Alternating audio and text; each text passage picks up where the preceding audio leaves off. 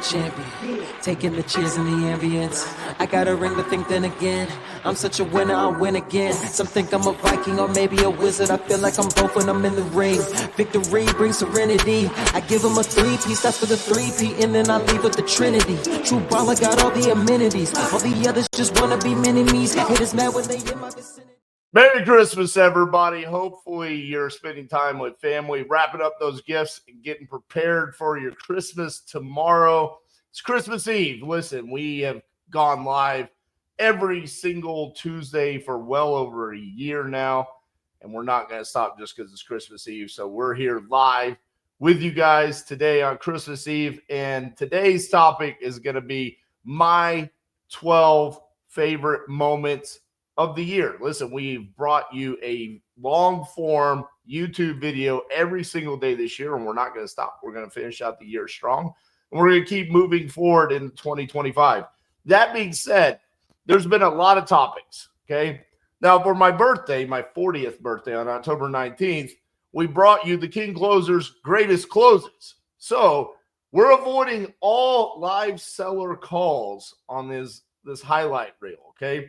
Today, what we're going to be talking about is all of the videos that I felt move the needle as much as possible for you guys, the wholesalers, and the response that we got. Listen, some of these videos, people have said literally it changed the trajectory of my life and my business because of that one individual video. So today is going to be a highlight reel. All right, it's going to be live streamed for you guys to watch. So I hope you guys enjoy it. But basically, this is what we did. Me and Cassie sat down, and we went and we looked at all the videos that have been created this year, and we picked one for each individual month. So it's going to go in order, January through December. My favorite video for January, my favorite video for February, so on and so forth. I feel like these are the best videos because of y'all's feedback, and also just because of how the topics really change the way you guys think about your business. So I hope you guys enjoy today's video. If you're catching it after the holidays, I hope you had a very Merry Christmas, and we will see you guys tomorrow. Enjoy today's 12 favorite moments of 2024.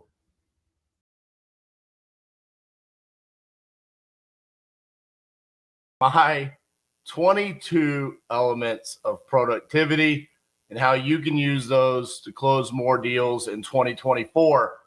Now, listen, as we were preparing for today's live, I had a meeting with Nick, and Nick's been having a lot of calls with either students, people interested in coming in the Closer's Formula, people that have bought some of our products that we released back on Black Friday. And he said, RJ, I keep getting questions about what does RJ's day look like? What does a day in RJ's life look like?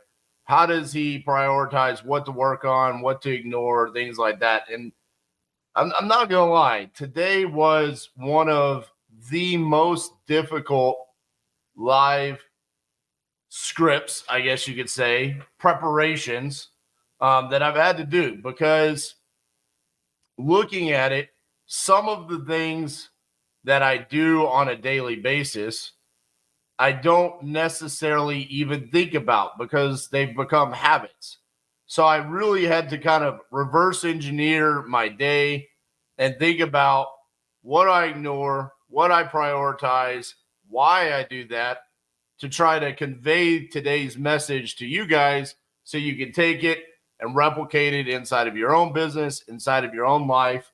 Some of the things you might say, hey, man, that's pretty obvious. But as you've probably been following along for a while now, you'll realize some of the quote-unquote most obvious answers are the things that I cling to, right? Like when we talk about the Closer's Formula and we talk about, hey, verify that the seller wants to sell their property. Ask them how much they want for it. Oh, ask open-ended questions. Embrace no. These simple things are foundational elements to what makes us successful or not inside of our business. So embrace the day on what I'm giving you. I would love it if you guys would write down all 22 of these elements. I'm not going to lie. I spent a long time coming up with this because part of the answers today were not easy for me to come up with. And it's hilarious that it was so difficult because it's literally me just talking about what I do on a daily basis. So I hope you enjoy today's content. Looks like we've already got quite a few of you in here. Mr. Velasco, what's up, Eric? There's the man, Mr. Nick Robbins, who inspired today's topic. So, Nick, hope you enjoy everything that I say today. Nick also just brought up, I just want you to know how you stared at a camera for 11 minutes straight on live. I did do that. I don't know if you guys caught that or not, but the other day, how to master awkward silence. 10 minutes, 19 seconds of me staring at this webcam. And I'm not going to lie, staring at that webcam for 11 minutes is the first ever video that I've recorded where I got nervous. I actually got, you don't realize how much you will think about your eyelids, how often you're blinking or your eyes moving. Did you just move your lips? Why? Swallowing. I mean, there were so many different things I thought about during those 10 minutes and 19 seconds. Go back and watch that video. It was a lot of fun. What's up, Mr. Provence? What's up, Patrick? What's up, Mr. Blaine? Shout out to Cassie in Michigan. Cassie is a huge Michigan Wolverines fan. Go Blue. Won the national championship last night. If it couldn't be my Texas Longhorns, I wanted to be the Michigan Wolverines. So congratulations to Michigan and also to Miss Cassandra. All right, let's get into this. Right, let's get into my 22 elements of productivity. Now, before we break down the 22 elements, I want to break down and make you understand where we are in this process, okay? Because everything steers back to the 6 foundational elements of our business, right? What are those? 1, hedgehog concept, right behind here, right here. Mr. Hedgehog, always looking over my shoulder. The hedgehog concept. So under this, we already understand what our hedgehog concept is. Mine, I'm a nationwide virtual wholesaler. That is what Titanium Investments does, right? And then on the education business, we want to be the best virtual wholesaling education company in existence. Those are our hedgehog concepts, okay? Then 2, we talk about stop searching for unicorns. So last week's video, where we talked about which ships will you be sailing in 2024, that broke that down for you, okay? If you haven't gotten the Titanium Fleet, please do. It's in the description of this. Just click on it. You'll see a link. Click on the Titanium Fleet. You don't have to search for unicorns anymore. There are the systems that we use. What is foundational element number 3? Number 3 is focus your habits. Okay, so focus your habits. You're going to see that over the next month. Tomorrow, 2:22 p.m., we're going live with PropStream. That is where we are going to teach you a habit on how to use, a process on how to use PropStream. On Friday, we're going to have a live with Easy REI Closings. That will be us teaching you a habit, a process on transaction coordination. And we will continue to have those lives. You'll see them more and more. Every single one of the members of the Titanium Fleet will be coming into the community at least once a month to teach you those habits. So today, what we're talking about is foundational element number 4. How are you consistent as a tree? Well, here it is. It's 22 different ways that I am consistent as a tree. So these are the 22 elements, which, by the way, if you didn't know, titanium is the 22nd element. I had to pick a number, so it was 22, baby. It's probably going to be one of the largest numbers we give on one of the lives. But here's my 22 elements. Element number 1, sleep is imperative, okay? You cannot function at a high level if you're not getting enough sleep. And for me personally, it's somewhere in the range of 7 to 8 hours. Now, I am very in tune with my body. I listen to my body and what it needs. So I'm not necessarily big on going to sleep at the exact same time, although I am imperative on the fact that I'm at minimum going to get 7 hours of sleep. Now, we're about to talk about the wake up time. So that does set a guideline on when I'm going to go to sleep. You need to make sure you're getting a good night's sleep. Make sure you're tracking how much sleep you're getting and if you're getting good sleep. So I have made moves on my side, right? Like making sure that the room is pitch black, making sure that there's no light coming in, making sure that I'm comfortable when I'm going to sleep, and making sure that I get enough. So foundational element number one is sleep is imperative. Make sure that you're doing that. I'm not one of those entrepreneurs that's like, hey, you need to be waking up at 4 a.m. and doing all of this before your competition wakes up. No, I am about my energy. I am about making sure that when I come here, I'm not thinking about, man, I'm tired. I wish I could go get some sleep. I need to take a nap or anything like that. I want to make sure that when I am here, I am energetic, I'm excited about the day, and I feel rested. So sleep is imperative. Element number two, wake up at the same time every morning. Okay. So this is where I don't necessarily have a quote unquote time that I go to sleep, but there is a time block in which I have to go to sleep because I'm waking up at the same time every single morning. Now, inside of these elements, there's always going to be moments in where you have to pivot a little bit, right? If my son has a hockey game at 6 a.m. and I'm having to wake up at 4 a.m., obviously I'm not waking up at 4 a.m. every day. Okay. That's just not happening. I wake up at 6:30 every single day. That is what time my alarm is set for. I don't have to think about it. It's what time it's set. Some things will pivot that and I'll bump it up to 6 o'clock and I just make a 30-minute adjustment to that. But more often than not, my day starts at 6:30 in the morning. That is when I want my day to start. That allows me to have enough family time. It allows me to decompress at the end of the day where I don't feel like I'm not getting enough decompression time. I'm rested.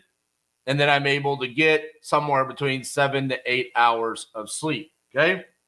So those are the first two elements. Element number three, create a morning routine. Okay. A morning routine for me is based around all of the little things that I do to get ready, right? When I shower, what I'm doing when I get out. I mean, so much so that the habit has been built that I do it in the same order. Like when I get out of the shower, I'm brushing my teeth, put my contacts on. Then I have to blow dry the beard. Okay. Blow dry the beard, put on the deodorant, put on the lotion, do all the different things in a specific order. Then once I leave the bathroom, I'm going to do breakfast, get some water. I'm taking my medicine. There is a routine in which I'm doing things. So much so to, hey, this is when I'm telling the kids goodbye for the day. Once I get in the car, hey, I am always going to be listening to music on the way from the house to the office. I love music. It energizes me. It gets me excited. So that is one of my morning routines. I love my 8-minute drive from the house to the office, rock out to a couple of tunes. This is part of my routine. You need to have some sort of routine, whatever it is. If you want to add working out in there, cooking yourself breakfast, meditation, whatever it is, make sure you have some sort of routine before your day begins. Okay? So that is foundational element number three. Oh, wait. This is someone asked what kind of music. I listen to rock music mainly. Now, I will say, I think in my Spotify Wrapped said I listened to like 119 different genres in 2023. Okay. But mainly rock and heavy metal. Nick says sleep is literally the biggest hack in life. It's true. I see Brian on here. He's laughing about 8 hours. Listen, this is coming from someone that is running a multiple high-level businesses as well as having a couple of kids. It's possible. You can do it. All right. Let's see. Look, here's the difference. Nick's part of that 4 a.m. club. I'm not. That is not where I don't succeed when I do that. It makes me feel tired. It makes me feel out of whack. I don't enjoy that. Okay? So, element number 4, give yourself options for flexibility within your morning routine. Okay? So, what I mean by this is I always love to live with some sort of distraction going on. So when I'm not live on YouTube, there's always music playing. Okay. There's always YouTube videos playing. I am okay with that. It allows me to really ignore distractions because I always live around distractions. Okay. So when I take a shower, I will either have an Audible book playing, I will have Spotify playing music, or I will be listening to a podcast. I will say, I don't listen to too many podcasts because I try not to consume too much of other people's content. So, Audible or Spotify. I give myself the flexibility that based off of how I'm feeling in the morning, if I need like a pick-me-up, I need energy, I need some music, okay? I want to be able to listen to that music while I'm taking a shower. I'm not going to be like, well, part of my morning routine is I listen to a book in the morning. I got to listen to Traction. Sometimes I don't want to listen to Gino Wickman talk about being a visionary and I need to have an integrator, okay?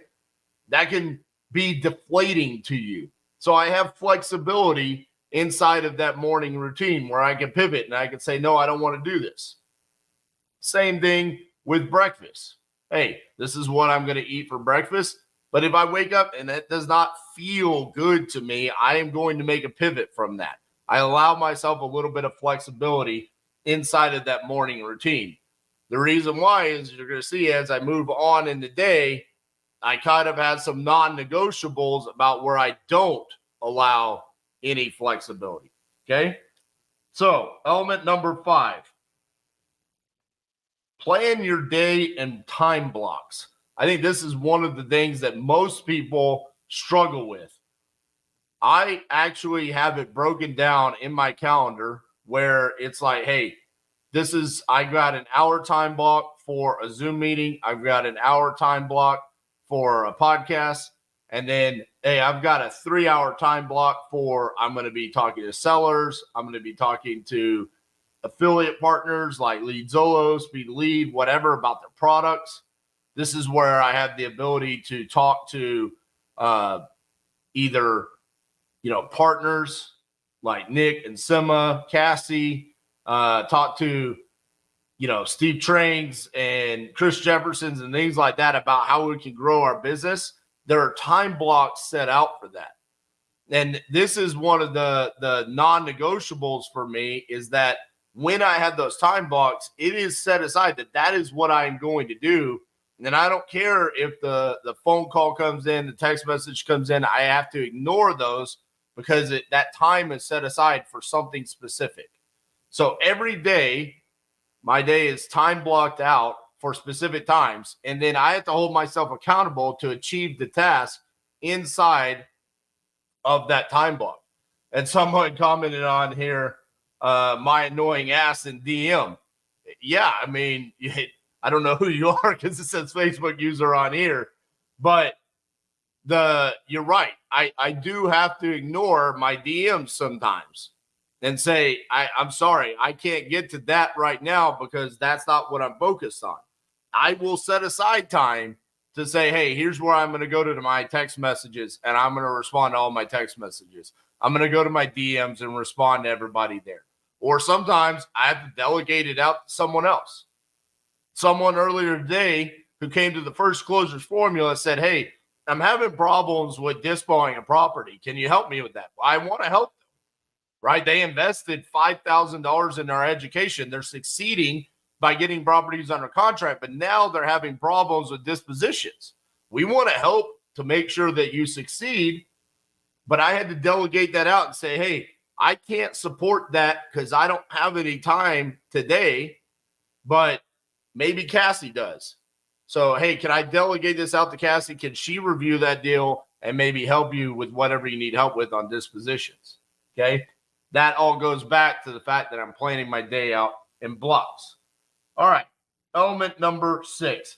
Now, just so you guys know, I tried to put these in somewhat of an order as best as possible for you, but it doesn't necessarily have to flow from like 1 to 22. Okay. I tried, but it's not necessarily the case. So you're planning your day in time blocks.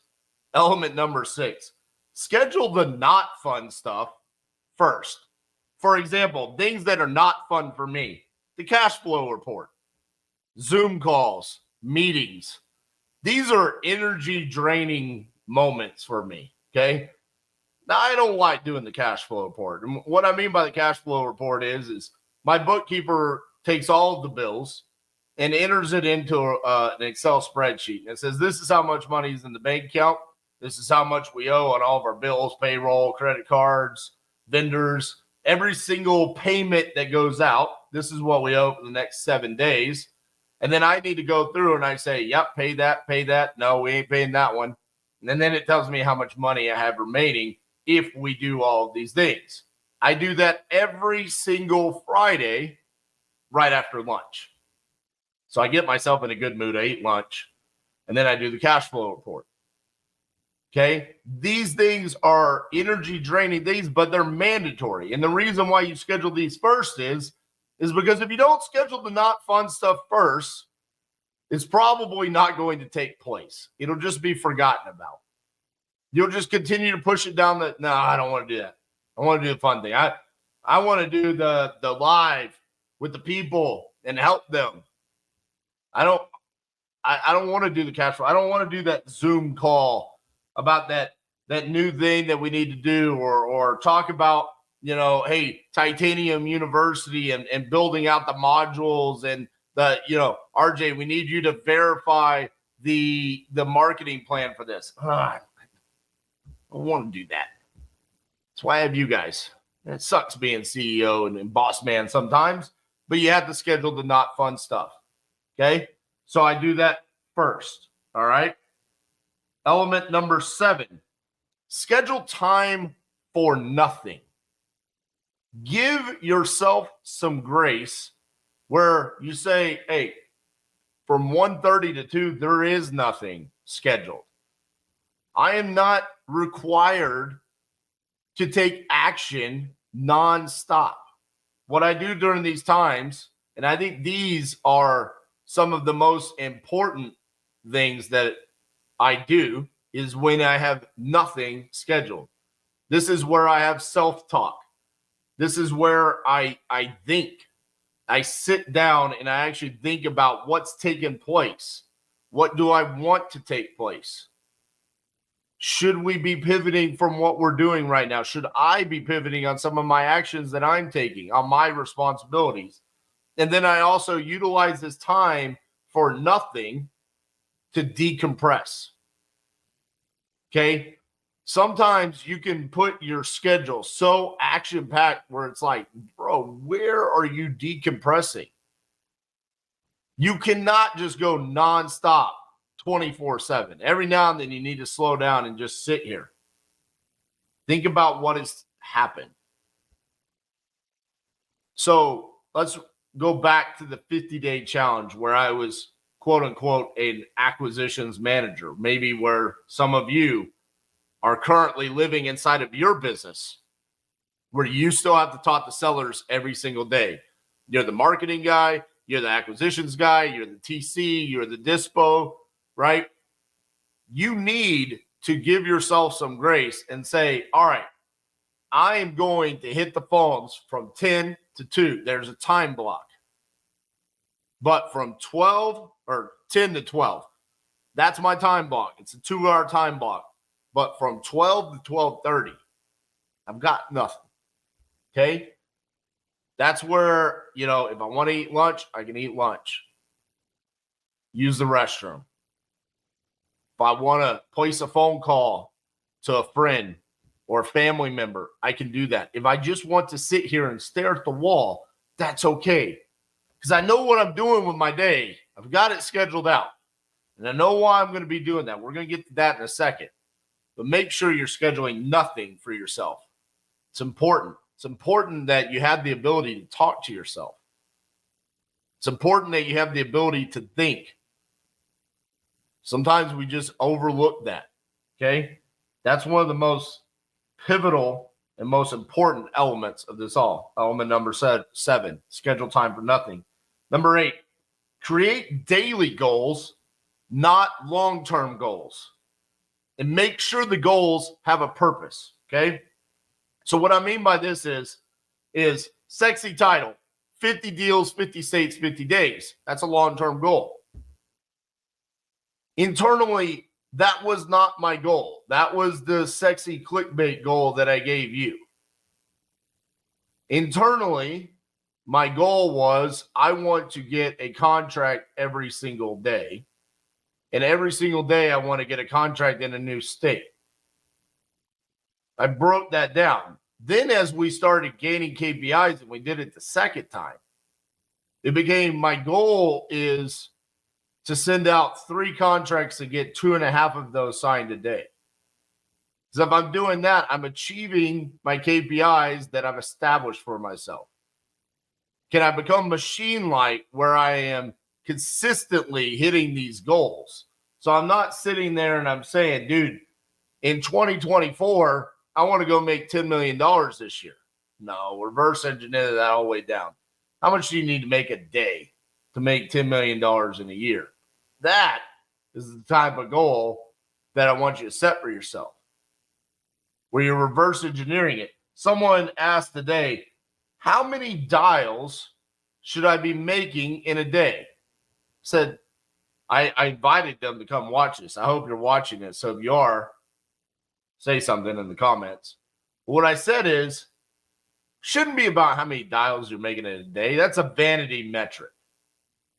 It's a pure vanity metric. It's a guru metric to sell you education and say, this is how many dials you should be making a day. No, you should be saying, I'm dedicating 8 hours to calling today. And have enough self-accountability that the entire 8 hours, you're picking up the phone and you're calling. Not that for 4 hours, you're dicking around on Facebook or Instagram and you're only dialing for 4 hours.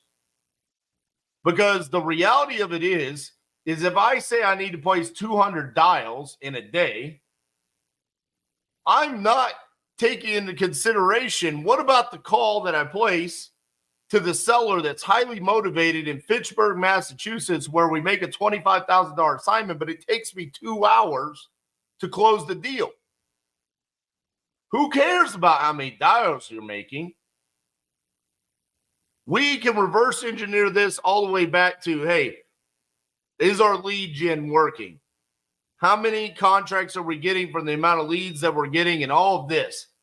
But when it comes to dials, I hate that KPI more than anything, because it should be about the time that you're investing on calling sellers. That is a goal that you should set for yourself. That is a metric that you can control for yourself. You cannot control how many dials you place in a day.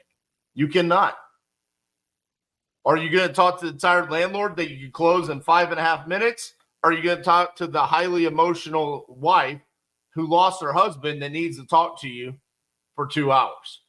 That's why you create those daily goals that are controllable. Make sure the goals have a purpose. Don't just set random goals because you heard somebody talking about it. Okay, number 9, have an environment created for comfort and success.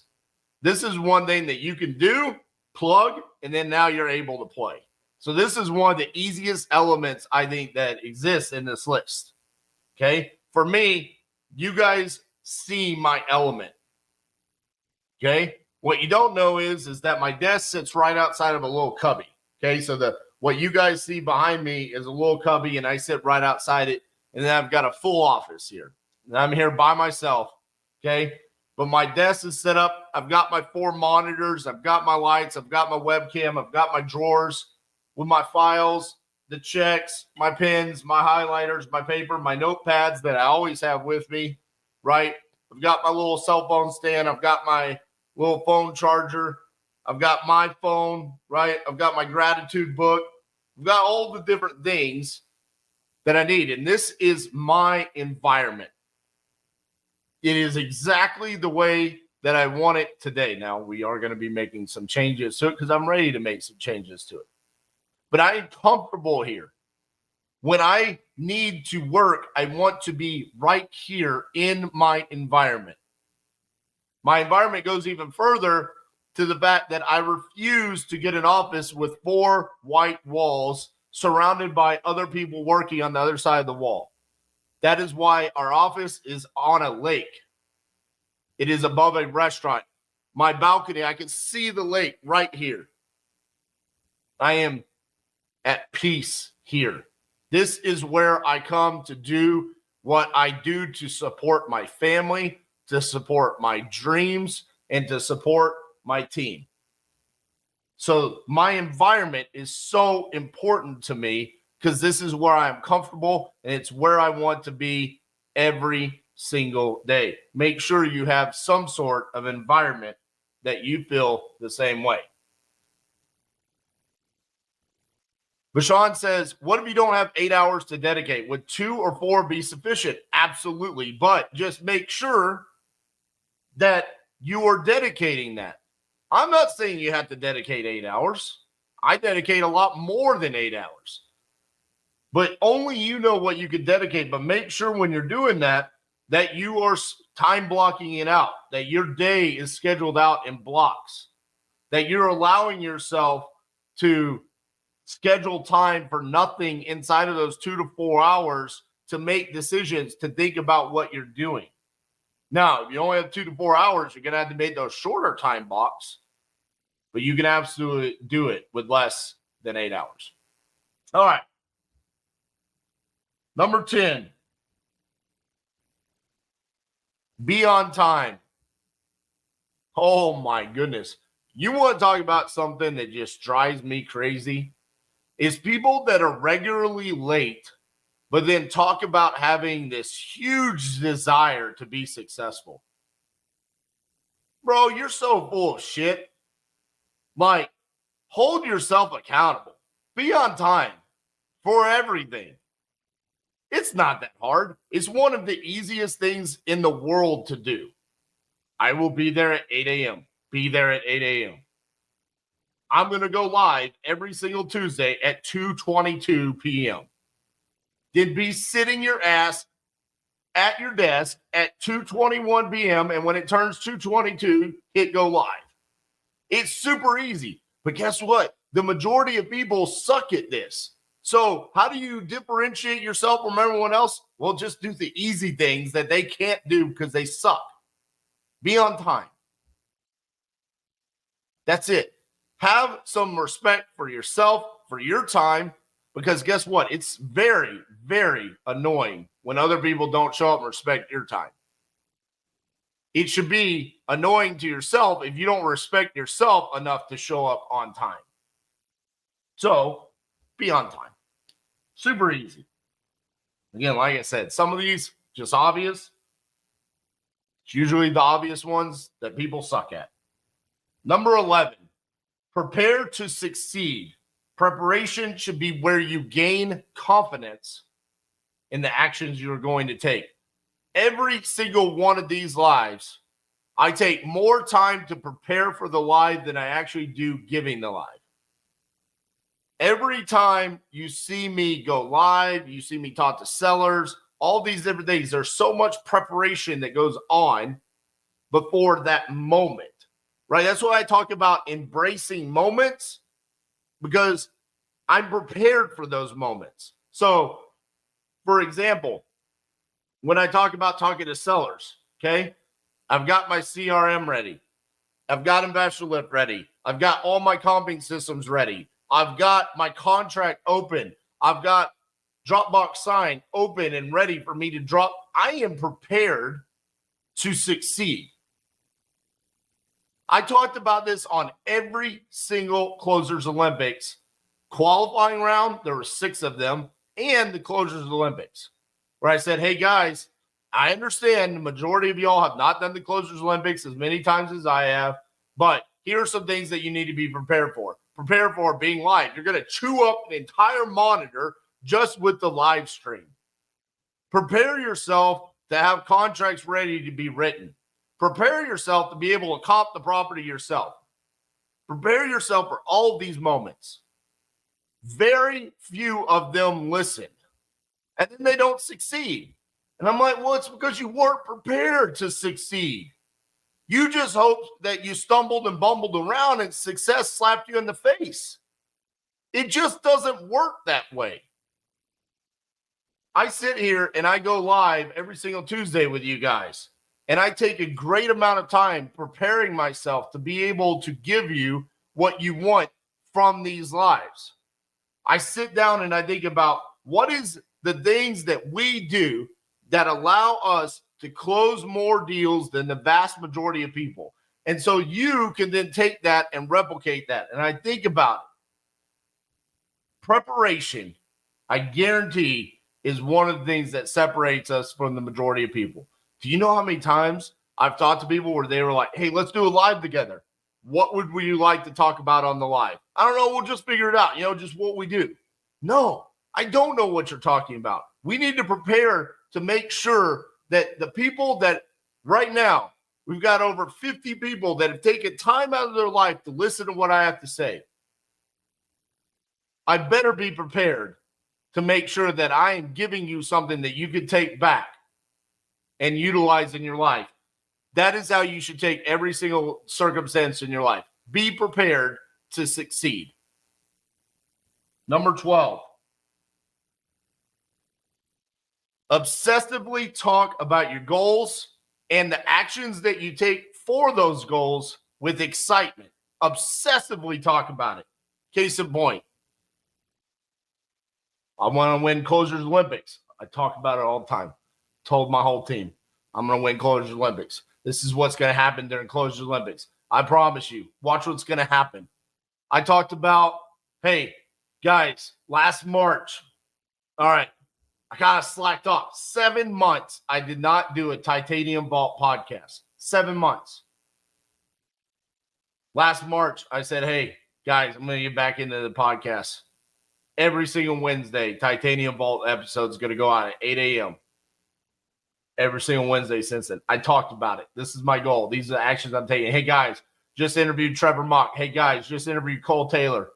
This is what the podcast is about. Dude, I did this episode with Brad Chandler where we talked about self-love. It was sick. Like, you guys got to check it out. I talked about it. Hey, guys, every Tuesday, we're going to go live at 2 p.m. I bring it up with you guys. I talk about it. I want to get 50 deals in 50 states in 50 days. I talk about it.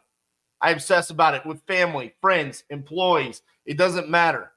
Now let everybody know. And here's the thing. I don't wait to hear what they have to say about it because honestly, I don't expect them to understand what I'm saying. In fact, I expect them to be like, that's insane, dude. What are you talking about? 50 deals in 50 states. I got a new goal. I said I wasn't going to say it to many people, but I already said it to Jamie, said it to my team. I said it to Nick and Sema. I said it to Cassie. So I'll say it to you guys. I got a goal this year that every single day there will be a long-form video released on my YouTube channel. At minimum, one long-form video, as well as 3 shorts on YouTube, Instagram, Facebook, and TikTok every single day. 365 days. I've got that goal. I'm going to talk about it. I'm obsessed about it. It's what I want to do. Everyone's going to hear it. And I don't give a shit. Why? Because I'm obsessed over me hitting my goals and the actions that I'm taking to get there. Because I felt it was important to do it. So I don't listen to anything else other than, hey, this is what I'm doing. I'm chugging along, baby. Every day. Yesterday, I was like, baby, got that out. 8 days in. Love it. Be obsessed about it. Number 13. One of the more important ones, specifically for those of you that are inside of your business still, where you're having to take those every single action in your business, the solopreneurs, okay? Number 13, high intensity spurts of action. This is kind of like those high intensity sprints, but this is high intensity spurts of action. So, for example, when I was doing the 50-day challenge and I was the glorified acquisitions manager, I would go live at 10 a.m. every single day. From 10 a.m. to 12 p.m., I'm calling high intensity. Everything around me is ignored. There is no Facebook. There is no TikTok. There is no Instagram. There is no emails. I am talking to sellers, and it is high intensity. Dial after dial after dial after dial. This is why I say it doesn't matter how many dials you make. But for those 2-hour stretch, baby, it is. I am nonstop. There is nothing that can stop me. High intensity spurts where you just sprint, baby, for 2 hours. And then you're going to follow that with high intensity decompression sessions. Okay.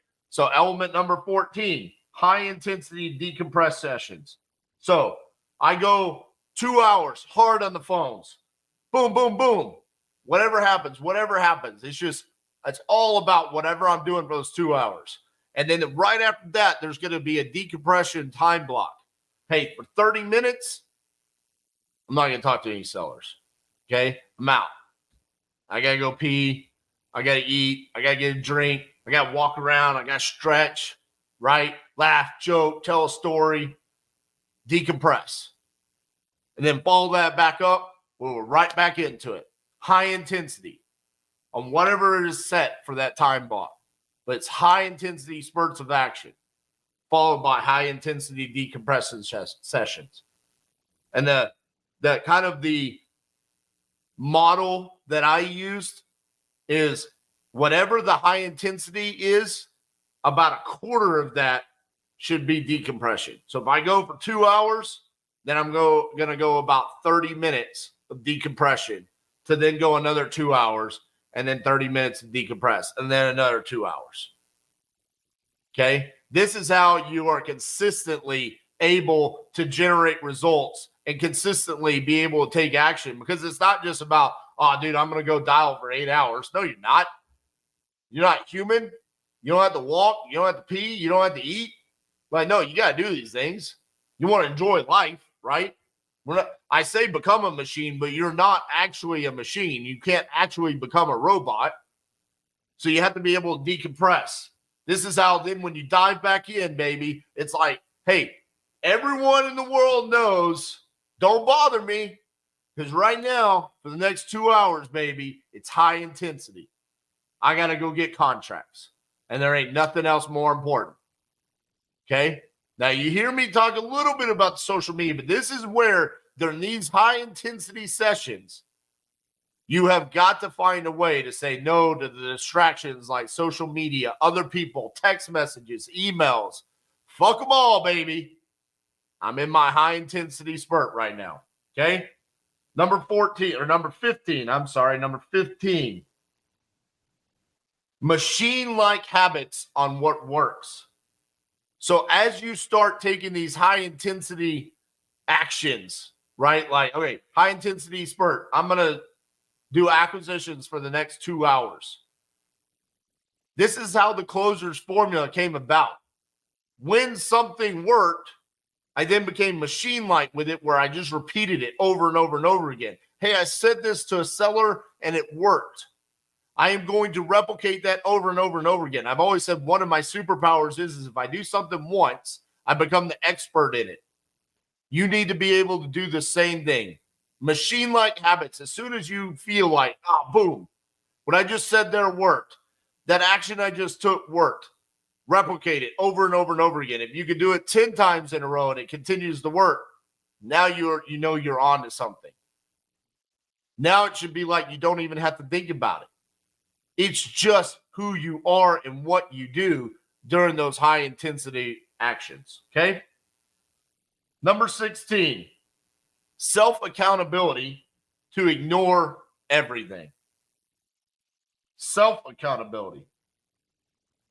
So it was interesting when I was kind of consulting the team about some of the things that they do to make sure they're productive throughout the day, there were several mentions of like outside resources that help them stay accountable. Those might work, but I'm going to be honest with you. I am very much a believer in you need to find a way inside to have your purpose be enough for you to hold yourself accountable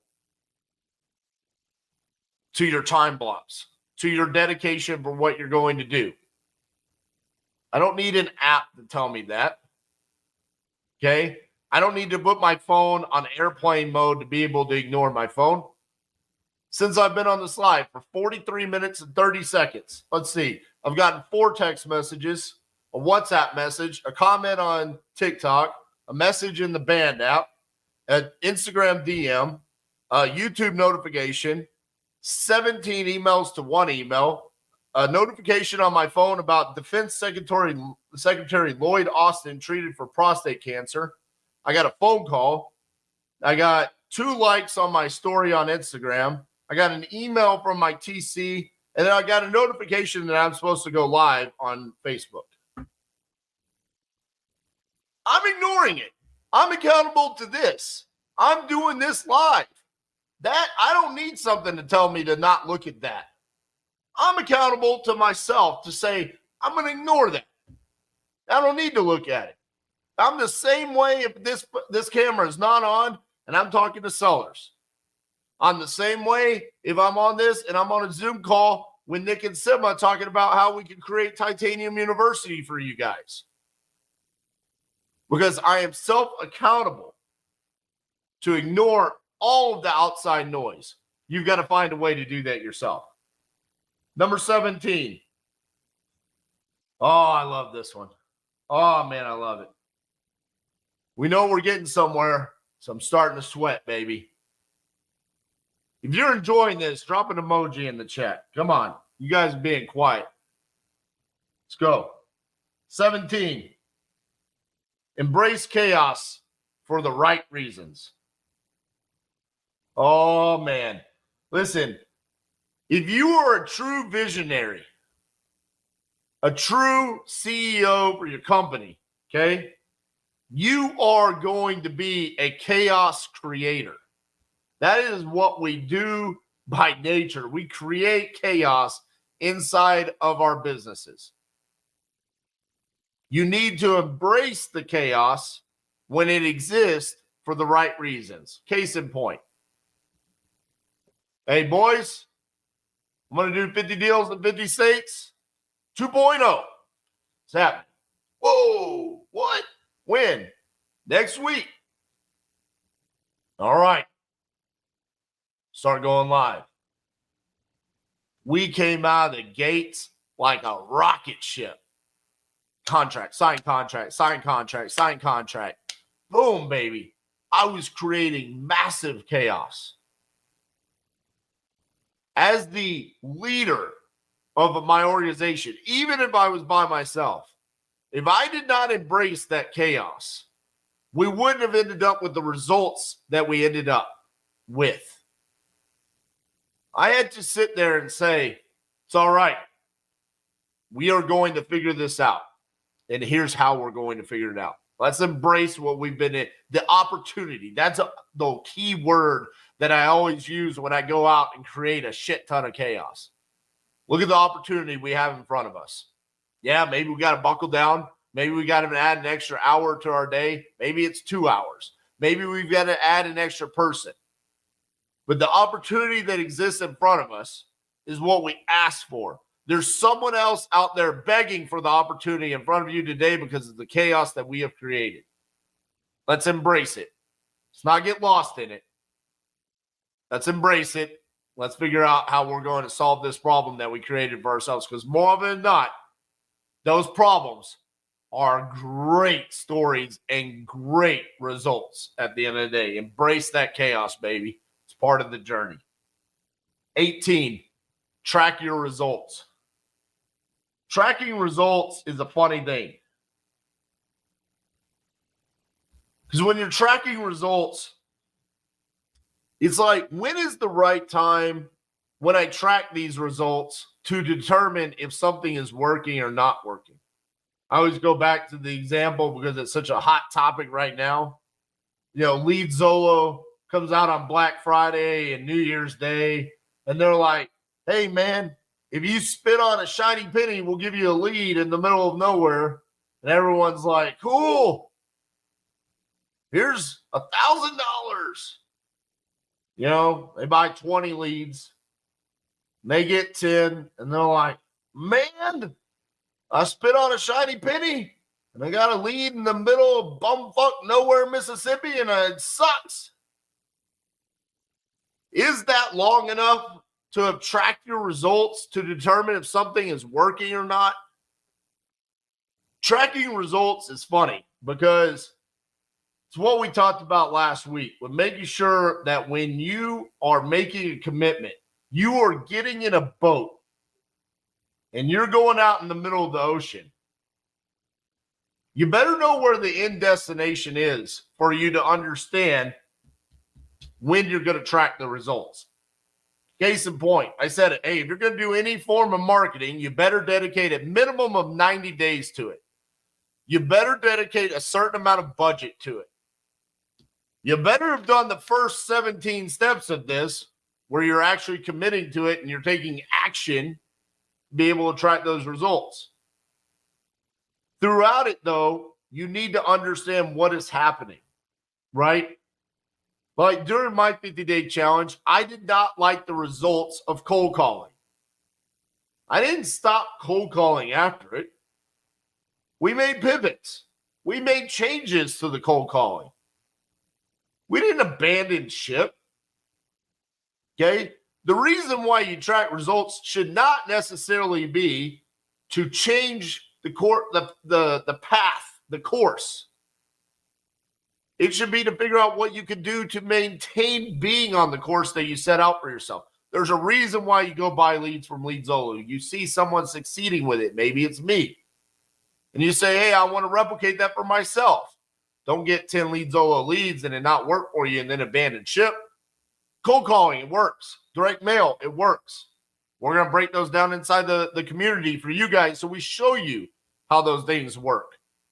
If it doesn't start working out right out of the gates, the reason why you should be tracking those results is to figure out why it's not. And then how you can make small pivots. Oh, look at that. Element number 19. Pivot in small increments. Number 19. Pivot in small increments. This is about slowing down, not making emotional, rash decisions. And when something is not working, instead of going all the way over here, because then you don't know why the results change if you make a huge pivot. It should be a small little pivot. Boop. Okay? For example, I'll use my YouTube channel. I was doing podcasts where I was interviewing people. People seem to like that. We got consistent results with it. This is how many viewers we got on YouTube. This is how many downloads we get on Spotify and Apple. Pretty consistent with it. And then it wasn't that I was tracking the results and, they weren't there. It was that personally I wanted to do something different. And it was somewhat of a passion project for myself. So I decided, mainly because I read 2 books and I just wanted to do a book review series on it. So I read the book, The Dynasty, about the New England Patriots dynasty. And then I read a book called The World of Wonders. And I did a book review video. And I released it. And it fell flat. Like you guys didn't like it. Or you just, well, I don't know. Honestly, no one watched it. I mean, I think it has like 100 views. No one listened on Spotify and Apple. It fell flat. And I was like, well, maybe it's because it's new, right? We need to be consistent. So I did another book review. I did it over, I believe, Profit First and never split the difference, right? And it did even worse. I don't even think 100 people watched on YouTube. They were like, hey, RJ, we really don't give a shit about listening to you review books. And then I did a third one, and it did even worse. And so the pivot in small increments wasn't, man, people really like to hear me interview people, but they really don't like to hear me talk about or just talk by myself. It was just, you guys didn't want to hear book reviews. It just didn't resonate with you guys. Or maybe the messaging, or maybe it was whatever it was, it wasn't working. So the small pivot I took was, instead of doing book reviews, I started doing solo podcasts where it was just me talking about a topic. And those flew off the hinge. You guys loved them. Man, love hearing this kind of topics from you, RJ. Thank you so much. It was a small pivot. You should do the same thing inside of your business. Small pivots in small increments. Don't panic and make huge adjustments. Number 20. One of the most important things that you can do daily is express gratitude.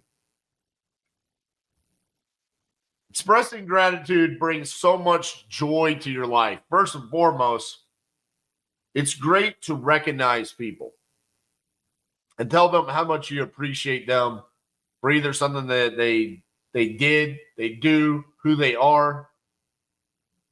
It also allows you to take the time to think about someone besides yourself. So, the gift that was given to me for Christmas was my gratitude journal, where every day I can go in and write the date and talk about what I'm grateful for today, right? And it's been so rewarding to be able to go in here and just think about the things that I'm grateful for every single day.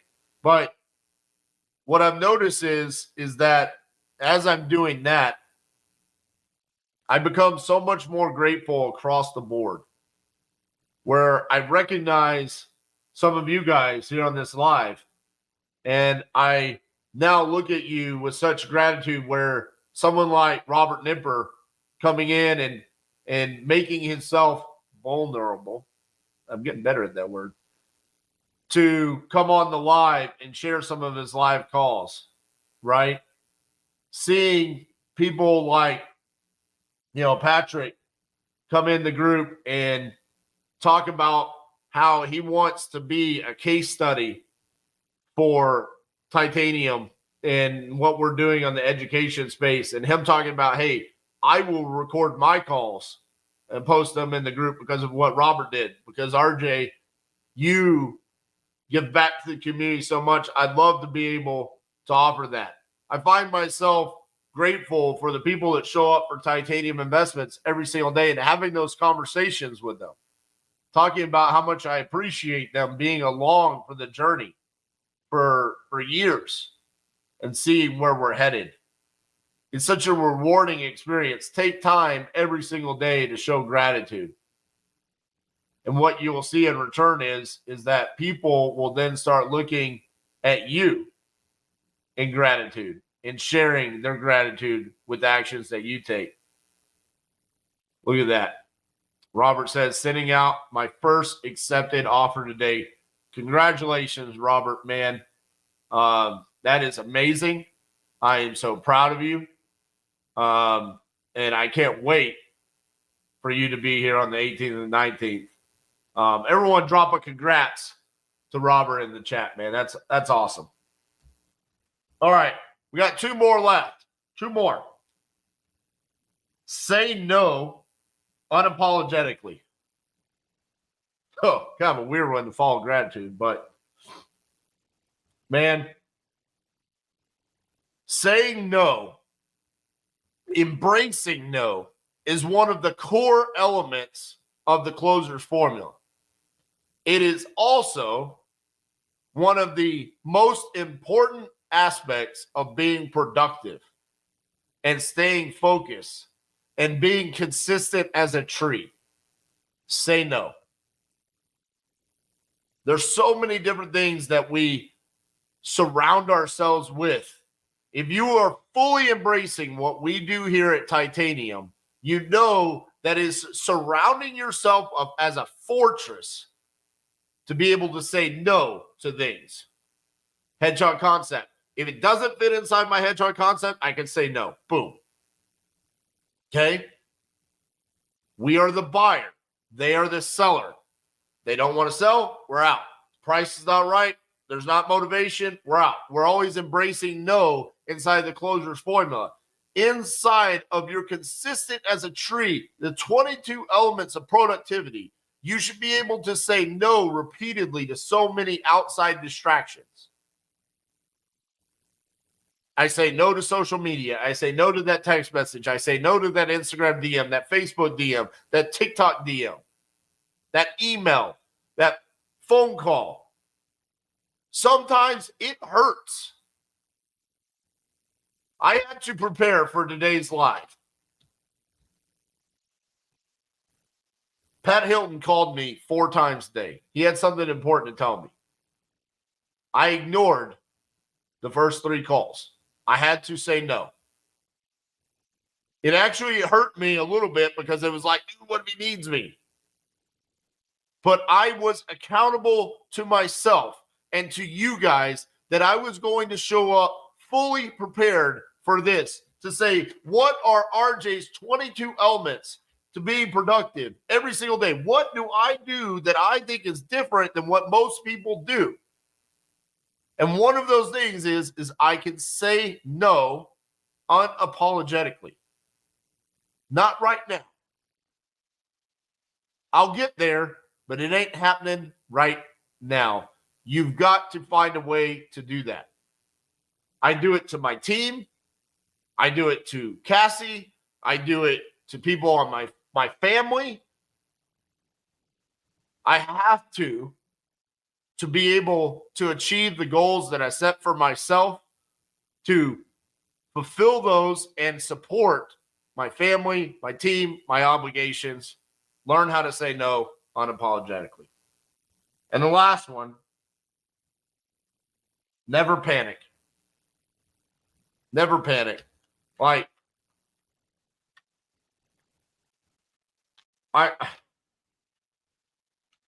I don't know if this is something that can be replicated by someone else. I hope it is. I'm going to try to explain it. There are moments that I have had in my life where I had every reason to panic.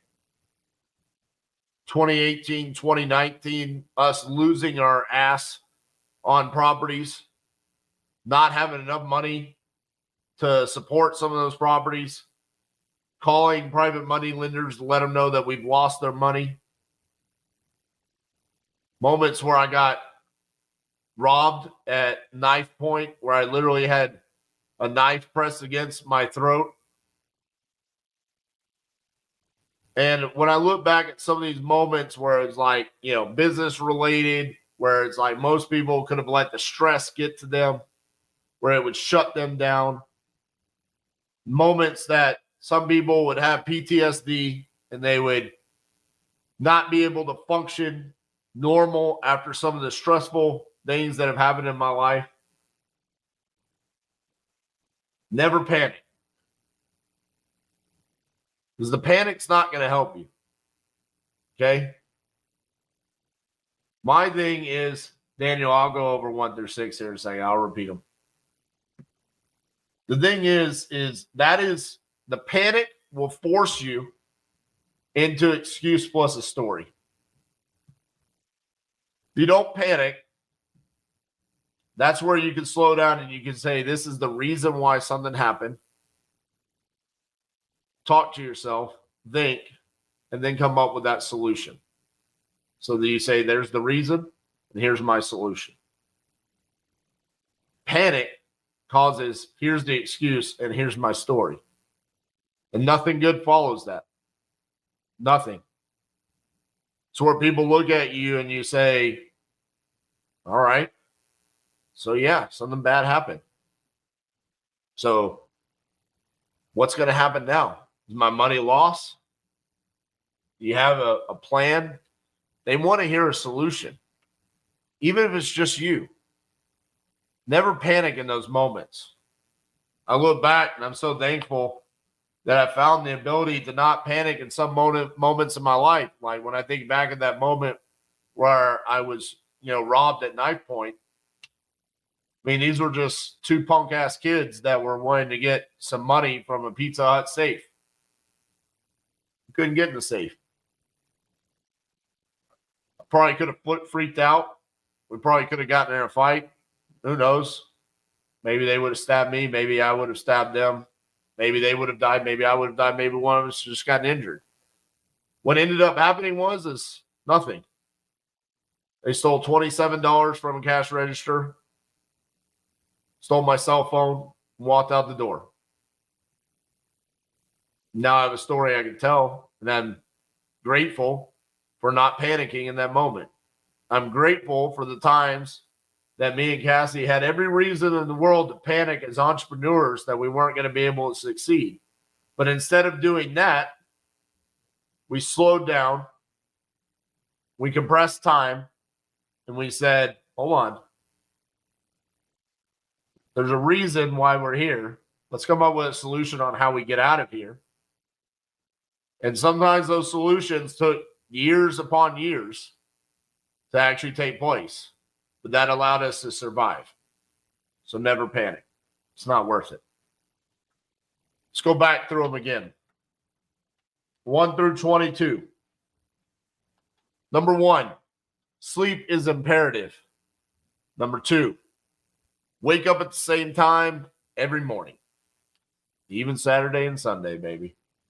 Number 3, create a morning routine, whatever it is, from the time you get up, to get out of bed, to the time you shower, to the time you shit and shave, whatever it is, make sure it's the same thing every single morning.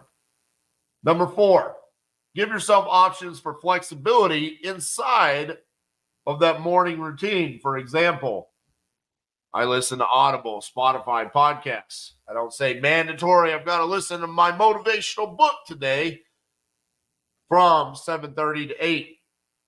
Sometimes I wake up and I'm like, man, I got to listen to The Sign by Ace of Base.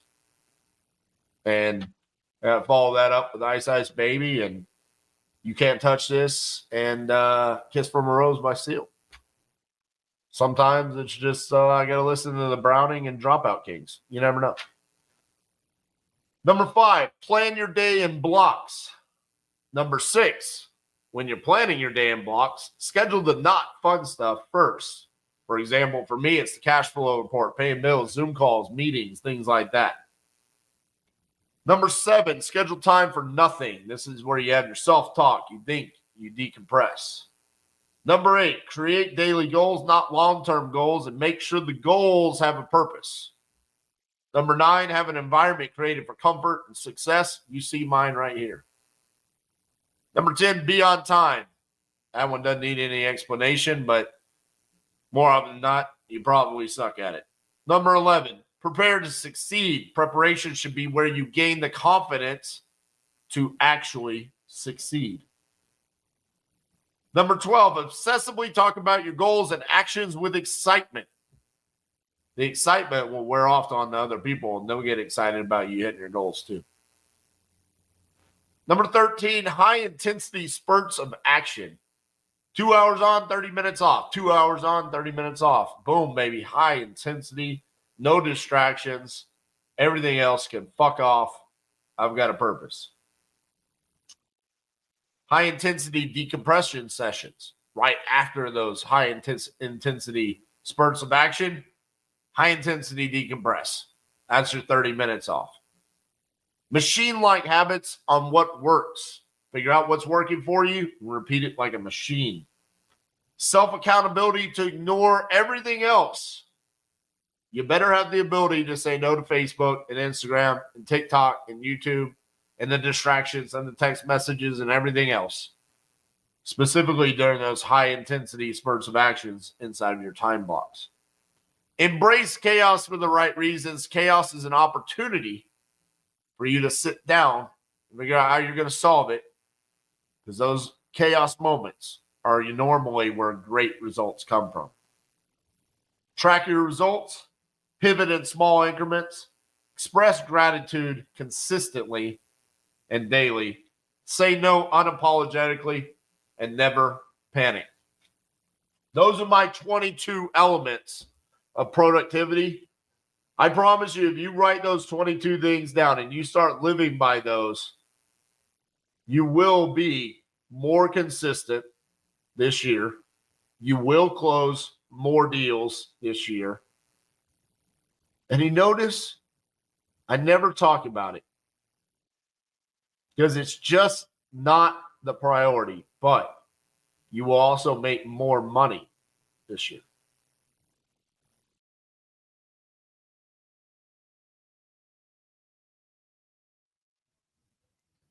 What's up, guys? RJ Bates III here, and I want to tell you to stop cold calling.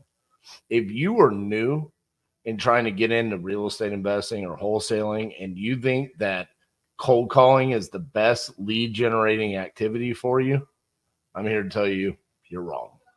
So here are my thoughts. There's this theory, this rumor in wholesaling and real estate investing that you need to get your reps in. And in order to get your reps in, you need to be cold calling because it's the cheapest and most economical way to do lead generating to get started in wholesaling. But here's the thing. Cold calling is difficult. It's hard. You're literally, by all definitions, reaching out to the coldest leads possible and then asking them if they want to sell their house. You don't even know if they want to sell their house. So you're just choosing different motivating factors like vacant, pre-foreclosure, tax defaults, liens, code violations, all of these secret lists that we all have. It's all a bunch of BS, in my opinion. I've shown you guys how to pull a list over and over and over again here on the YouTube channel. The facts are, we are making assumptions that these people need to sell their house. And so then based off of that, we're then reaching out and we're asking if they have a house that they want to sell. And the majority of the time, the answer is no. Now, to me, I don't see how that is a valuable rep when you're getting started. It's literally like lifting weights without having any weight. There was nothing there to give you resistance. The answer was no. They don't want to sell. That didn't help you. You don't need to be getting your reps in. You need to be closing deals. You need to be generating revenue. You need to be talking to people that you know for a fact need to sell their house. A closable deal. Some would even say a lay down deal. So let's break it down. Let's make a random assumption that you have a budget of $1,200 a month. Okay, $1,200. Well, unless you want to literally hand dial from your cell phone, which would be ridiculous, and your number is going to get marked as spam very quickly, you need to have a dialer. Cheapest dialer is what, $100, $99 a month. Okay, so now you're down to $1,100. Well, you need to pull data, and you need a comping software, so you're probably going to choose either batch leads or PropStream to pull your data and have comping software. That's a minimum of another 100. So now you're down to 1,000. Okay. So let's assume you don't need any more money inside of your business. This is all you're going to do. You're going to have a dialer, and you're going to have your comping software and your data. And let's just assume you're getting free phone numbers, but you do have to buy phone numbers for your dialer. But for the sake of easy math for me in this story that we're building, let's just assume you're left with $1,000. So you get the cheapest quality skip tracing that I know of for 10 cents of skip trace. You can get 10,000 records skip trace for your $1,000. So now you have 10,000 records that are skip trace. So as you upload that into your dialer, you're going to naturally just not get all of those skip trace. You're going to lose some of those in the data transfer, as well as when you scrub out the do not call registry, you're going to lose some of that data right out of the gates. And then when you start calling, the vast majority of these phone numbers are either going to be incorrect, go to voicemail. You're never going to get a connection to a seller. Okay. Let's say you talk to 25% of the people. That's 2,500 people. Well, the majority of those are not going to want to sell. They're going to ask you, how did you get my phone number? Why are you calling me? Why would you assume that I need to sell?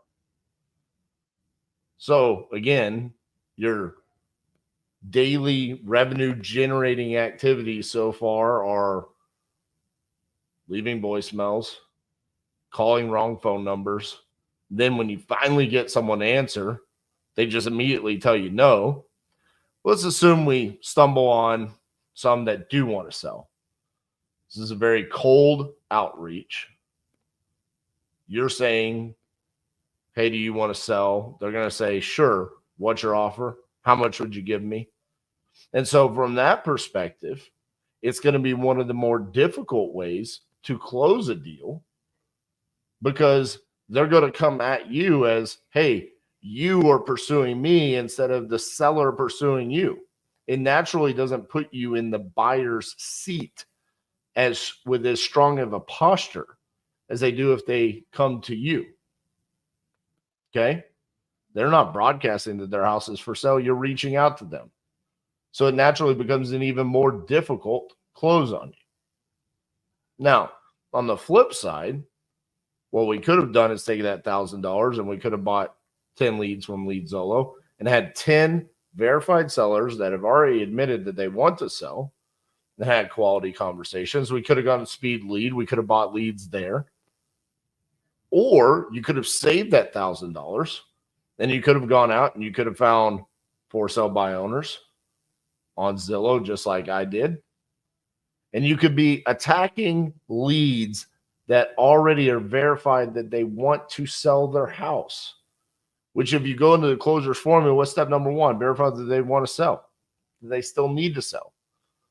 Well, these lead generating activities already give us that answer. We're just asking just to verify, and then we're immediately rolling into what's your asking price. People have asked me time and time again, when you're cold calling, RJ, does the closers formula work? It does. You just have to amend a couple of parts of it. So instead of saying, hey, I'm just reaching out about 123 Main Street, you entered it on my website, are you still looking to sell that property? You have to say, hey, I'm calling about 123 Main Street, just curious if you're interested in selling that property. And then they say yes, or maybe, or they say, what's your offer? And then you say, well, what's your asking price? Now, the difference here is that when we go through the closure formula on an inbound lead, they normally give us the price. On a cold call, because we have reached out to them, we naturally have put them in a position of power, and they're more likely to not give it to us. So what does that mean? That means throughout the conversation, we're going to have to be asking a lot more questions, taking more time. And if you're newer, what is one of the things that you're probably not comfortable in? Comping and analyzing a deal, understanding where does an end buyer buy, and truly knowing what your offer needs to be. See, it's one thing if you get an inbound lead and you pull up your comps and you're seeing all of your comps in the low 200s, and a seller says, I need to sell, I'll sell my house right now for $75,000. You're feeling pretty decent. You know, if you hit them with our closing line, you could probably get them down into the 60s, maybe into the 50s, and you've got yourself a good deal. Now, assume that's a cold call and they won't give you that number. Now you're trying to reverse engineer it, trying to determine what that after repair value is. You're trying to determine where does your end buyer buy. You're not understanding how to come up with repairs. This is why these questions are constantly in our Facebook group, The Vault, being asked. Hey, I've got a lead here, but I don't understand where to comp it. Hey, I've got this lead here, but I'm not sure what to put down for the repairs. Because these are the biggest issues that new wholesalers face. And on top of that, this theory, this rumor that has been spread amongst the wholesaling industry that newer wholesalers, the first thing that you should do for lead generation is cold call. Is we're putting you in the most difficult position possible to try to close a deal. And who needs to close a deal more than the person just getting started? Nobody. You don't have operating capital. You don't have that revenue coming in. You need it. Plus, you need the proof of concept. You need wins from a mental perspective.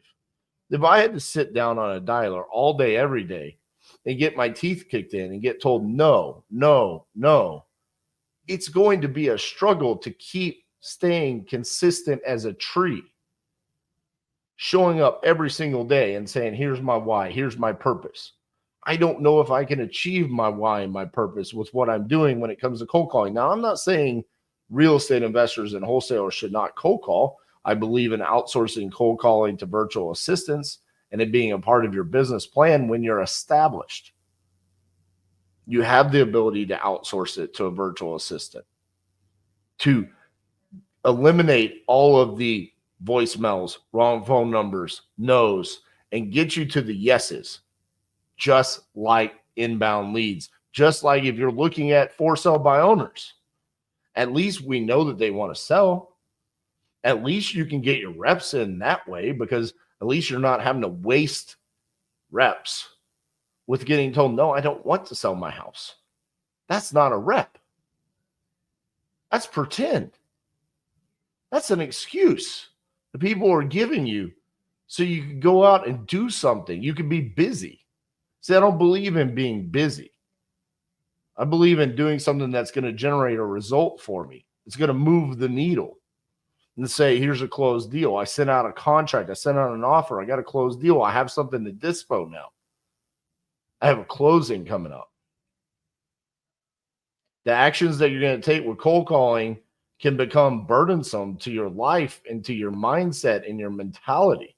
I see it time and time again. People try to get started in this, and because they're told cold calling is the way to get started economically, but in reality, it's not much different than buying an inbound lead. The difference here is what I'm telling you is that go buy 10 leads from LeadZolo for $1,000 and you go, but that's only 10. What if I don't close? Okay, sure. Take that same exact $1,000 and get you 10,000 records. And then don't talk to 80% of those people. And then the 20% that you do, the majority of those don't have a house that they want to sell. We're starting to get down to the nitty gritty. We're running out of people to talk to. And because it's a cold call, it's a more difficult close for you. So in reality, is it more economical? No, I'm sure people are going to watch this and they're going to come with their stats and they're going to say, well, here's what I'm doing. You know, I'm closing 1 out of every 21 leads and this is how many dials it takes to, okay, that's great. Is that what you did on day one? I don't think so. And if you did, maybe you're a unicorn. The majority of people are not going to have the same skill set as the ones that are crushing it with this. This is an acquired taste for many people. The vast majority of us don't enjoy cold calling. And so when you're just getting started, why not put yourself in a position to win? To at least have a little bit of a head start with saying, okay, I know that I need to find someone that needs to sell. I need to find out what their price is. I need to find out what their pain and their motivation is. And then understand if they have pain and motivation and they have the right price, this is the person that I need to solve their problem. That's what we're looking for as a wholesaler. So if I can do that, I win. Why not give yourself a little bit of a head start when you're just getting started? Instead of just trying to be busy, go out and find people that already you know need to sell. And then, even if you don't want to invest the money in inbound leads, you can go out and you can look and see there is a house for sale and I see physically distressed property. They're probably motivated to sell. You're giving yourself a head start that cold calling cannot give you. So if you're new, brand new into real estate investing, here's my thing. I beg of you, don't cold call. Don't believe this rumor that you need to get reps in. It's a fairy tale. You're not truly getting reps in, okay? At the end of the day, you're wasting your time, you're wasting your resources and your mental bandwidth. Go out and have winning conversations that you know the person needs to sell. You know that they have a pain and a motivation to sell and solve that problem. Because you're going to run into so many other issues like comping and underwriting and understanding where end buyers buy. There's so much to this business. It's simple. It's not easy. Remember, make it easy on yourself as much as possible. So don't do cold calling. Do something better. Inbound leads, for sale by owners. Talk to people that need to sell. All right, guys, that's what I got for you. If you like this, make sure you like the video. Leave me a comment. Let me know what you think. I'm curious to see how people react to this.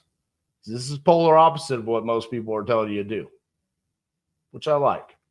I'm here to eliminate the excuses of why people aren't succeeding. And this is one of those reasons why I think newer people breaking into this industry are not succeeding, because they're starting off by cold calling, which is one of the most difficult ways to generate a lead in wholesaling. See you guys next time.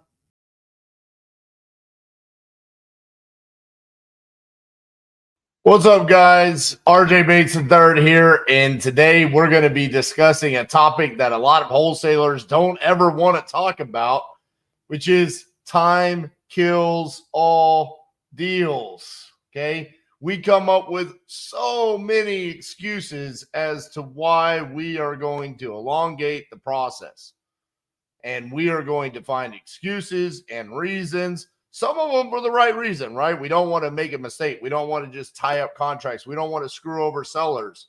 We don't want to make a mistake. But at the end of the day, time kills deals. By all definitions, we are always on a clock, and that clock is the close of escrow.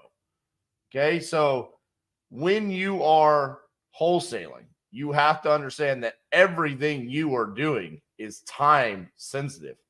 And so throughout this video, what I'm going to be going through is a lot of the excuses that I see from wholesalers as to why they will stop, slow down the process, take time, and then try to come back and do their job. And it could be costing you deals. Well, I know for a fact if you're doing any of these excuses that I'm going to give you, it is absolutely killing some deals, and it's costing you money in your pocket. Okay. Now, before we get into those excuses, I want to touch base on something. We are reaching out to motivated sellers. Okay. That's the term that we use when we talk about our sellers that we're helping. They're motivated, right? What are the two most important things that we're looking for? Price and motivation. Okay. So what is motivation? Well, when I looked up, I did a simple Google search, the definition of motivated. And it's funny, what I saw on Wikipedia had a little blurb on the right side of Google here, and it says, motivation is an internal state that propels individuals to engage in a goal-directed behavior. It is often understood as a force that explains why people continue or terminate a certain behavior at a particular time. At a particular time, okay? So that's what I want you to remember as we're thinking about this. So these sellers become motivated, and so they're going to do something about it. And then we come along and we say, we could potentially be a solution for you. But then our urgency, our solution is not based off of their timeline. And I'm going to show you how that's where we don't move fast enough. And then at times we also try to move too fast. Okay. This goes back to asking good questions, listening, and making sure that you are always approaching these conversations with sellers as a solution for their true problem, which should be based around their timeline as well. All right. Now, let's start with lead generation. Okay. Now, I personally have not struggled with this one. All right. But I have now noticed that there are a lot of you out there that will watch one of my videos. And for example, you watched me and Cassie in a closer's cage match on Friday. Okay. We were buying leads from Speed to Lead. You see me get 2 signed contracts. You see Cassie get 2 verbals, which has led to signed contracts now. And you're like, oh man, right now I got to sign up for the Speed to Lead coupon club because it's only available right now. So you go and you sign up and maybe even buy some leads. And then you're like, oh, it's Friday night. I'm not going to call that. It's Saturday. I'm not going to call the lead on Saturday. I already had plans on Saturday. Then it's Sunday. So I'm going to call on Monday. Well, the problem with that is that seller could have already found a solution. Time kills deals. Okay. So this whole not calling leads, I'm also seeing quite a few of you go out and pull lists. So not just inbound leads, but pull lists based off of motivating factors. We're making an assumption based off of the fact that they're tax delinquent, the property's vacant, pre-foreclosures, inherited, expired listing, something along those lines, that they might be motivated to sell the property. And then we skip trace it, and then we don't call them. We don't reach out to them. We don't ask them, do you need to sell the house? And because of that, we miss out on those opportunities. Maybe you hold on to the data for a week, a month, some of you years before you then try to reach out. You're like, but I have 30,000 records. Yeah, those 30,000 records have been touched over and over and over again by other wholesalers, other real estate investors. You've waited too long. The time has passed. The motivation has passed. Why? Because if you go back to the definition of motivated, right, it is often understood as a force that explains why people initiate, continue, or terminate a certain behavior at a particular time. So time is important when it comes to reaching out to your leads, okay? Now, once you're on the phone with a seller, I've seen this as well, we want to make sure we gather all of the information, okay? So a lot of you are like, hey, can you send me pictures? Can you give me a full rundown of every last little detail that's going to have to take place with the rehab? Instead of making some assumptions based off of the conversation that you're having, right? Listen, hear what the seller is telling you about the condition. You don't have to get every last detail. This is what we have a walkthrough and an inspection for. So slowing yourself down to say, hey, can you send me pictures before I make you an offer, before I send you a contract? Okay. This can also kill the deal, because if you are waiting on a 60-year-old seller to figure out how to use their phone to take pictures, I'm going to call that same seller. I'm just going to ask really good questions. I'm going to listen to them, get them to open up about what's going on with the condition of that property. I'm going to come to an agreement on price with them. I'm going to send them a contract, and then boom, it's game over for you. You no longer have an opportunity. I now control the destiny of that deal. We're going to come out. We're going to do our walkthrough. We're going to do our inspection, and then we're going to close the deal. So don't kill the deal for yourself by making an objection to making an offer. Hey, can you send me pictures? Can we come out and walk the property prior to making you an offer? This is an old way of doing business, and quite frankly, I don't like it. I don't think it's the way that you should be acquiring deals anymore. All right. The next one, not properly following up with sellers if they say, hey, call me back. Or another one that's one of my favorites is you sent them a contract and they don't sign. Okay. Now let's touch base on the first one. You're on the phone with a seller and they say, hey, I'm at my job right now. I can't talk about this, but can you call me back? Taking the extra step to say, when is a good time for me to call you back? When would be a good time for us to have this conversation? Because it's vitally important for me or to me to help solve your problem. And then tracking that and actually placing the follow-up call. I would say the vast majority of you might ask the question, when's a good time for me to follow up with you? And never place the follow-up call. Now, let's talk about the ones where you come to a verbal agreement on price, timeline, everything like that, and you send the contract, and then it's like, hey, I want my realtor to look at this, or I want my sibling or my spouse or my attorney to review this contract. Again, putting a sense of urgency on this and understanding the timeline that the seller needs, but also what we need, okay? Because what's the name of this video? Time kills all deals, baby. So if you're just going to send out a contract and you're not going to have an expiration date that is, hey, if you don't sign this by the next 48 hours, this offer is null and void, they can shop that around or they can just sit on it. And again, this is not good for you because you don't really understand their timeline, their need, and the seller doesn't understand your timeline and your need. So the line that I always use in this case is if they say, hey, I need my attorney to review this, realtor, whoever it is, when are you going to be able to review that with them? How long do you need? And the reason why I need that answer, Mr. or Mrs. Seller, is because I've allocated these funds for this deal, and I need to know when you're going to give me an answer, because I don't want you to sign a contract and me not be able to perform, because I'm going to continue to call more and more sellers. Okay. Setting the expectation for them that, hey, this is real. Like, we're going to need an answer. I can't just sign contracts with every single person because the reality is we only have a certain amount of bandwidth. So setting that expectation with them, letting them know how serious it is, finding out what is the deadline that they're giving you and working around that, okay? Don't let contracts just sit out there in the ether waiting to be signed or ignored, all right?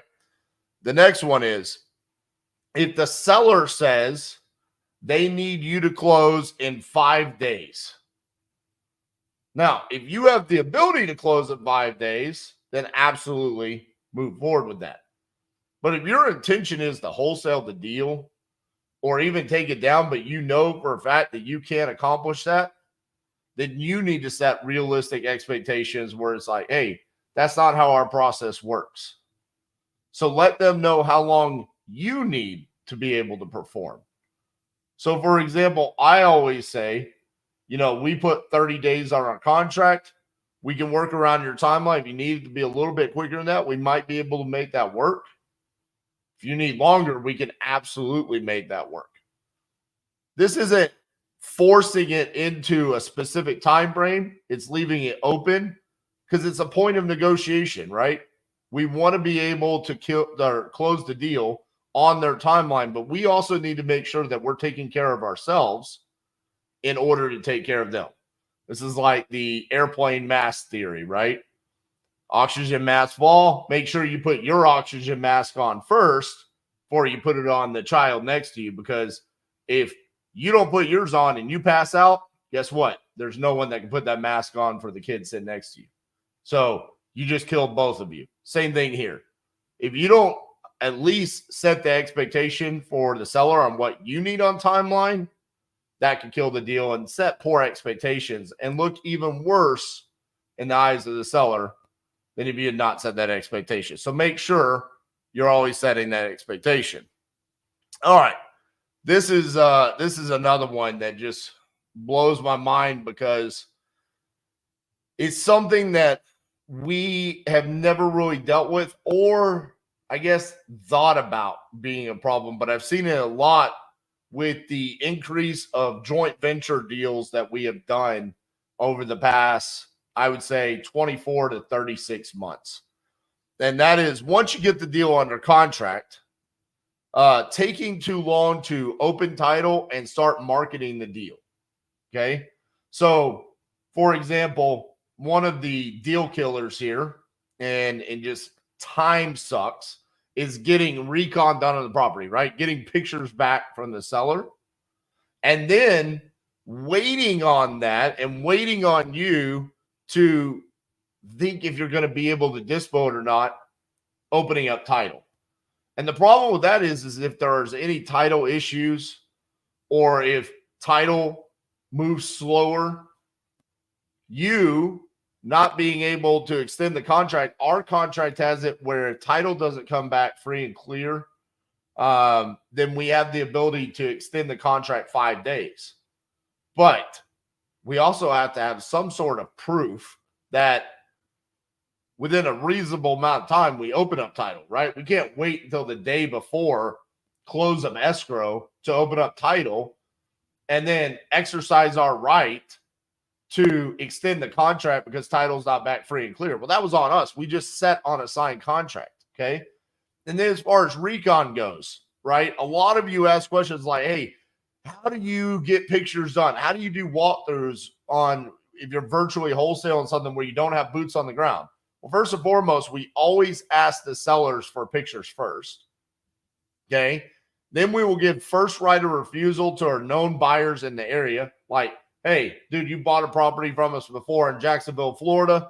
Do you want to go out? You want to take a look at this? And while you're out there, take pictures for us. And if you don't buy it, hey, you had the first right of refusal, but at least for us giving you that, give us those pictures and some feedback so we can market it to our other buyers. Okay. And then last, and my least favorite way of doing recon is by hiring a handyman to go out and take pictures. Okay. So you hire a handyman, they're going to be a lot cheaper than a photographer. Now there's companies out there like Velocity REO, which is bpophotoflow.com. There's a couple of other ones that will go out and they'll take like inspection level pictures for you. But a more expeditious way of doing this is finding the handyman that needs some work. Hey, $50, go out, take some pictures for us. And then also the handyman will be better at figuring out some of the items that need to be repaired than just a photographer. Okay, so those are ways that we get around that, but don't let recon just go on and on and on for 2 weeks, because that will absolutely kill a deal for you. Okay. The next one is not coordinating properly between buyer and seller and lagging on getting the buyer proper information. I see this one all the time in dispositions, right? The buyer comes back to us and says, hey, I need to know, how can I get the rent rolls? Can I get an idea of when the last time the roof was replaced or the HVAC was replaced? I got concerns about that. And the dispo person not being able to get that information from the seller and just lagging behind. And again, what's happening? Time is passing and we think we have a buyer on the hook. Well, guess what that buyer's doing? That buyer's looking at other wholesalers' emails. They're going and walking other wholesalers' properties. And more than likely, that end buyer is going to prefer to do business with the wholesaler that comes prepared with that information and is fully ready to assign them the contract because they came equipped with everything that end buyer needs to know in order to make the correct decision on buying a property or not. So making sure that you are prepared to answer all of your end buyers' questions, concerns, getting them that information and not letting that time lapse go, because this is one that really can kill the dispo side of things, where you've got a buyer hot to trot. They go out, they walk the property, and they're like, yeah, I think I'm good at $100,000, but I do need to know these 2 questions. And then it takes you 48 hours to come back with that information. There's a solid chance they went those funds and bought another property. Okay. So don't let that be one. Now, one of the biggest things that will kill deals is not staying on top of the title company or the closing attorneys. If you think that title company is going to just handle your contract with the utmost care and be concerned about your closing date and they're going to do their job, you are wrong. Okay. This is why the position of transaction coordinator exists. Okay. Because it is required to have someone staying on top of that, making sure that the title commitment comes back that anything that shows up on that title commitment, it needs to be cleared prior to closing, liens, judgments, mortgages, payoffs, all these types of things, affidavit of heirships, things that come up in that title commitment are getting handled.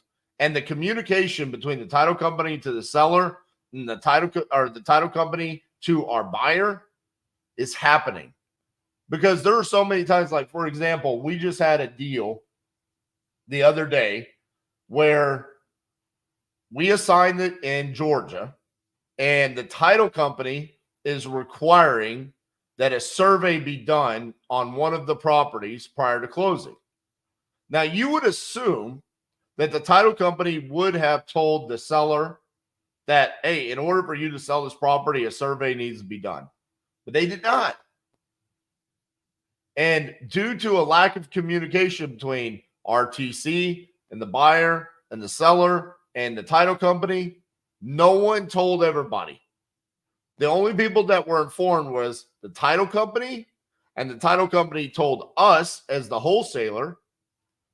Buyer and seller had no idea that a survey was required in order to close. What did this end up leading to? Pretty frustrated boss, me, a very frustrating conversation between us and the seller, because now the seller thought they were about to get their money, right? Now we have to explain to them that a survey has to get done. And then our buyer's frustrated because they had their contractor crews lined up to start on the project, but now they can't close when they thought of close of escrow was, and they weren't even aware that a survey was being required. So, staying on top of your title company. This is why transaction coordination is so vitally important to a wholesaler's success. Don't let the title company be the reason why time kills your deal, okay? And then on the dispo side of things, putting all of your eggs in one basket with one buyer. Oh, this one is very common, especially when you're new to dispositions, right? You pick up the phone, you talk to a buyer, or someone tells you like, hey, this guy, he's the guy that will buy that deal, or the gal that'll buy that deal in that location. So you call them up and they're like, yeah, so it's Monday at 2:40. I got some appointments on Tuesday. I might be able to make it out there by Wednesday afternoon. And I need to do a walkthrough. Okay. And so they decide, well, that's the guy, right? So I'm gonna wait on him to go out and do his walkthrough on Wednesday afternoon. Then he goes out on Wednesday afternoon, and you don't hear from him until Thursday afternoon. And then he comes back and says, hey, I've got a question. And now you've got to go ask the seller. Now you're talking about, you're communicating the information from the seller to the buyer on Friday. The information gets to him, and he's like, all right, well, let me think about it over the weekend. I'll get to you on Monday. A whole week just passed by, and you were waiting on one buyer. And then come Monday morning, he says, hey, I'm going to pass on this one. It's common. You might be laughing and going, no way, that doesn't happen. I see it happen all the time. Another one where a buyer can really kill your deal is they sign an assignment and you are not following up and like pushing a sense of urgency on getting the non-refundable earnest money deposited. And essentially giving them a free run on, hey, I signed an assignment, and at any point in time I deposit that earnest money, I'm good, but I'm not going to do it until they force me to. This would be one of the things that I see newer wholesalers do. They're afraid to push that sense of urgency on their buyer and say, hey, I need earnest money deposited today. Let me get you those wire instructions. Are you going to be able to send that wire today? Really pushing and making sure that that buyer is serious about buying that deal and locking down with at least non-refundable earnest money. Now, there's so many other ways that time kills deals. Okay, we could go on and on, but these are some of the top ways is that I've seen wholesalers make mistakes. But the one that is most frustrating for me is not talking to sellers when you have leads. Being afraid of like, hey, I don't want to make a mistake coming up with my ARV or not comping it correctly, or I don't know what the rehab will be, so I'm waiting on pictures, or the fear-based decision, right? I talk about fear being false evidence appearing real, and sitting there and being like, dude, I'm afraid to pick up the phone because I see RJ do it, but I just don't know if I'm ready to have that type of conversation. Okay? Simplify it in your mind where you're not trying to be like me. You're not trying to be anybody else that you see close deals on YouTube. Okay? You are a human being that is calling someone that is motivated to sell their property, and you need to ask enough quality questions to get enough information to then decide if this is a discounted property that an end buyer can make money with. That is what we do as real estate investors, and that is what you do as the virtual wholesaler. So don't let fear come in and cripple you into this paralysis of not taking any action, not at least picking up the phone and talking to these sellers. Because again, time kills all deals. No matter where it is in the transaction, we're always on a running clock. That little angry clock on the thumbnail, I'm laughing at it. That little sucker, he will kill your deals over and over and over again. Why? Because that seller's motivated. The title company, they're going to move at their own pace, and you are going to have to push.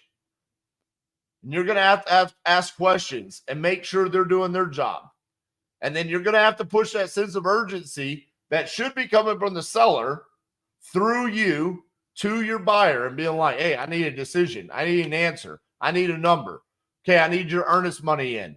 When are you going to be closing? How are you funding this deal? Is it hard money, private money, your own cash? Because why? All these matter when it comes to time. You need to have these answers available to you. Otherwise, deals will fall out of escrow. You will be sending out terminations. And we just had the video last week, right? What was it? A week ago. Terminations suck. Don't let that happen because you let time pass by and you essentially just weren't paying attention. So as you're going through your day and you're taking these actions that are needed, make sure you were thinking about, hey, is the next action I'm going to take wasting time? How much time am I taking here to make sure that I'm moving the needle and I'm moving in a positive direction? Is this getting the closer to getting the deal done? Don't get off of a phone call and then decide to go on to your next lead before you comp it if you need help, whatever. Make sure you're staying on top of that one, because otherwise you're going to miss out on it. You're going to miss out on an opportunity to make money. And I can tell you, a lot of you newer wholesalers, you don't have that margin of error to be missing out on these types of deals. So don't let time kill your deals. If you have an example of time killing a deal for you, drop a comment below. Make sure you like this, guys, and we will see you tomorrow on our live video. See you then.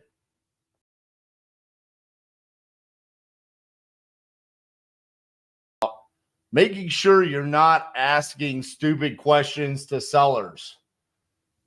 I'm doing a lot of seller call reviews, both with big names and people inside of the university, my own seller call reviews. And what I've noticed is that people are really struggling with understanding what questions to ask and when trying to determine the motivation, the pain, the condition, the timeline, the price, all of these things that are relevant and very important to us to closing deals. And this is something that I'm passionate about because essentially the King Closers formula is built around your ability to ask solid questions. Well, it all starts with asking a question, listening, and then making sure you follow that up with the appropriate questions moving forward. And what I've seen is that this is a struggle for people. They're not knowing what questions to ask. And so they're changing the topics, and they're kind of going more through like a checklist of questions. And so seeing as this is a problem, me and the team, we got together and we were like, hey, on a Tuesday live, we really got to talk about asking questions, and specifically wanting to eliminate the stupid questions that don't move the needle for us, that don't really explain to us, why does someone want to sell us a house on a discount? What is the reason why they're motivated? So that's going to be today's topic. Appreciate everybody for hopping in here. And look at this. This is Kip Stevens coming in with the Tuesday tip. I would say you bought me coffee, Kip, but on the health and fitness journey, there's not very many coffees out there that we can buy that fit into the protocol. So we're going to use that for a protein bar, okay? Protein shake. We're changing it up nowadays. What's up, champ? What's up, Facebook user? Wisconsin in the house. Where's everybody coming from? We haven't asked that question. Drop in the chat. What are you watching from? I'm curious to see the strangest location we got today. I know I asked in the past. We had Switzerland. We had New Zealand on one of the lives. So curious, where are you guys tuning in from? Mr. Jamie LeBlanc, what's up, buddy? Patrick Provence, Papa Bear in the chair. Afternoon. We got Arlington. We got Kansas City. We got Sarasota, Florida.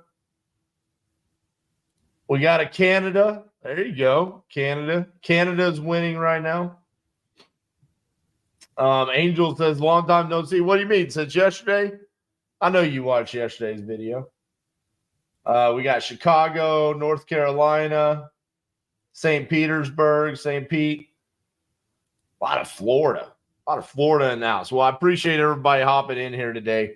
So one of the things that I did to try to understand where some of the questions people are coming up with is I did some research, and I went and just did a Google search, wholesaling scripts. And so I downloaded quite a few of the free ones that are available for you guys to see. And as you know, I'm not a big fan of scripts. I guess technically speaking, some people would say, well, RJ, you have a script. And to a certain degree, that's true. We like to refer to it as a formula, okay, because we want to keep it fluid. I don't ever want to feel like everything inside the conversation is scripted, because as we're going to see in some of these scripts, I mean, it just doesn't sound like how a normal person talks. And really what my goal is anytime I'm on the phone with a seller is I just want to have a normal conversation that makes them feel comfortable and gives us enough information to determine if we can purchase the property from them at the numbers that we need. So we can then assign that deal where our end buyers are buying. So that's my goal. That's what I'm trying to accomplish when I'm on the phone with a seller. So let's go through the closer's formula on like the questions that we are going to ask, right? Starting off, we want to validate that they want to sell the property, right? Pretty simple, is the house for sale?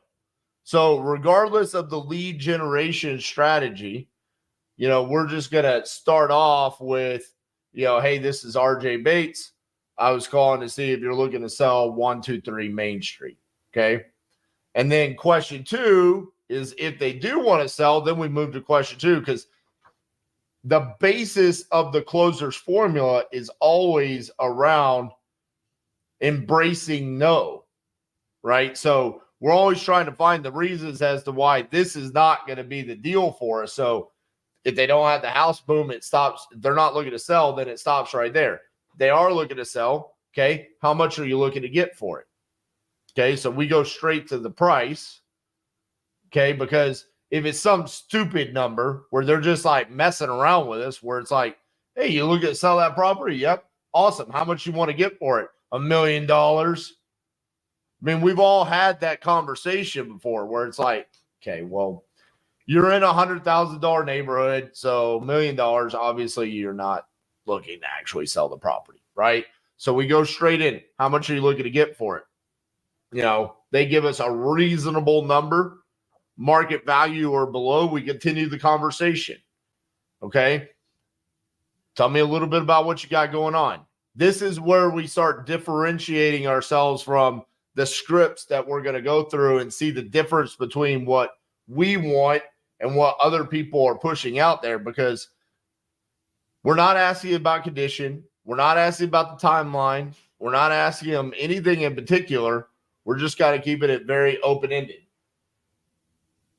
What's up? I'm on my Tuesday live. Sorry. Cassie came busting in and was looking at me like she was confused. So she's looking at me like, what are you doing right now? The same thing we do every Tuesday at 2:22 p.m. Anyways, so when we're asking these open-ended questions, we're really wanting them to talk about what's most important to them, right? And so that's where they can kind of steer the conversation. And one of the things that we've seen is that people are adopting this inside of their closing techniques.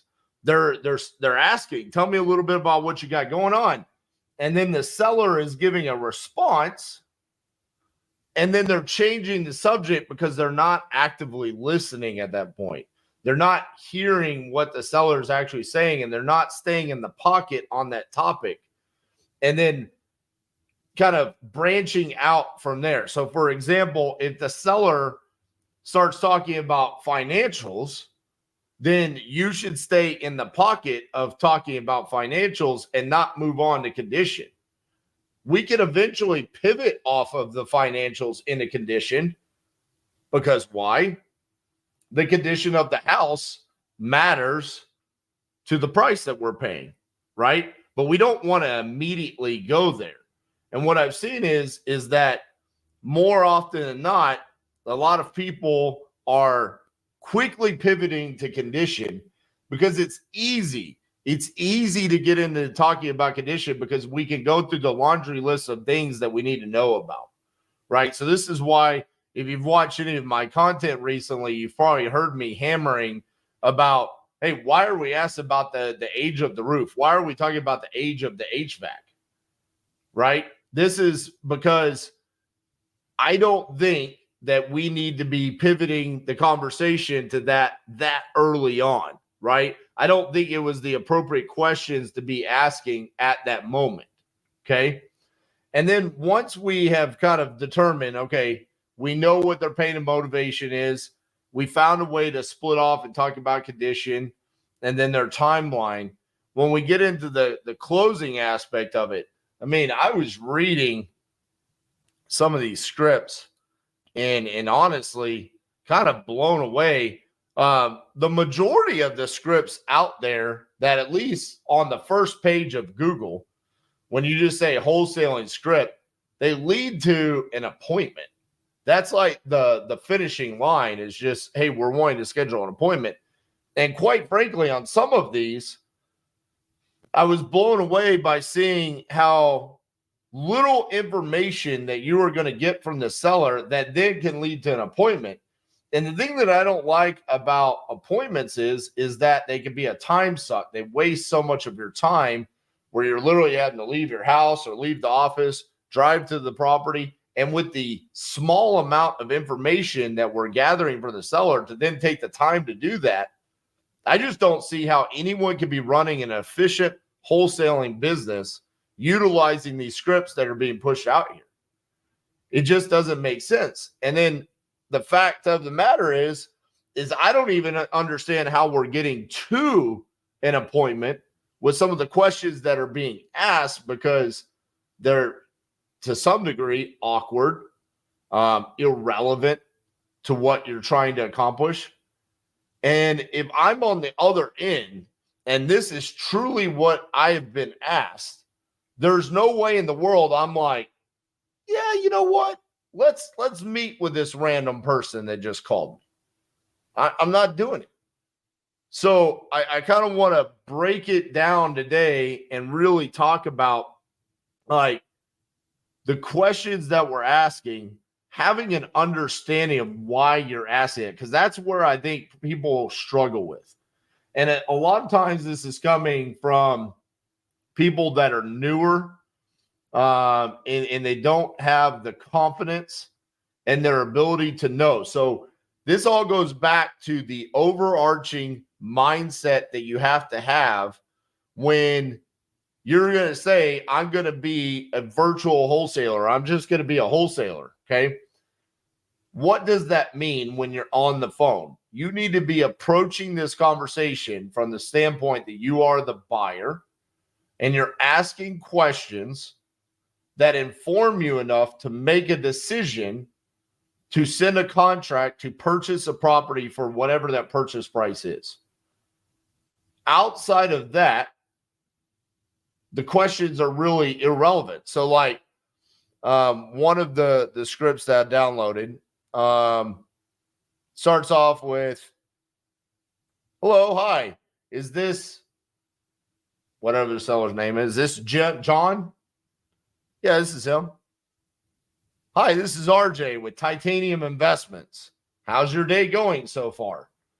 I mean, for me personally, just right out of the gates, you're the first or the second question that you've asked is irrelevant. And I hate that. If we can eliminate all of the irrelevant questions, how's your day going so far? Let's be honest. We've all been cold called. We don't want to tell that person how our day is going. Okay. And anything that we add into a seller conversation that could potentially lead to them giving us a negative response, we want to avoid at all costs. So in this scenario right here, hey, John, this is RJ from Titanium Investments. How's your day going so far? It's been a terrible day. Now what? Now, if we had gone in and he's highly motivated and maybe he is having a terrible day, but we immediately approach this as, hey, I'm here to buy your property and that's what I want to conversate about. This could turn his day around. But we asked the irrelevant question, and I've seen it time and time again where asking an irrelevant question like that early on in the conversation can hurt you a lot more than it ever helps you, where it creates awkwardness right out of the gates. Extreme awkwardness where it's like, man, this person doesn't want to be on the phone. They basically just told you they're having a terrible day. Now it's extremely awkward to get started. So it doesn't say anything on here about if they give you a negative answer. It just gives you, yes, this is the owner. What do you want to know? Okay. And then we're supposed to go into, well, I was driving around the neighborhood and I really liked the area and wanted to reach out to the owners around the address to see if they might have wanted a cash offer on their property. Now, I know scripts aren't perfect, but this is why I don't like having a script like this, because when you plug in an irrelevant question like, how's your day going so far? Terrible. Well, I'm calling in regards to your property. That's what I'm supposed to say. That's what the script says. What happens when the script gets thrown off? This is why I firmly believe in what we teach with the closer's formula, where it's, hey, John, this is RJ. I was calling about 123 Main Street. You still looking to sell that property? Yes. Awesome. How much you looking to get for that? $100,000. Okay, well, tell me a little bit about what you got going on. There wasn't really an opportunity for him to be like, I don't want to talk right now. I think you could throw it in there. And if so, then you just say, okay, well, when's a good time to talk? In this, we're literally asking them, how's your day? I don't give a shit. He don't want to tell me. And I really don't care. I want to buy his house. If he wants to sell the house, guess what? He'll continue to have that conversation. Eliminate that early on. All right. Now moving further down. Okay. So we tell them we were driving around the neighborhood and we liked the area and we wanted to reach out, see if they wanted a cash offer on the property. Okay. Let's just say they say, yeah, I'd be interested in a cash offer. The next question we're supposed to ask is, why were you thinking about selling? Okay. So technically speaking, why were you thinking about selling should fit in the line of determine what their pain and motivation is. The problem with that is you haven't really done anything to ask that question. It's sort of invasive to a certain degree. You're coming right out of the gates and saying, well, tell me, do you want to sell? Yes. Why do you want to sell? I can almost guarantee you the majority of conversations with this script right here lead to a, why do you need to know why I want to sell? Because it's like a man asking a woman, what are you looking for in a man? It's like, it's just off-putting. Like, I don't like how that feels. This is why I like open-ended questions. See, why were you thinking about selling? You're pinning them into, this is what I want you to talk about. I never want to do that intentionally, okay?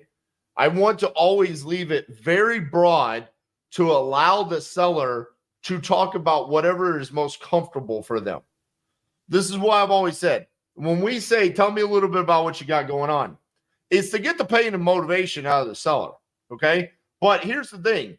It's not necessarily going to be the first sentences that they say right after us asking, tell me a little bit about what you got going on. It's the follow-up questions. That's why we're talking about, hey, you're asking the seller stupid questions, okay? Because we have to listen. So tell me a little bit about what you got going on. They're going to give us an answer. People have said, hey, RJ, can you give me a list of open-ended questions to follow that up with? I cannot. At some point in time, you have to develop the skill to be able to listen and come up with a question. It can't be on a script. It can't, because there's a billion different answers that sellers can give us. Tell me a little bit about what you got going on. They're going to tell us something. And then we're going at this is where it's important to stay in the pocket and really listen to what they just told you. So then at that point in time, you can have follow-up questions from that. So in this, we say, okay, well, why were you thinking about selling? Says reason. Okay, so they give you the reason. And then the next thing we're supposed to ask is what's the condition of the property? AC, roof, AC, updates, etc. So again, what I am adamantly against, you just ask them, tell me why you're thinking about selling, and say you accidentally, you stumbled and bumbled your way into getting the motivated seller to actually just tell you, and they don't think it's awkward like I think it's awkward, and they actually tell you. Your follow-up question is to, okay, cool, thanks for telling me that. When was the last time the roof was replaced? What are we doing? This is hot bullshit. Like, no. If that person really truly is motivated and they're in a position where they need to sell their house and they just opened up and they told you something that is like vitally important, and we are immediately shifting the conversation to start talking about the condition. And then when we ask about the condition, we're going to then talk about occupancy. Is the property vacant? Yes, property's vacant. Well, how long have you thought about closing or thought about selling the property? Now, my question on that is why do we care?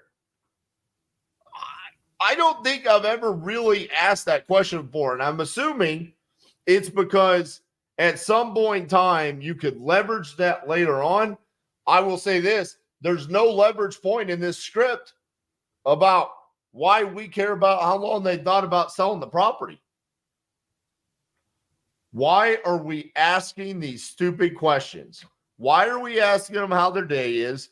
Why are we asking them, why are you thinking about selling, as like right out of the gates? Why are we asking them how long they thought about selling the property? It would at least make sense. I could at least understand it if we were going to say, why were you thinking about selling? Then transition to, how long have you thought about selling? I could at least understand that. I can't understand, why are you thinking about selling? What's the condition? How long have you thought about selling the property? Sounds like a mixture of Eric Klein's and Tiffany High's script. It's not. But what I will say, because I'm looking at, this is one specific script. We're going to go through some other ones. I do not have either one of theirs. I have not seen theirs. What I will tell you is that a lot of these scripts are very similar. And I don't care. I'll say it straight to everyone's face. They're all bullshit. Okay? They all suck. Like, there's no way in the world that people are actually going line by line on this and not having to make heavy edits on this. They have to be. There's no way. Okay, so I asked them, how long have you thought about selling the property? Where are you going to move if I buy the house from you? Don't ask if it's vacant. So if it's occupied, you're going to ask them where they're going to move to. Okay? So again, we're in this conversation, and what we've asked them so far is how's your day? Wanted to see if you want a cash offer. Why do you want to sell? What's the condition? Is it vacant? How long have you thought about selling? And where are you going to move to? And then it says set the appointment. That's how you end it. I'm supposed to set the appointment now. I'm a new wholesaler, okay? I'm broke as a joke. I got to close the deal today. Okay? The debt collector, the credit card companies are calling. The electric bill, I've got 10 days to get it done. Like, rent's due. I got to go. This is real life shit. And so I go and I Google wholesale script. I get this. I watch one of the free YouTube videos. I get told what list to go pull. I pull a list and I use this. Oh man. I'm gonna talk to some random stranger and ask them how their day is going. Are you the owner? I've been thinking about buying a house in the area. Why do you want to sell? What's the condition? How long have you been wanting to sell? Is it vacant? Oh, it's staying occupied. Well, how long have you been thinking about where are you going to move to? They're like, I'm going to move to another house in Fort Worth. Cool. Well, I'm in the area. Can I come see it? So we go see it. We get to the house. ARV, $300,000. I'm assuming once we get to the house and we've driven there, we should probably ask them how much they want. How much do you want? I want $300,000. I can't do that. I'm an investor. I have to get this on a discount. I didn't ask.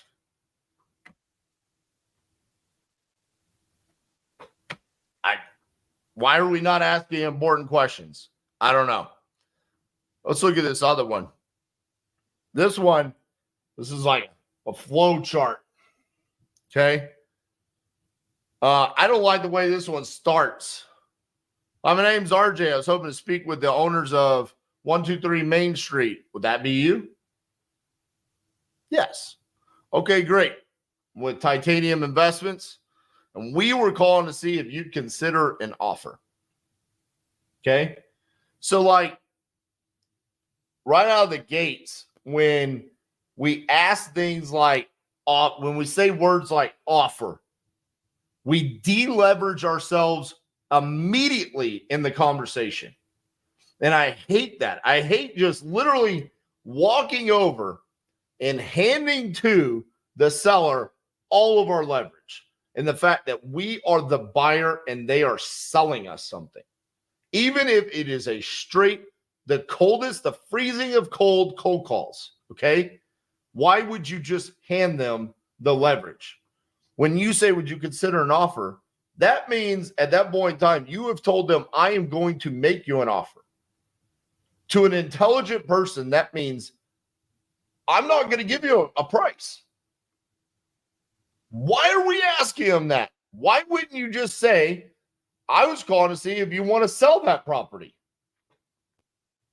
Yes, I would like to sell that property. How much? This is why that makes sense. And this, we'd say, would you consider an offer? Yes, I would. I would consider an offer. Who wouldn't? Okay. So because we start out with a dumbass question, we're probably going to waste a lot of time where there's going to be people like, yeah, let's see what you're willing to offer me. Okay, sounds good. I have a few questions about the property. Shouldn't take longer than 5 minutes. How does that sound? Sounds fucking terrible. You cold called me. Why are we asking them? How does it sound for me to ask you questions for 5 minutes? What are we talking about, people? What dumbass AI wrote this shit? Like, how does that sound? Who's going to be like, that sounds fucking amazing? You know, actually, on Tuesday at 3 p.m., I was actually hoping someone would cold call me and take up 5 minutes of my time asking me questions about my house. Nobody. They say, sounds good. So then, immediately, what are we going to go into? Everybody's favorite topic, condition. Okay? So, what's the general condition of the house? Good. Guaranteed, more times than not, you are going to be told the property is in good condition. Just that good condition. Okay. How old's the roof and the AC unit? No one can answer this question. No one, because it's impossible. We ask how old the roof and AC is. Okay. What's a bad number? Tell me the number that you're like, when does it switch from that's okay to that's not okay? Where do you take your pen and your paper with this bullshit script and write down, need to replace the roof? Where does it switch? Is it 9 years is good, 10 years bad, 5 years good, 6 years bad, 2 years, 3 years? Where did the numbers switch? Let's ask the AI bot that wrote this shit, because it doesn't exist. Okay? If we're going to ask questions, they better be relevant and you better know how to respond to it. So if we're going to ask a question to a seller about the roof, you should just let it ask them. Does the roof need to be replaced? There's a question.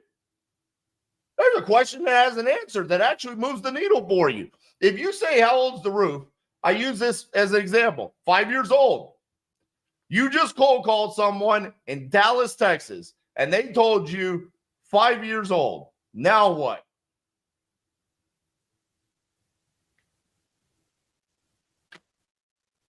We got blasted with hail last night. They could have told you it got replaced last week. We had fucking Easter eggs falling from the sky last night. You think that roof needs to be replaced? Yeah, probably. Now what? Script doesn't tell you what to do on that. The AC unit, is it working? Well, I don't understand this. Why are we asking about the age of things? See, someone wrote, after 20 years. Yeah. Well, what if they told you 19 years? 19 years is a long time to have a roof. 18 years, long time. 17, still long. When does it flip? When is it good? We can't. We don't know. That's why it's a dumbass question, okay? We don't want to ask stupid questions. Ask questions that we actually need to know. Does the roof need to be replaced? If you have to ask that, I don't like to ask it. I only ask it when I have a general concern, okay? Like I'm looking at Google Street View and I see an old-ass roof on it and I know it needs to be replaced. Hey, I see that you got a really old roof. Does it need to be replaced or has it been replaced? Okay? So that was the next question. How old is the roof in the AC unit? The next one, how long ago were the kitchen and bathrooms updated? Okay? So if they tell you that the bathrooms and kitchens were replaced 5 years ago, are we good? Are we putting in new bathrooms, new kitchens? Do we know what they replaced them with? Does it look good? Some people have bad taste. Okay.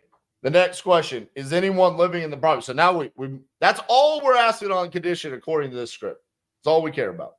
What's the general condition? Good. The roof is 5 years old. The AC unit's 5 years old. And the kitchens and bathrooms are 5 years old. Everything's 5 years old and the house is in good condition. That's all we need to know, according to this script. Okay? So that's what we got. Is anyone living in the property right now? No. Okay? If it is, we would ask, how much does it typically rent for? Okay? Do not ask that. Okay? Do not ask a 63-year-old grandmother who's selling her house, who raised her kids and has been having her grandkids come over to her house, and she's been in that house for 35, 40 years, how much her house will rent for. Okay? You want to talk about screwing yourself and not building rapport? Ask dumbass questions. She's going to be like, I raised my family here. Okay? We still got the little notches on the baseboards of the kids' heights. You're going to turn this into a rental property? Okay? We got Zillow, we got Rent-A-Meter, we got PropStream, we got Privy, we got Batch.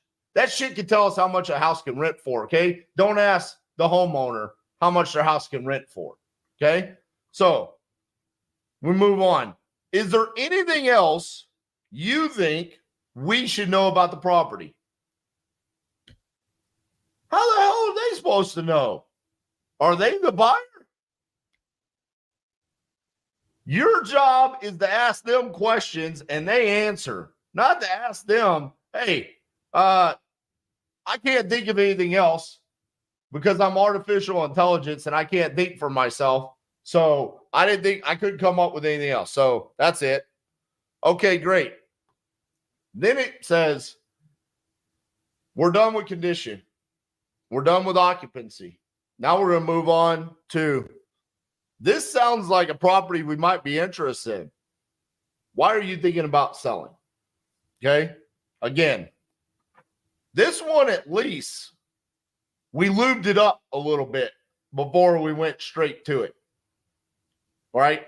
So we asked them, how old the roof was and how old the kitchen was before we asked them, why do you want to sell? Okay. Now, here's the thing. I don't hate asking why you think about selling, but I think it needs to be within the flow of the conversation. Like, for example, I will ask somebody if they're like, I want $50,000. Okay. So again, I'm basing this off of, I get a number out of them. Apparently everybody else in this entire industry is afraid to ask sellers how much they're selling for, but they say 50,000 and I look up and I'm in a $200,000 neighborhood. Okay. And then I ask them about the condition and they're like, hey, it's in pretty good condition. Then I feel like it's appropriate to be like, so why are you looking to sell? Because maybe if I'm not understanding where this motivation is, it's based off of the 4 buckets of sellers. I'm saying price is right, but I'm lacking the understanding of motivation. So I'm wanting to dig deeper to understand why they're motivated to sell. Because I'm trying to figure out, is this person even the person I need to talk about? Is this a scam? This is too good to be true, right? This right here, I don't hate it as much as I hate some of the other ones, but it still feels a little bit off-putting. So then after that, really, how long have you been thinking about selling? So again, we asked them about that, an irrelevant question. Don't like it, never like it. Okay. If you do decide to sell, so we asked them, do you want to sell? All this questions about condition. Why do you want to sell? How long have you been thinking about selling? And then if you do decide to sell, you wouldn't want to sell it in the next 30 days, would you? I don't know where we come up with this. I hate it. Is it a game? Do we think that works? You wouldn't want to sell in the next 30 days, would you? I mean, I'm going to be honest with you. I hope someone cold calls me with this script one day. Because I would just be like, what? Yeah. Sell it to you right now. I told you I want to sell. No one understands why we still have 30-day closing lines in real estate. Okay? Yeah, I want to sell. It's just I don't ever want to put I don't like deleveraging myself. I also don't like dumbassing myself. Okay? So I don't like asking those types of questions. Now that we're done with that, we move on to awesome. You do want, okay, you dumbass me. You do want to sell. What number did you have in mind for the place in its current condition? So I guess the thought process here is that when we went through all of the condition, we got them talking with all three questions we asked. What's the general condition? What's the age of the roof and the HVAC? And what's the age of the kitchen and bathrooms? We don't need to talk about flooring, paint, exterior, foundation, any of that. Just those things. What number did you have in mind? So now we're asking them. To me, the downside, one of the major downsides of asking the asking price this late in the conversation is that you have made the seller so comfortable that at this point in time, there's a solid chance you're not going to get an answer. So that's why if yes, if no, they break it out here, okay? So if no, I understand you don't know, but if you did know or were to take a guess, give me some idea of the ballpark you would say it's worth. So they're assuming that this seller is going to be nice and say, I don't know. What I would say is, well, I don't know. Your first question you asked me is you're with Titanium Investments and we're calling to see if you consider an offer. What's your offer? So that's what I would ask, right? So then I say, you told me you were going to make me an offer. What's your offer? I understand. But if you were to take a guess, give me some idea of the ballpark you would say it's worth. Again, I'm pissed. I'm like, dude, what are you talking about? You said you were going to make me an offer. What's your offer? So then it moves on to another irrelevant question that we should not be asking. If you decide you want to sell the property to us, will we need to pay off any taxes or mortgage balances on the property? Okay. Again, I don't ever bring those things up. I don't see the value in it. I'm sure someone out there could explain it to me and say, RJ, this is the reason why we need to ask that. Maybe in the next 2,000 deals that I close, I'll find out why we need to ask them that. As of right now, it hadn't come up yet. Okay. Now, when you ask them the asking price and they give you a price. So if you say, what number did you have in mind for the place in its current condition? And they say 100,000. Okay, got it. Since we're covering all the costs to sell, is that the best you could do? Hate that. Hate it, hate it, hate it, hate it. I can't say enough how much fucking hate it. Okay. It's so stupid. You asked. It's literally like how I told my kids when they're like 3 and 4 years old. They'd ask me a question and I would answer, and then they'd ask me again. And I'd look right at them and I'd say, asked and answered.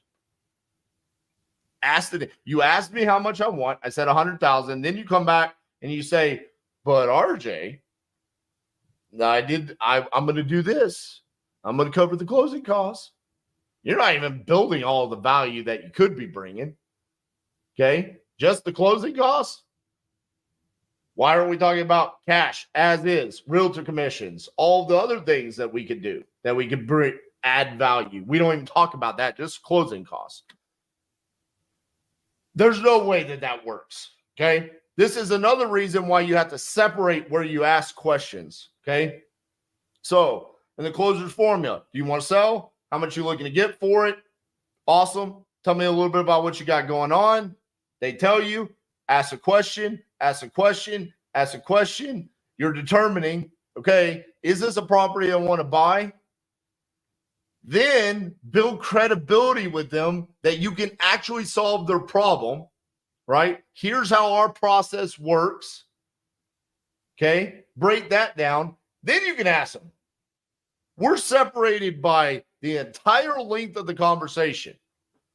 Okay, so sounds like something I might be interested in doing.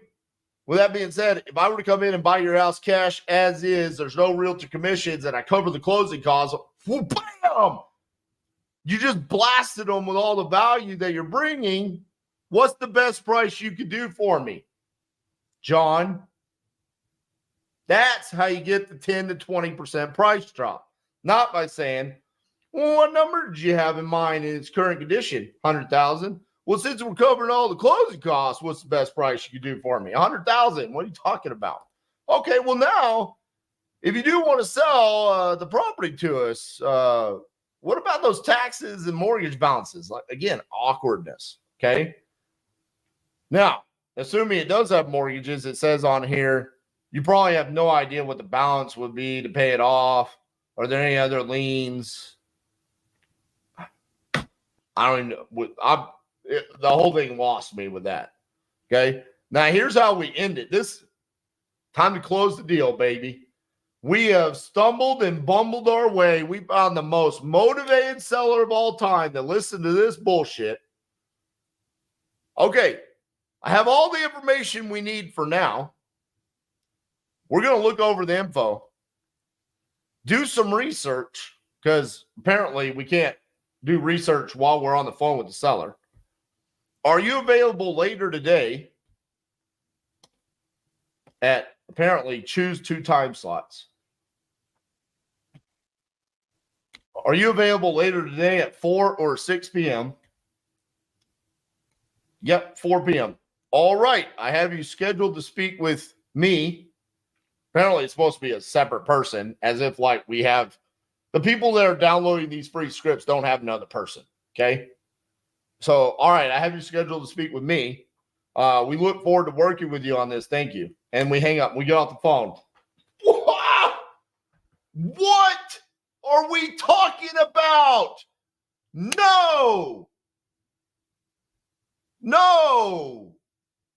This is why we say the gold's in the follow-up, because we're literally letting people download scripts that force you to follow up. This is why people can't close. The script doesn't even have a close. The close is the follow-up. Bro, what are we doing? We got this. I'm new. I'm sitting in Barnes & Noble with negative $8 in my bank account trying to make a living. And this is the hot shit that I got to work with? No way, bro. No way. I can't stand it. Listen, all of these questions right here, okay? Do you have a property you want to sell? Yes. How much do you want for it? They'll give it to you. They'll tell you, okay? $100,000. What you got going on? They start telling you, okay? They tell you what they got going on. If your business and your livelihood exists on it, you better be able to listen and hear their pain and hear their motivation. They start talking about Listen, I got a mortgage. We refinanced in early 2023, 7% interest. It's killing me. I lost my job. If I could get out from underneath this, kind of reset my life, then, that's what I need to do. That's a real conversation that you will have with a motivated seller. If I'm looking at this hot piece of shit, I'm supposed to say, okay, what's the general condition of the house? You're not listening.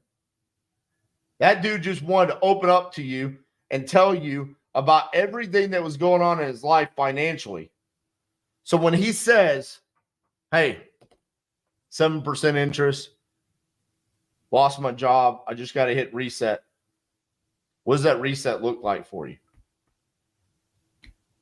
You sell this house, get out from underneath the mortgage. Yep.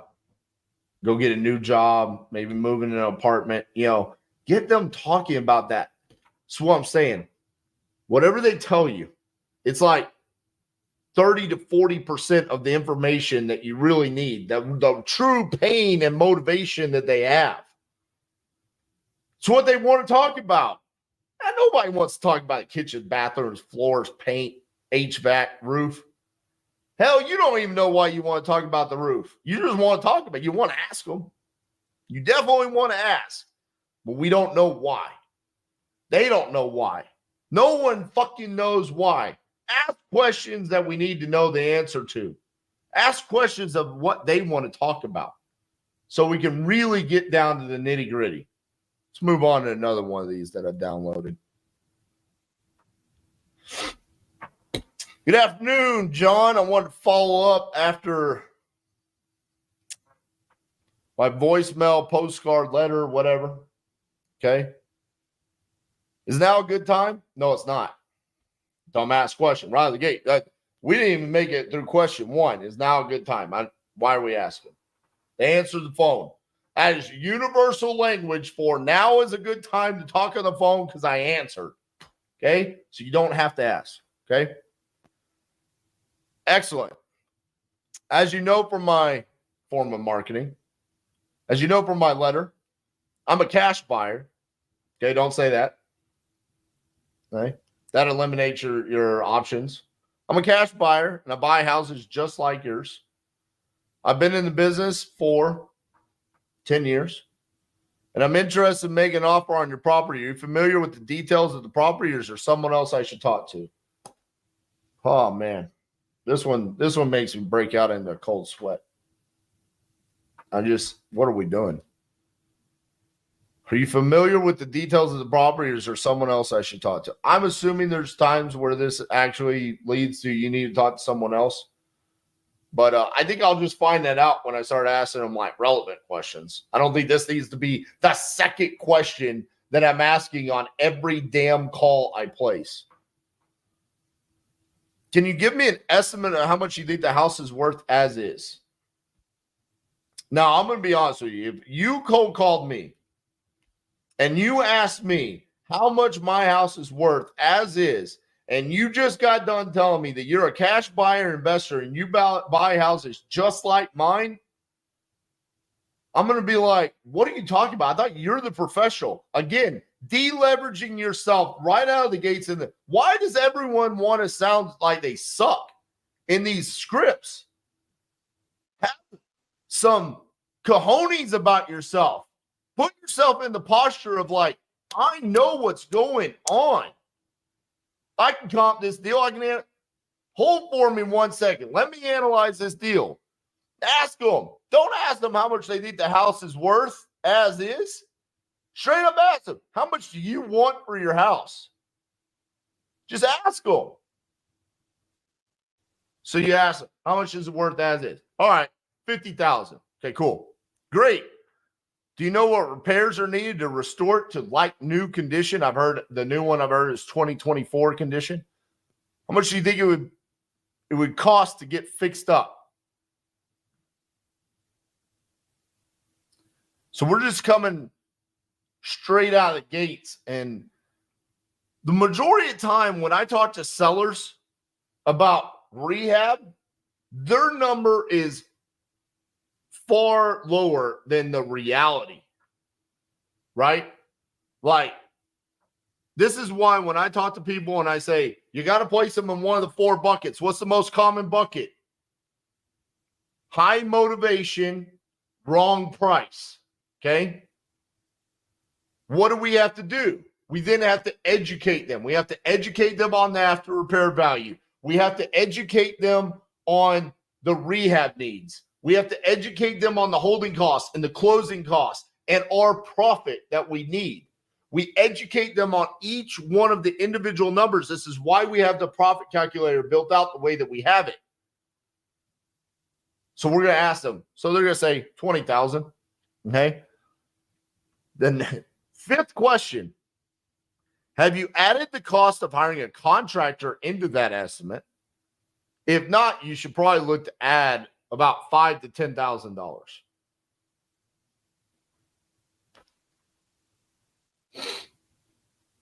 I think that one speaks for itself. I'm not going to rant about it. Question 6. Do you owe anything on the house? Any outstanding tax liens? Why are we so concerned about people's tax liens? Every script so far has had something about tax liens. What are we doing? Taking all of this into consideration, John, what's the best price you have in mind to sell your house? Taking what into consideration? This is the 7th question. Question 1 was, is now a good time? Question 2 is are you the right person? So we're going to eliminate those as actual questions. Our questions we've asked them is how much do you think the house is worth as is? How much is it going to cost to fix up? Did you add $5,000 to $10,000 for a contractor? And do you have any outstanding tax liens or a mortgage? Those are the questions. Then taking all that into consideration, how much do you want to sell your house for? Bro, what are we doing? Oh. It's as if whoever wrote this up didn't want to type further than 1 page. Question 8.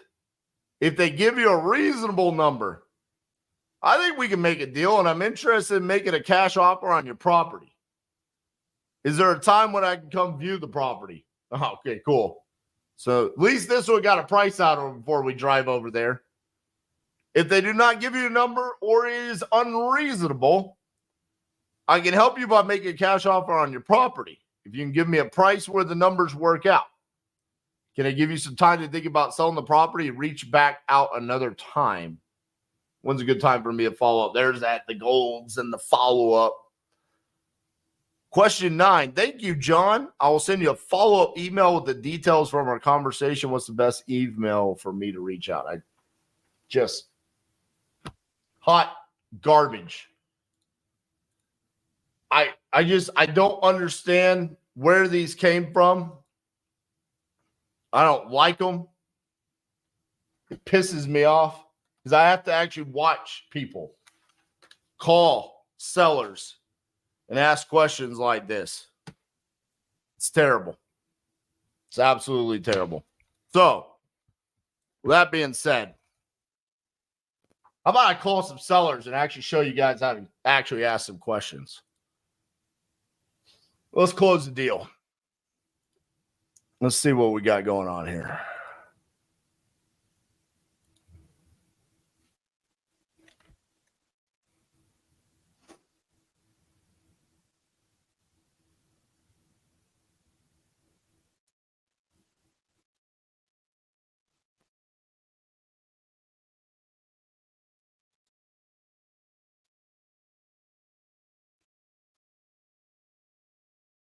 All right.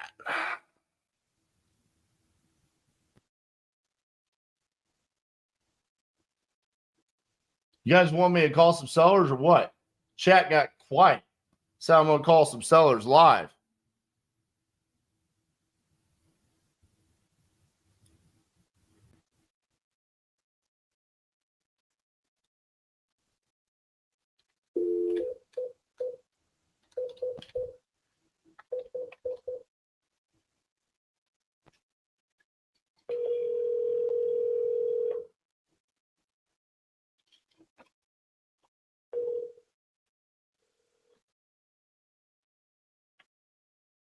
Hello? Hey, it's Charles there. This is he. Hey, Charles, this is RJ Bates. I was calling about your property there on Magnolia. You had entered it on my website saying you're looking to sell. You still looking to sell that property? No, I'm not looking to sell anything.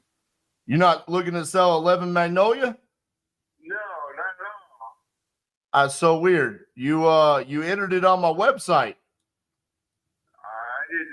Okay. You got the wrong number here, bud. All right. Good day. All right. Bye-bye. Let's see. Let's look at one of these hot pieces of shit scripts. How much time I would have wasted. Hey, Charles, this is RJ. How's your day going so far? I don't know, maybe about the same amount of time, but he might have told me how great his day was going.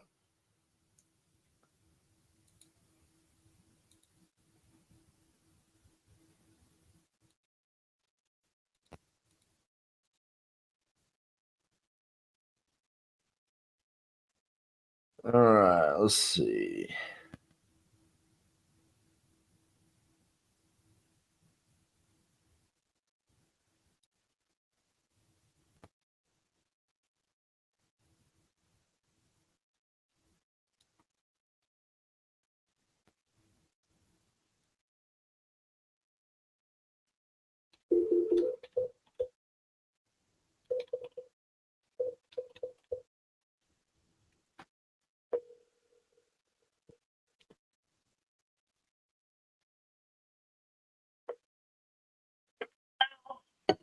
Hello, Stacy there.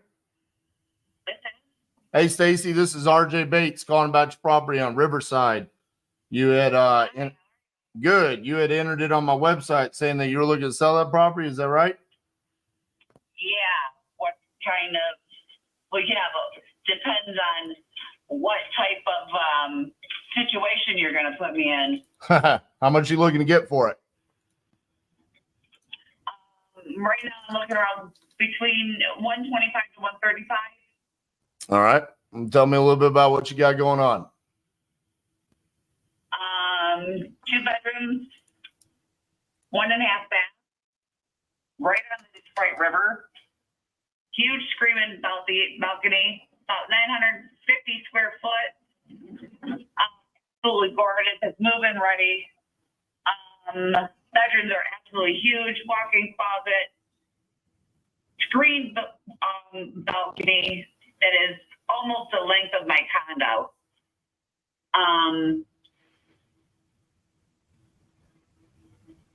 Laundry facilities downstairs, so they're on site. Storage also on site downstairs. Mm-hmm. All appliances stay.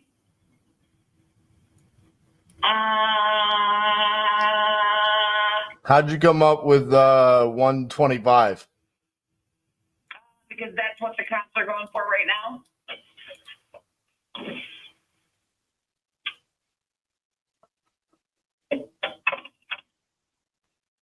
They're going anywhere from 85, they're total beaters that I wouldn't put a dog in, to 150. Yeah, that's why I was wondering how you got the 125 because I'm seeing the same thing. I'm seeing the 85, and then I'm seeing the. Yeah, I won't touch 85. I won't move out of here for 85. And I've already showed 5 people today. Oh yeah. And I have 7 lined up for tomorrow. Gotcha.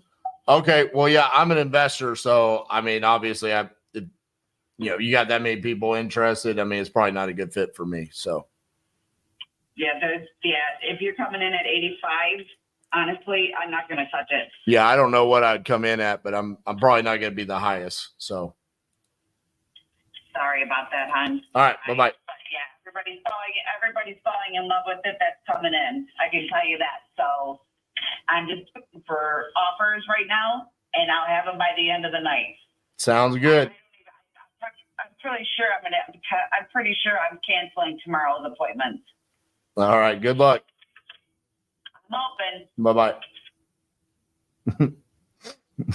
You just keep telling me about it.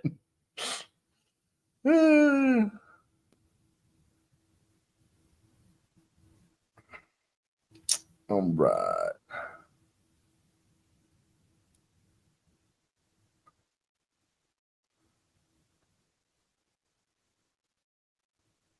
This one can be interesting.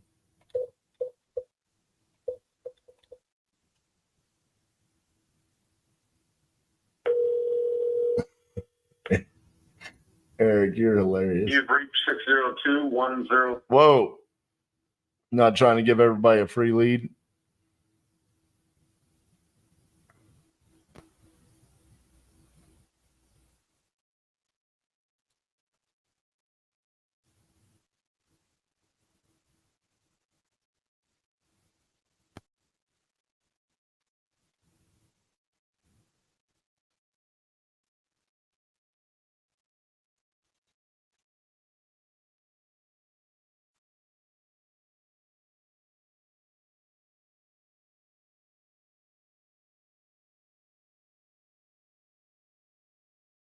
Can you guys tell that I'm not calling that often? It takes me a lot longer to like navigate the CRM now.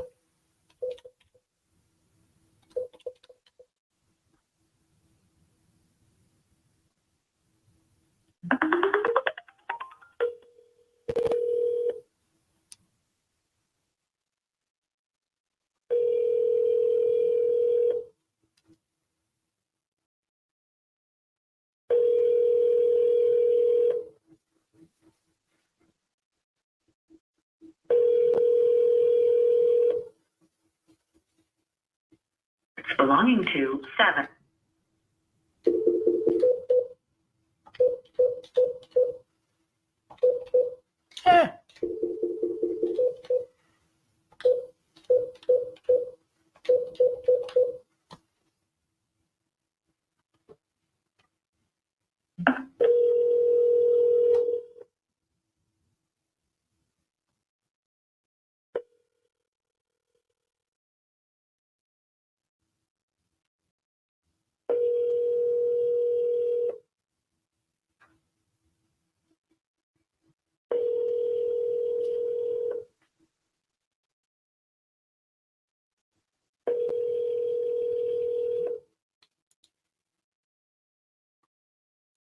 I'm busy right now, or I'm away from my phone. Here you go.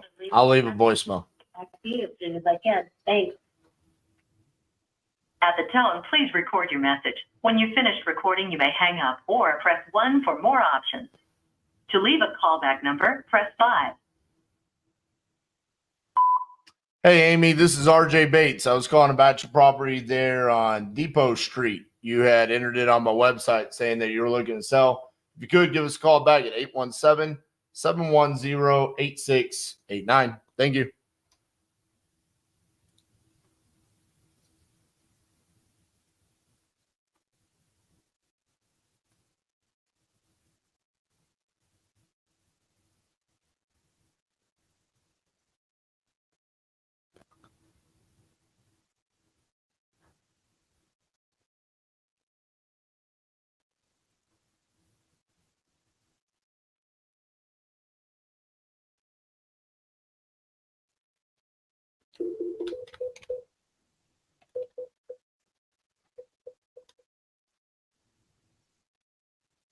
We have landlines through Spectrum at everybody's desk. You can use your cell phone, though.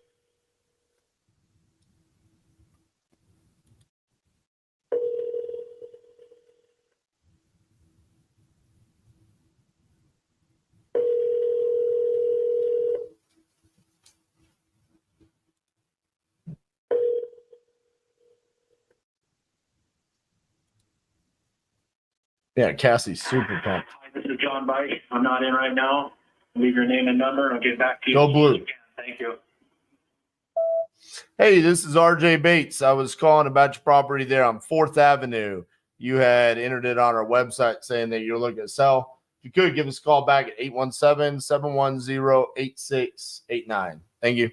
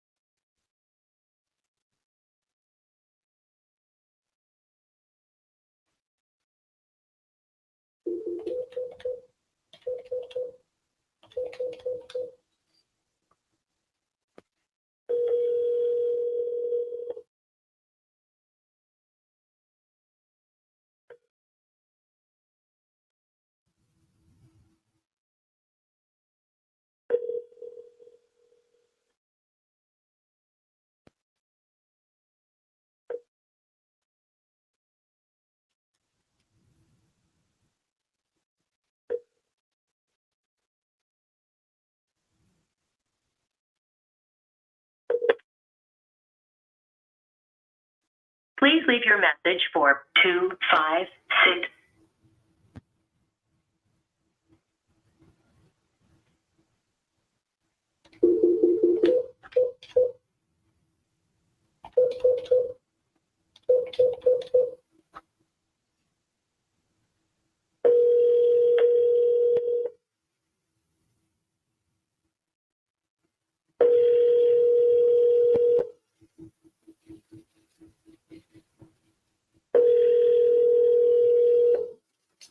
Oh, man, that's Paul. Sorry, Paul.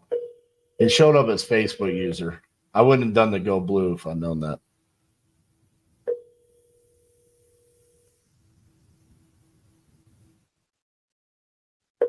Six, 0, 5, 9. Come on. Someone answer the phone.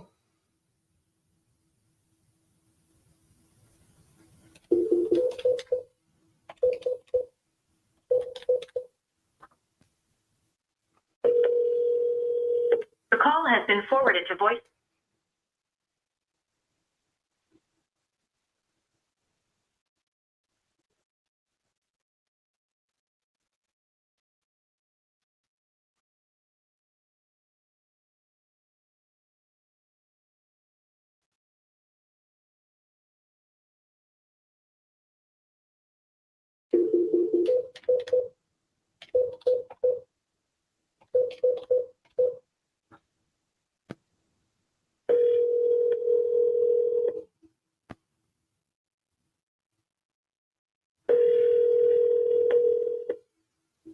Welcome to the voicemail. 7, 6.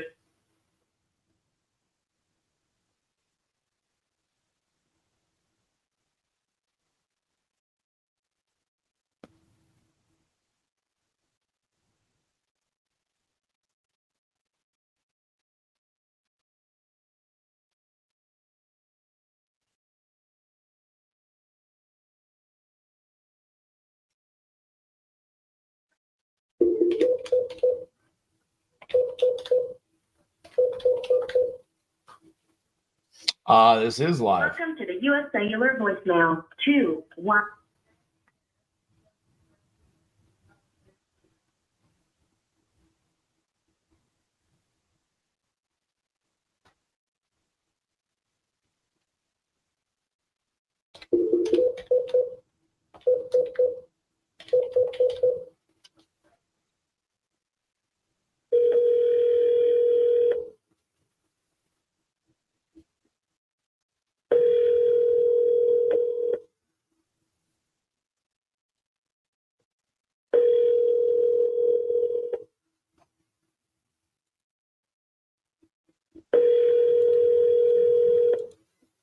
Your call has been forwarded to an op.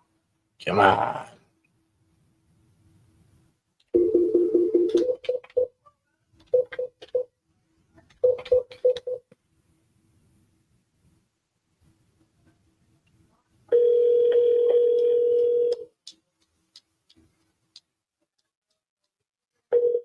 Devontae, the problem is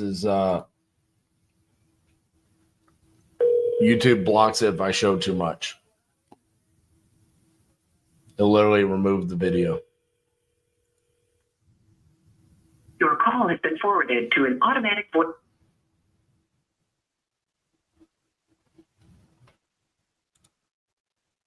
Let's refresh this.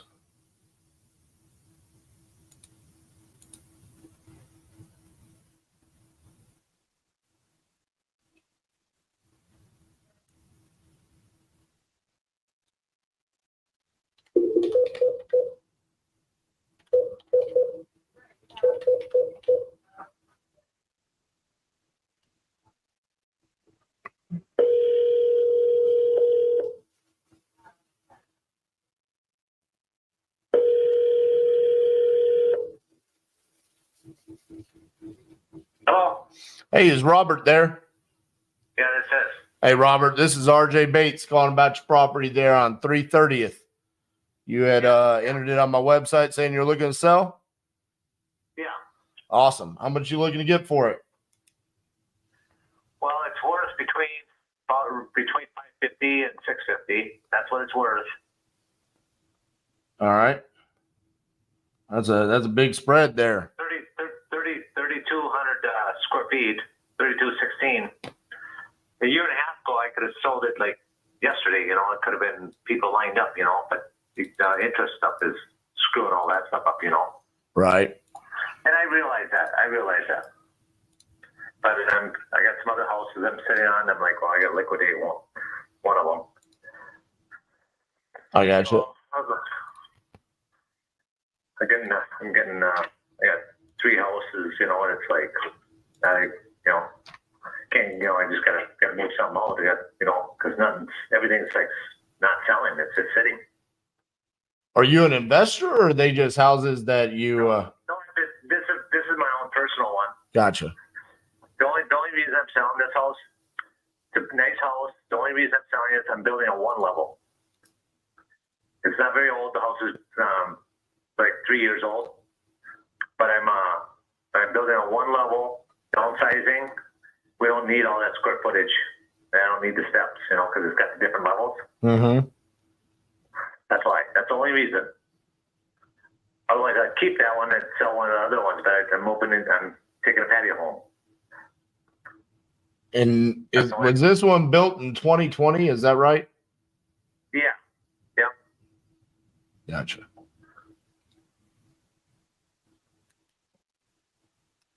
You said between 550 and 650?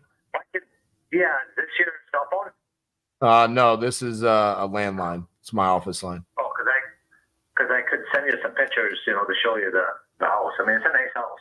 Yeah, let me you want me to give you my cell phone number real quick? Yeah, let me I get let me try this here. I'm not very good at text, so if we hang up, call back, but hang on a second.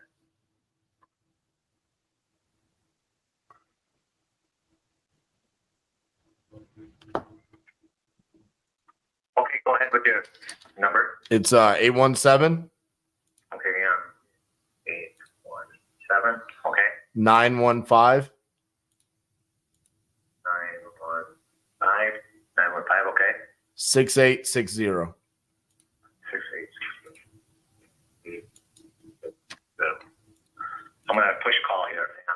Okay.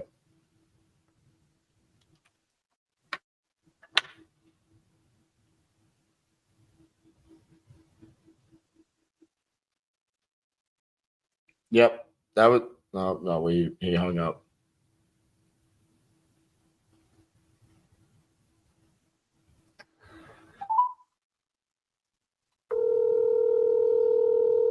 Hello. All right. Yeah, this is you got me now. Okay, so I'm gonna call my woman and have her send you over some pictures. Okay. It's gonna come from a 385 number. It'll be 385-225-4325. The pictures will be coming across on. Okay. Yeah, send those over to me. I'll take a look at it and see if this is something that we're interested in. Okay. Okay. Yep. And then call me back. All right. Thank you. Thanks. Bye. Bye. He wants way too much. This is he's got a big house on a lot of land. It's kind of in the middle of nowhere, Minnesota, too. David says, I have a divorce lead I'm trying to lock up, but the couple hates each other's guts, so there's not speaking terms. The wife wants to sell, but she doesn't want to do it if he's involved. Well, he has to be involved, unfortunately. So, I mean, I would just individually talk to them. Hey, my offer's 100,000. Hey, my offer's 100,000. You can sign. You can sign. They don't have to talk to each other, but they both are going to have to sell the property. All right, I think I have time to try to get one more person on the phone. I want an actual good lead, not what that was.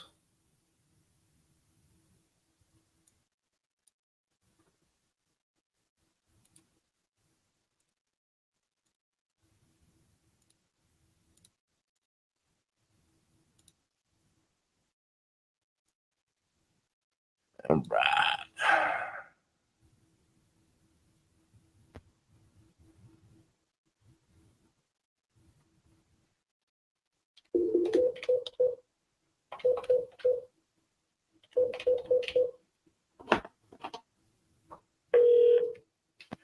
You've reached Judy, and I'm unable to come to the phone right now. No, it's not an ovation. Why would that be an ovation?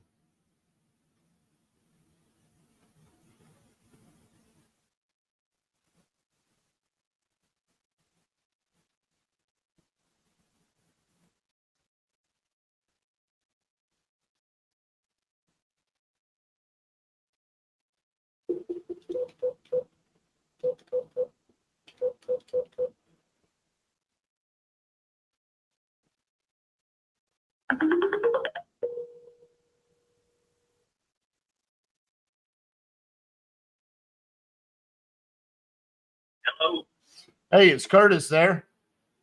this is him. Hey, Curtis, this is RJ Bates calling about your property there on Moon Lane. You had entered this on my website saying that you were looking to sell. Is that correct? Possibly Awesome. How much you looking to get for it?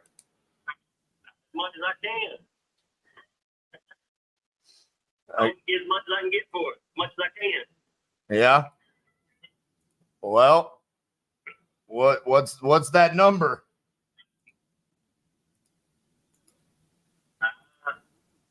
I don't know. I think I put 200 on there on this website a few days ago, but of course, I'll take less than that. So if somebody's serious about it. I mean, I'm pretty serious. I'm calling you. What you got going on there? It says you're going through a divorce. Yeah. All right. Either one of y'all still living in the property, or is it vacant? She lives there. Is she on board with selling? Maybe it depends on the day, what day it is. Sometimes sometimes she's not on board with shit. Yeah. I mean, the problem with that is like, I don't want to go into too much research here, if she's not 100% on board with wanting to sell. She's on the seat. We're on there together. So Right. So, I mean, I can't really do a whole lot unless, I'm not trying to get in the middle of that situation. You know what I'm saying? oh come on, man. Hey. I know what you're saying. Yeah. I ain't trying to come up with $200,000 to get in the middle of angry lady divorce time. He's fucking nuts too. How about I just keep your number here? Nobody else can call me, so Yeah. You be the guy. And I have to go to. I'm in Kansas City. I got to go to Louisville and then back to Memphis, and then I'm going to go there, and I will see her then. Okay. Toward the end of the week. Well, yeah, you got my phone number. If you guys decide to sell, give us a shout, okay? What's your name? RJ. RJ. All right, I got you, RJ. Appreciate you. Thank you. Bye-bye. All right, now let's compare that conversation to one of our scripts.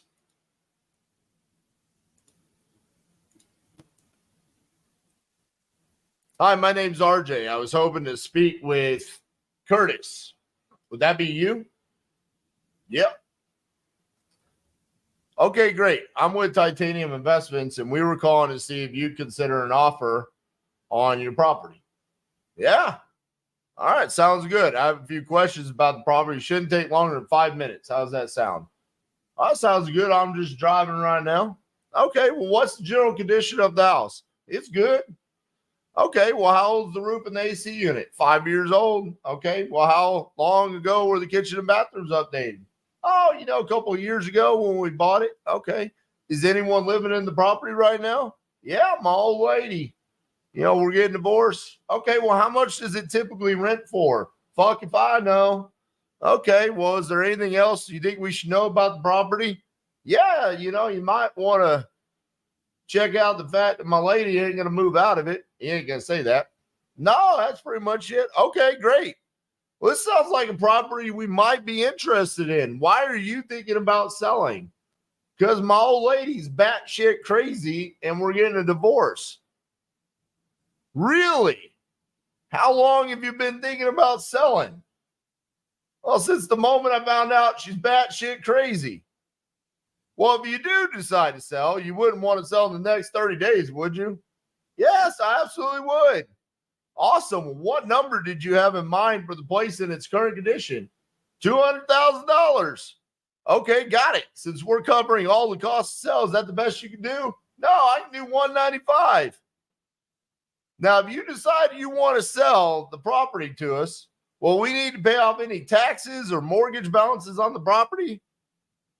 Yeah, you got to pay off my mortgage. Okay, well, you probably have no idea what the balance would be to pay off, right?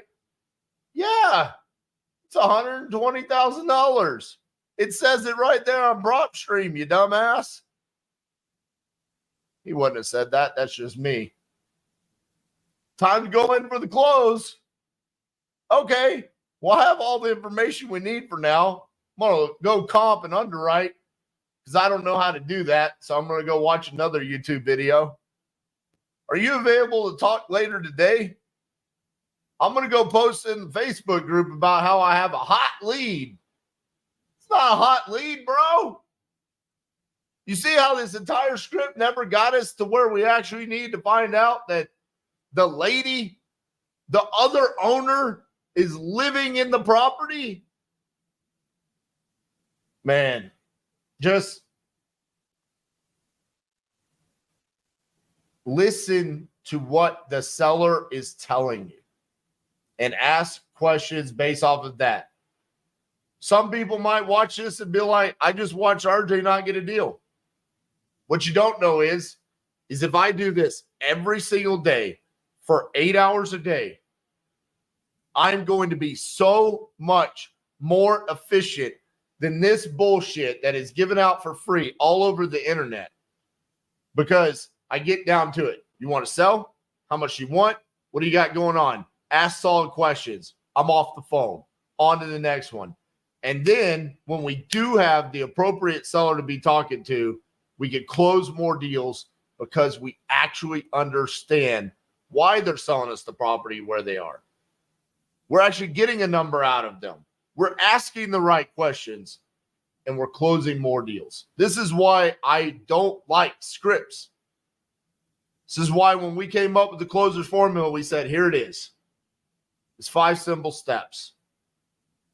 Yeah, it's going to involve some skills.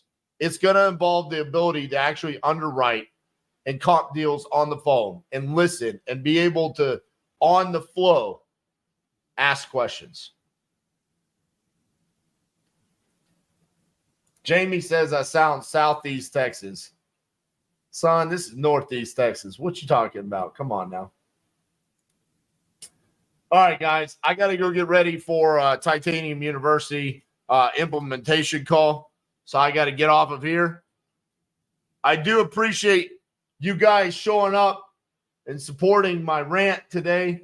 I hope you got a lot out of this, and I hope you can implement this into your seller calls. Listen, just don't ask irrelevant questions, okay? Make sure you guys like this video, okay? And if you know someone out there that needs help because they're asking the wrong questions, share the video with them. Be like, dude, here's the right way to be talking to sellers. Here's the questions we do need to be asking so we can close more deals. Because I want to talk to you guys about how to become relentless, how to be relentless and unstoppable inside of your virtual wholesaling business. Where did this come from? Where did this phrase relentless come from? Well, came from me failing. That's where it came from. I regularly talk about the time period of 2018, 2019, how I literally almost drowned our business, drove us into bankruptcy. I was a poor leader, and really what led me out of that period of time was a couple of different books that I read. One was Extreme Ownership. I realized that I was a poor leader and I needed to have better leadership. That's what I learned from Extreme Ownership, and I learned how to take extreme ownership inside of my business and inside of my life. The next one was from Jim Collins. It was Good to Great, and that's where I learned about the hedgehog concept. And I learned that our hedgehog concept, what we should be solely focused on, and that way we could say no to everything else, was nationwide virtual wholesaling. That was our core focus and where we were able to make the most amount of money. But what I lacked was that mindset to really push us over the edge and become relentless in the pursuit to be a great nationwide virtual wholesaler. And that's where the book from Tim Grover, Relentless, comes in. From Good to Great to Unstoppable. Today, I want to talk to you about what it means to be relentless. I just had the honor of speaking at Ryan Pineda's event, WealthCon. I got to share the stage with Tim Grover. What an incredible moment that was for me. I got to talk to him backstage for a couple of minutes and really share the impact that his book had on not only my life, but everyone here at Titanium Investments, and then everyone that has ever consumed any of my content 2020 on. Really has been based around having that relentless mindset and attitude towards business where nothing could stop us. And the reason why is because I identified myself as a cleaner, and knowing what that means and really doubling down on it and embracing it, that, hey, as a cleaner, at times I've got to say, give me the damn ball. I'm going to go win the game.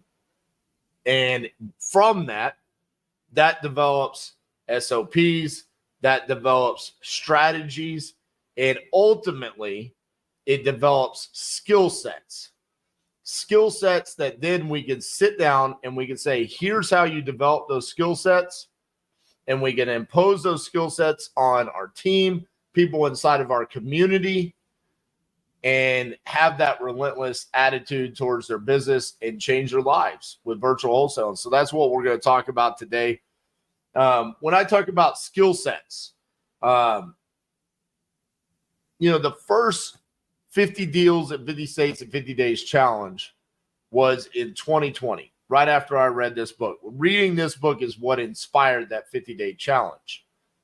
And I thought that the tactics that I learned, all right, hey, if I come in here and I pull this list from batch leads and I send this text message and I use this flow of text messages and I comp this way, this is what makes us unstoppable. I was incorrect at the time because what happened? That tactic got broken. Carriers came down. They changed the rules and the restrictions of what can and can't be sent on an SMS. And in that tactic got destroyed. What didn't get taken away from me was the skill sets that I learned during that 50-day challenge. How to talk to sellers, how to overcome objections, how to get price drops, how to really close a deal and virtually, sight unseen, set the expectation with the seller on how that process is going to look moving forward, and then inevitably dispo that deal, do the transaction coordination of that deal, and get paid for signing that contract.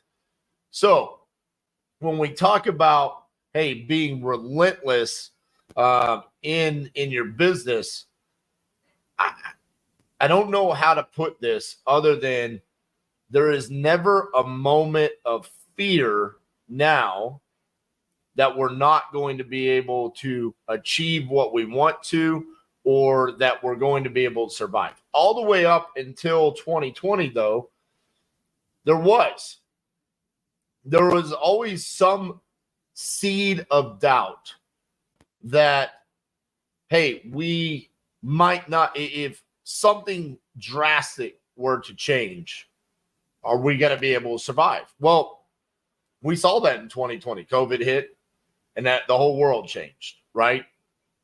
Couldn't do belly-to-belly appointments anymore. Again, another tactic that got yanked away from us, right?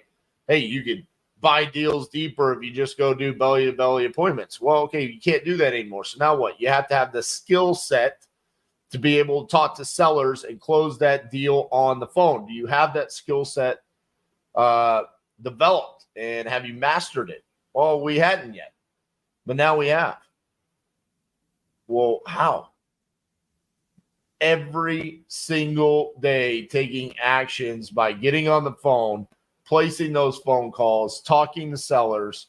And it's funny, if you go back, you watch that initial 50-day challenge, you would see me, I would talk to a seller, and maybe the call didn't go the way that I wanted to go. And a lot of those calls back in 2020 didn't go the way that we wanted them to go because they were cold outreaches, right? It was outbound marketing, cold text messages. And so a lot of times people would be like, you know, how did you get my information? Why would you think I want to sell that property? So then when I would explain it to them, the response wasn't always a positive one. And so then I would stop and I would take my pen and I would write notes and I would say, okay, maybe that response to that objection was not the right one. Maybe I could have handled that a little bit better. And so over the course of that initial 50-day challenge, the amount of things that we learned about overcoming those objections, comping deals, deciding what markets to buy deals in, right? We talk about being nationwide. Well, it doesn't necessarily mean that every lead comes in as a closable deal. You have to be able to have in buyers, right? Is there activity going on? Are you getting it at the right price? Understanding where your in buyers buy, right? Reverse engineering these deals to those numbers. There was a ton of skills that we learned during that 50-day challenge, and it completely changed our business all the way up until the tactic that we were using got broken in 2022. So what happened in 2022, right? SMS got taken away from us. Cassie and I took the opportunity to do a TV show on A&E, zombie house flipping, and we started buying more flips. And then the TV show got yanked away from us. You know, they said, hey, I wore something I shouldn't have worn. There was a tweet about me wearing a white supremacy logo, which it wasn't. It was just a gift that was given to me. It was a Viking hoodie. It had a symbol on it. It doesn't mean anything racist or anything of the sorts, but I was accused of it. And in today's cancel culture, that was enough for Disney to pull the plug on me on the show, and as well as everyone else in the crew. Early in 2023, man, it was hard for me to overcome that. It was hard for me to overcome the fact that I let so many people down. The business wasn't looking good because we had kind of stepped out of the wholesale business. A lot of people here at Titanium at the time were a little bit distraught about what had happened with the TV show. I mean, it's not a good thing when the leader gets accused of something like I got accused. I mean, the ripple effect of that throughout our business was heavy. I mean, there's people that had to look at me and go explain to their significant other that their boss had been fired for, essentially wearing a racist symbol. Even though it wasn't a racist symbol, that was the connotation behind it. Right. And so for a couple months, I mean, I really sat here in, I don't want to call it depression, but a level of, I was lost. I didn't know what to do. And I remember kind of thinking back to, all right, we're here again. Am I being relentless right now? I don't think so. I don't think the cleaner wasn't coming out in me, right? And I had to do something fairly radical to change the direction, the trajectory of Titanium Investments. And that's where we made the decision to do our second 50 deals at 50 states, 50 days challenge. But we knew that the tactics that we used in the first 50-day challenge, we couldn't do those anymore, right? And so we made the decision, all right, we're still going to cold call the data using virtual assistants. We know that we have speed to lead, inbound PPL leads. We added Lead Zolo as a lead source. And so we were pretty heavy on all-in PPL leads. And listen, this was kind of, again, an all-in moment for us. Was there fear that it was going to work? Absolutely not. I knew it was going to work, and it felt so good to be able to sit down in my seat of power and know, here we go, baby. It's the fourth quarter again. Yeah, we didn't play good.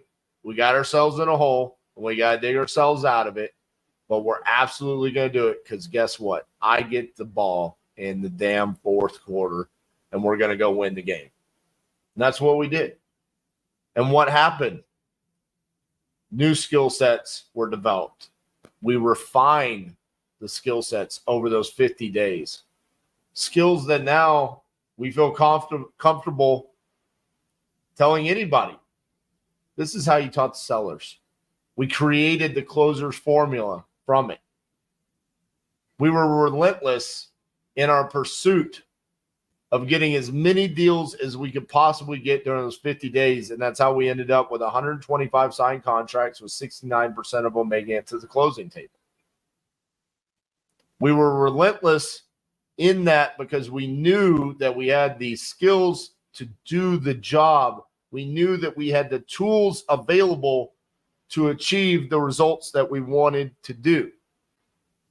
And from that, we were able to make massive shifts in our business and now say, this is the direction that Titanium is heading moving forward. And because of that, it was very easy to identify, hold on. In 2020, when we did the initial 50-day challenge, we thought it was the tactic. We thought it was the texting and the list pulling and using batch leads that made us unstoppable.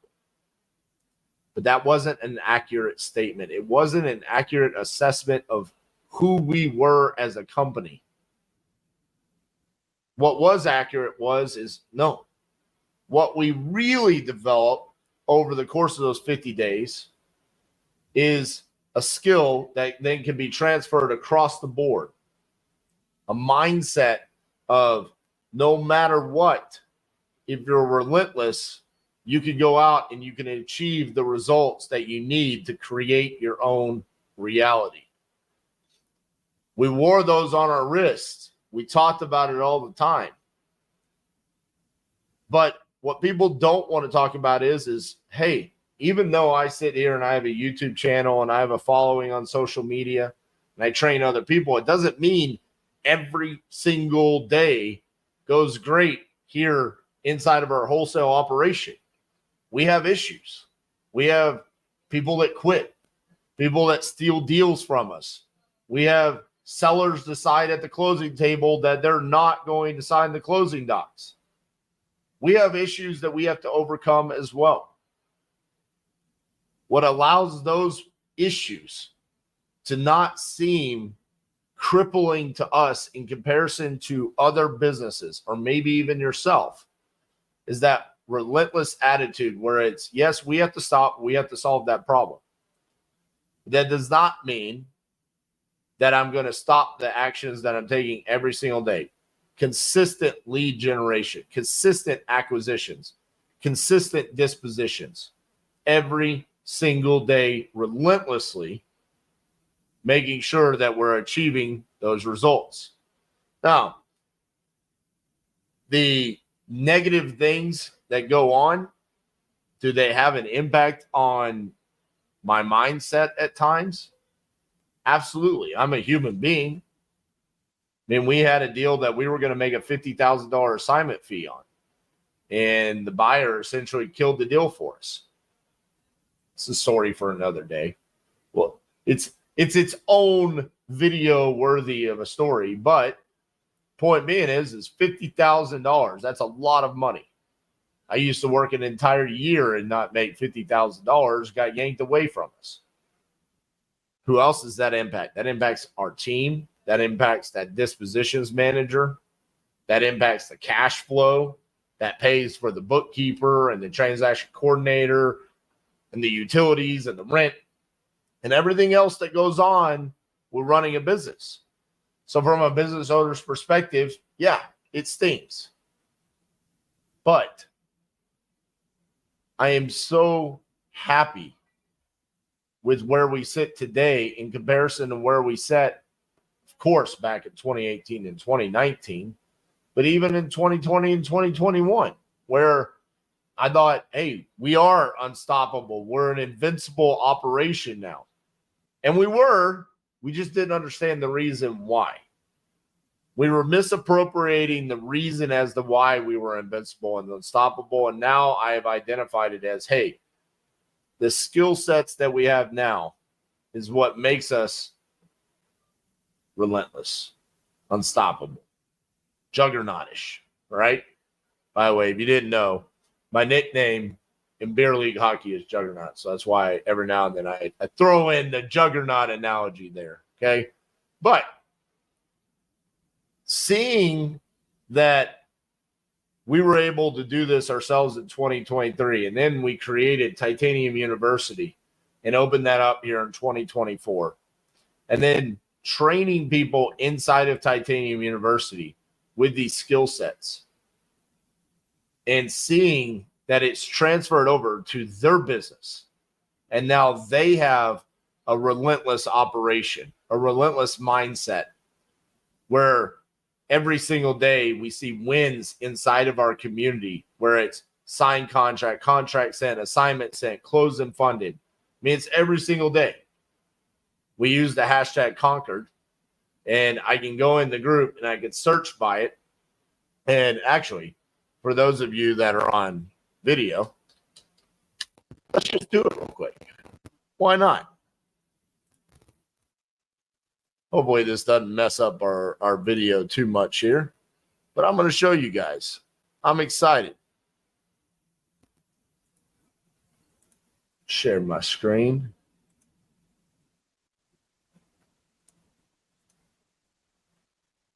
Two hours ago, Conquered, contract sent, assignment out. 2, sent and signed, contracts, contract signed, contract sent, contract signed and is signing it to a friend as a flip. Another contract sent out. Conquered, assignment sent, contract signed. Boom. Contract signed, contract assigned, right? 8,500 assignment signed. Boom. Contract sent. I mean, these are just, they're everywhere in the community. We just keep going. These are all the wins that we see going on inside of Titanium University right now. It just keeps going.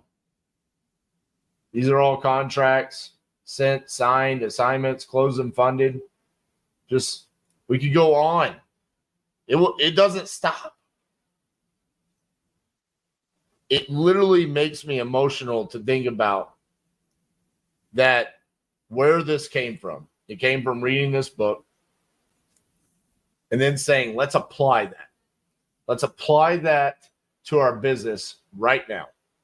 And so because we did, we were able to dig ourselves out of a hole, and we were able to achieve the reality that we were desiring.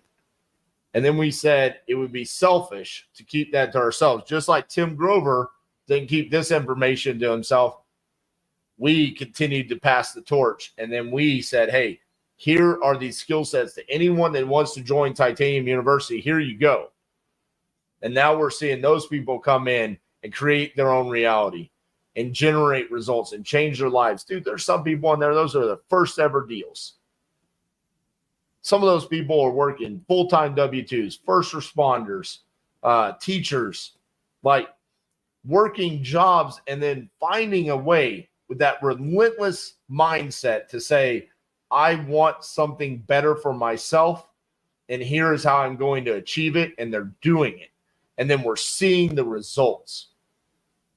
And we've only had 2 classes so far. Now we're opening up for the 3rd. So we had the first class. We had second Genesis. This is the Trinity. The Trinity is the 3rd class. It's now open. If you are interested in joining that, click the link down below, titaniumu.com/the Trinity. Okay.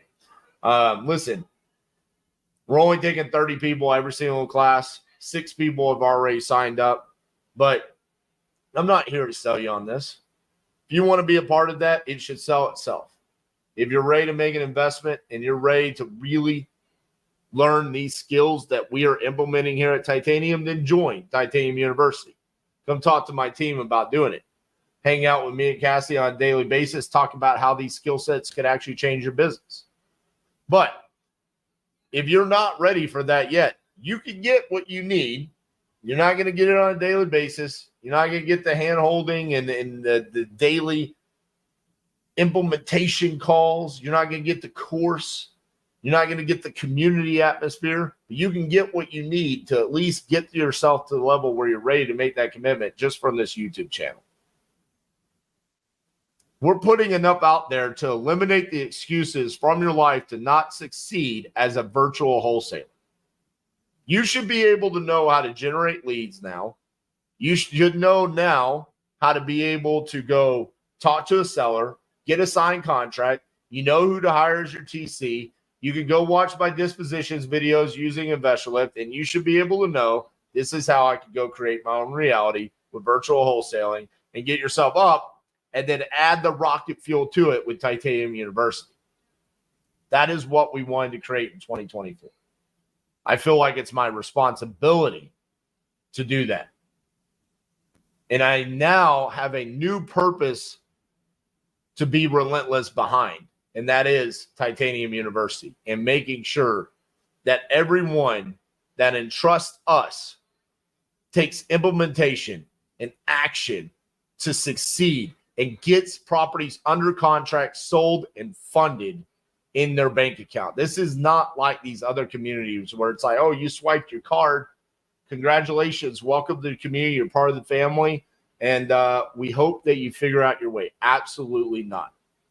Every single person that has joined Titanium University, we have given leads to for free. We just said, here's leads. Go close them. Get on the phone with sellers right now. Close deals. Let's make money. That's what this is about.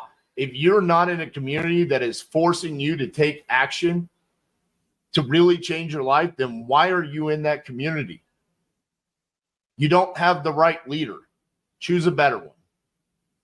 Choose one that can sit there and you know for a fact you have seen that person take action. You've seen them on the phones. You've seen them comp deals. You've seen them fail and succeed. If you never see someone fail, you should start thinking twice about what's really happening. Now, I'm not saying massive failure, but at least Every now and then, something ain't going to go right.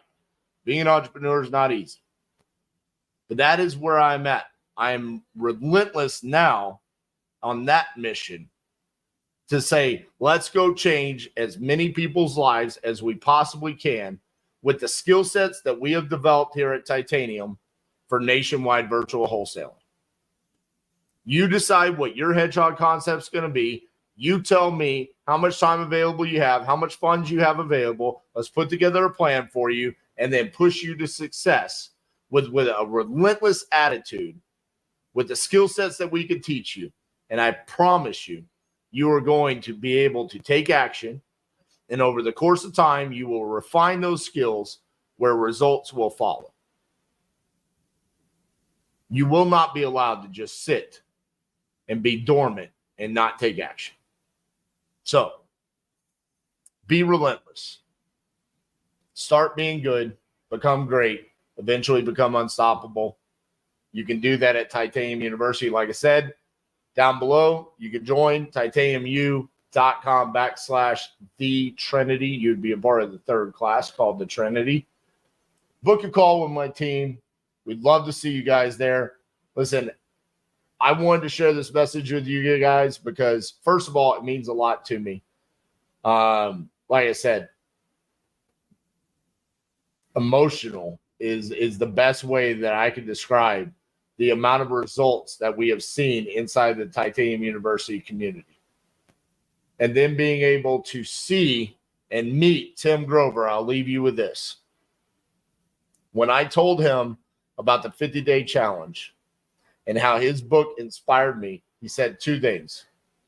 One, it showed you how much more you have inside of yourself and what you can accomplish.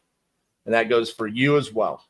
You have so much more inside of you that you can accomplish that you don't even know. And two, he said, if you didn't do it, someone else would. Don't let someone else achieve your dream.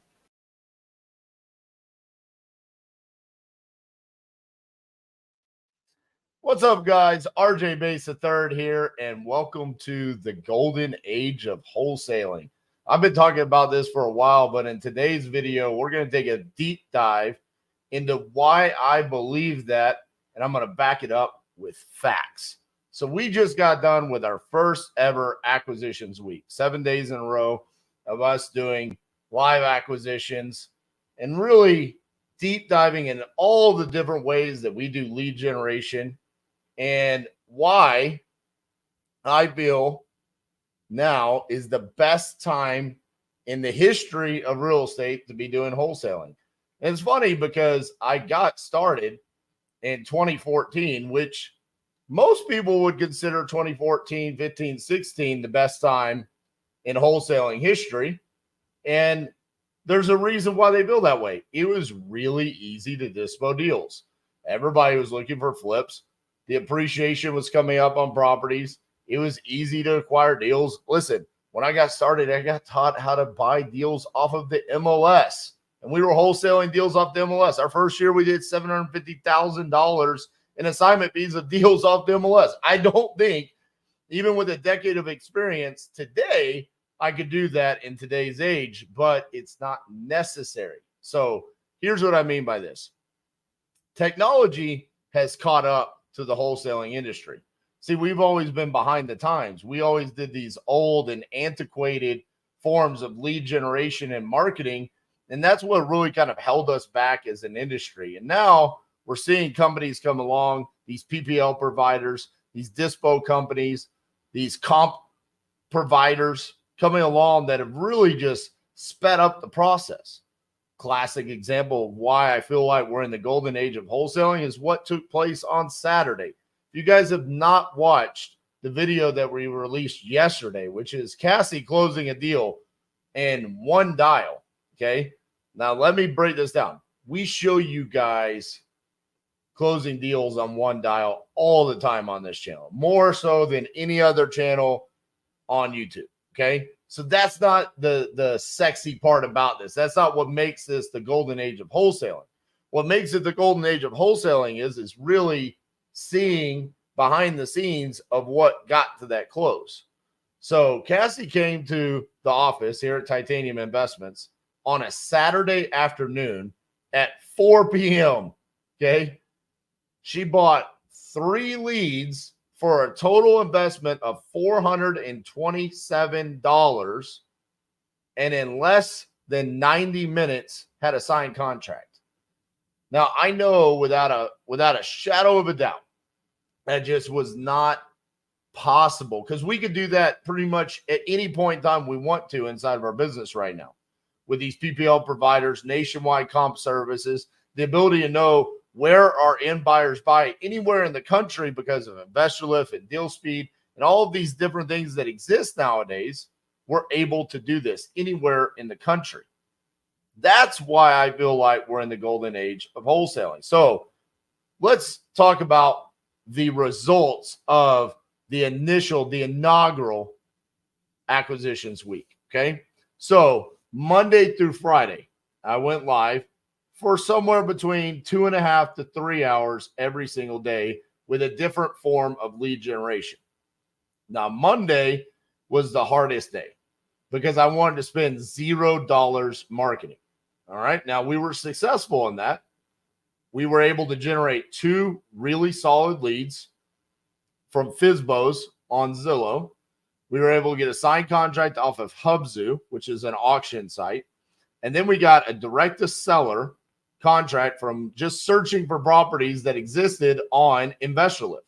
Now, I was thinking going on to InvestorLift that I was going to find a wholesaler and then JV the deal, but I actually found a property that was listed for sale on InvestorLift that they owned, and they were just looking to sell it because they were an overwhelmed flipper. Now, this is a great avatar for us. It's an investor. The numbers already exist, so it's a very simple conversation for me to have. What's the after repair value? What's the repairs? Why are you selling it where you're selling it? Okay, cool. This is a great deal. Let's go ahead and lock it up. So that was on day one using $0 in marketing. Okay. Now, I will say, back in the day, 2014, 15, 16, all of those things existed. FSBOs existed. Hubzu existed. InvestorLift did not. That one would not have been able to do, but still the other ones did exist. All right. Now, everything after that did not exist. Okay. So property leads, a PPL provider, pay per lead. So they're running their own Google pay-per-click, Facebook ads, YouTube ads, and then they've got a spider web of SEO sites all across the country that generate a ton of leads. And then they sell those leads just individually to people like us, right? So I got 30 leads there, and I was able to get really 2 great connections, right? One was a novation offer, and another one was a sub 2 offer. Now, later on in the week, the novation offer did say, hey, we don't want to sell. I didn't embrace no well enough on that conversation. That was probably the conversation. It was a really good one. It was great for content purposes to hear me break down the novation offer. But if I was grading myself, I should have embraced no, because the first question that we always ask sellers is, are you still looking to sell that property? And she said, maybe. We're thinking about it. We haven't decided yet. And that's what ended up being the detrimental part about that lead. I spent like 45 minutes on the phone with her, another 30 minutes on Friday, all of it to find out she doesn't want to sell the property. I should have embraced no during that conversation. The sub 2 offer, really good one. Still not locked down. So it's an offer. Okay. And then Wednesday, going live with Speed to Lead, Closer's Cage match versus the legendary Jerry Norton. I mean, that was awesome. And here's another thing that just really kind of proves where we are as an industry. Jerry had never worked with Speed to Lead before. He was able to come in, navigate the system, figure out how to use it, figure out very quickly without a whole lot of like training or explanation from me. He was able to decide which leads he started wanting to buy, right? He was looking at the seller's motivation, the occupancy of it, the repairs that were needed, really leveraging the platform that Speed to Lead has in the marketplace. And because of that, he was able to lock down a contract and also have an excellent conversation about a potential sub 2 on a pre-foreclosure. Now, I was able to get a just amazing commercial deal with a vacant lot next door, as well as I got a quadplex in Michigan. So again, just a banger of a day. And on that one, I believe we spent $2,000 is what I ended up spending on leads. On the first day, our second day with property leads, I spent $1,650. On the third day, I went live with Aaron Bevins. And now the lead generation service that Aaron Bevins is providing, what makes it unique is because it's essentially just skip trace data that's being cold called by a virtual assistant.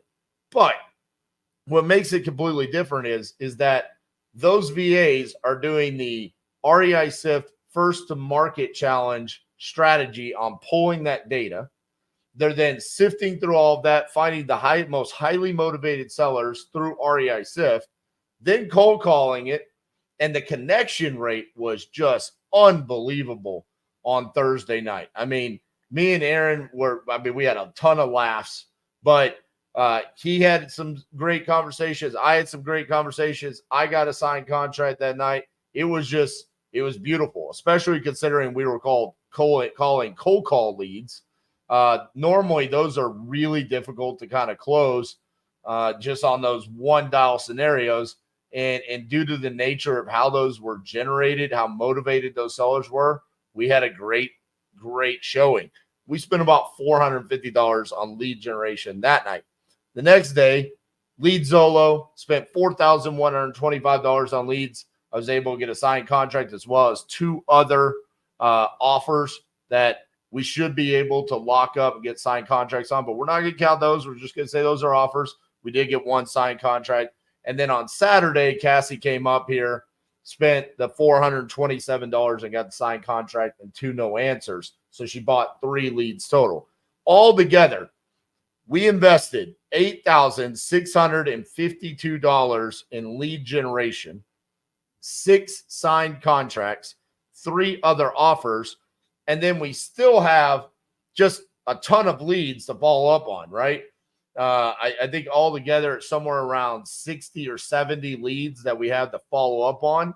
But with the 6 signed contracts, let's say we don't get any other signed, okay, 6 signed contracts, say we close 4 of those and 2 fall out, we should make somewhere in the range of $60,000 with an $8,652 investment. I'll do that every single week. I will do that, and I will be happy. I mean, dude, if we're able to make $60,000 a week with 1 person doing acquisitions on the first dial, I mean, we're making $250,000 a month on the first dial. This is no follow-up. This is why I feel like we're in the golden age of wholesaling. It's never been like this before. We've never been able to just sit down, swipe your card, have 3 leads, and then close 1. There was always this cumbersome slowness to wholesaling where it was like, okay, we have to get data, and then we have to put it in, we have to scrub it and stack it, and then we have to cold call it and generate the lead and all this. Nowadays, it's just like, boom, there's the lead. Let's call it. Let's go through the closers formula. Let's comp and underwrite this thing. Let's get it under contract right now. The other thing that stands out about this, and we're going to be going more into this topic over the coming weeks, is the comping and underwriting side of virtual wholesale, where we are in 2024. I mean, listen, I don't think companies like PropStream and Privy and Batch Leads get enough credit for what they have brought to the marketplace in regards to MLS comps across the United States, getting us as much data as possible so we are able to make the correct decisions when we're on the phone with a seller and really determining, like, hey, are we the best solution? Where is the after repair value? Where are other buyers buying these deals? Now we're able to do that, and it's so easy in compare. Dude, you guys have to understand, back in 2014, before we could even generate leads, we had to go create a relationship with a realtor in that area and then have them comp the deal for us or we were just strictly comping off of things like Zillow and Redfin and Realtor.com, which can be cumbersome, not accurate. Sometimes in certain places, just the numbers aren't correct. I mean, it's just so much easier because you're also finding about the mortgage history, the ownership details, even down to the property description, right? Knowing that when you're writing up the contract, where it's like in the past, it's like you would have to go to places like the county records to figure out that property description to be able to write up the contract and send it off for signatures. It's just the efficiency in 2024 is just so superior than it's ever been. And then the other part of why I feel like we're in the golden age of wholesaling is because, listen, some bad stuff has happened over the past couple of years. The end of 2022 and the beginning of 2023, when those interest rates went through the roof and all the cash buyers stopped buying, there was a ton of wholesalers that just straight up exited the industry, right? And there became this just wide open gap inside of the industry where it was like, listen, we could come in and really start attacking certain markets that have been left just open. There's this void. There's just an extreme lack of wholesalers in certain parts of the United States. And yeah, it's starting to fill back up with the new people that are coming into the industry. But that was the first time in the decade that I've been in this industry that I saw like a mass exodus of people from the industry, because it was really the first time there was something like really bad that had happened, like a correction of sorts. And so I'm seeing that, and I'm getting the sense that we're going to see the same things in certain locations where when these regulations come down, we're seeing in certain places where it's becoming extremely difficult, South Carolina, Nebraska, Oregon, where these rules and these regulations are coming down. You're going to see people start exiting certain markets and saying, I don't want any leads in South Carolina. I don't want any leads in Oregon. I don't want any leads in Nebraska because it's difficult. There's a barrier of entry there. And what does that do? It eliminates the competition. And when it eliminates that competition, there's an opportunity that exists. Again, another thing that leads me to believe this is the best time to be wholesaling ever, because anything that can eliminate competition for us, I don't think it's good for the marketplace. I don't think it's good for the wholesaler or for the homeowners, but I do think it's going to be great for us wholesalers that look at it and say, that's not going to stop me. You think I care about 9 people sitting around a table in South Carolina saying, oh, this is how we're going to stop wholesaling? We'll find some other way. If I have to get transactional funding, if I have to find a way to take these properties down and relist them for more money, that's fine. You know why? Because I'm going to have no competition. Other people will not be willing to do that. I am willing to do what is ever necessary to create the reality that I want for myself and for my business. So I will find the solution. We will go after it. I hope if you're watching this, you feel the same way about whatever you need to do for your business to create that reality that you desire. And just there's a lot of negativity going on right now inside of our industry. And what I want to do is I want to spread the news that I feel that there is no reason for us to be negative about what's going on right now. There's only reason for optimism and positivity and embrace the fact that this is the golden age of wholesale. If someone's telling you otherwise, then I guess my question to them is why are you even still in this industry? If you think wholesaling is going to die and we have to take every property down, then why are you teaching wholesaling? Why are you even still doing wholesaling? I don't think that's the case at all.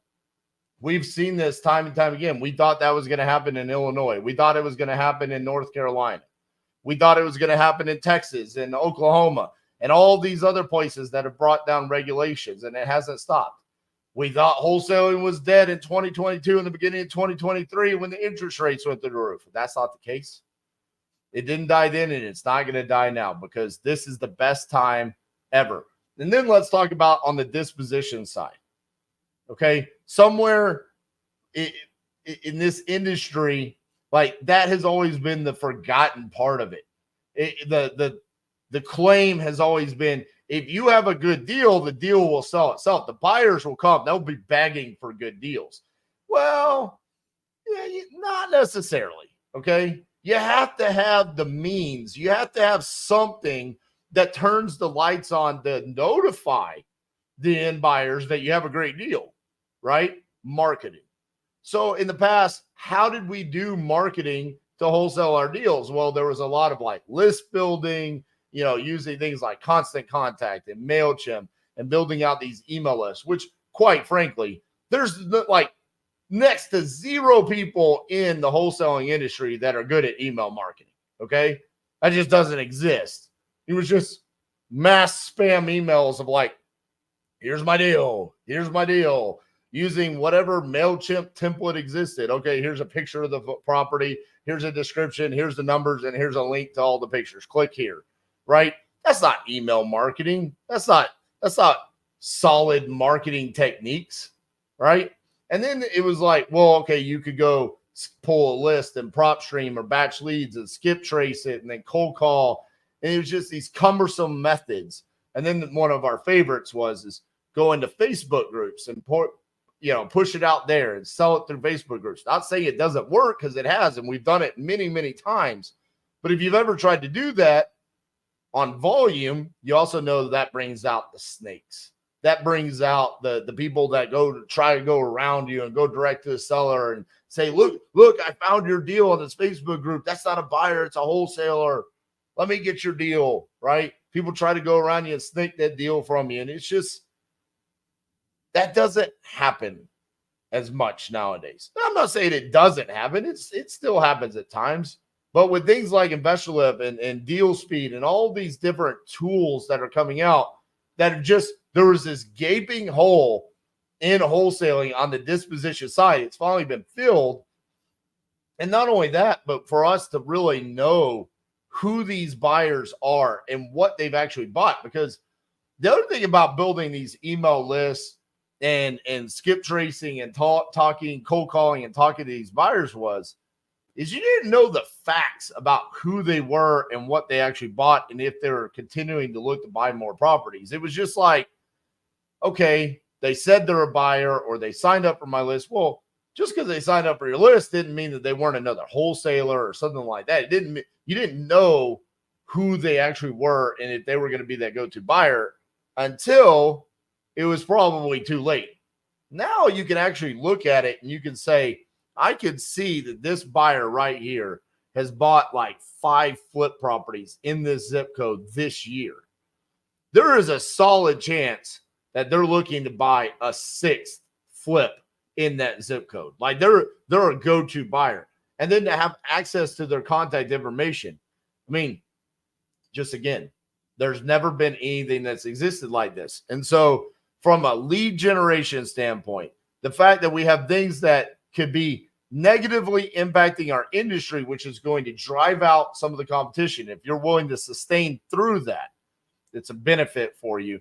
And then last, the technology on the disposition side.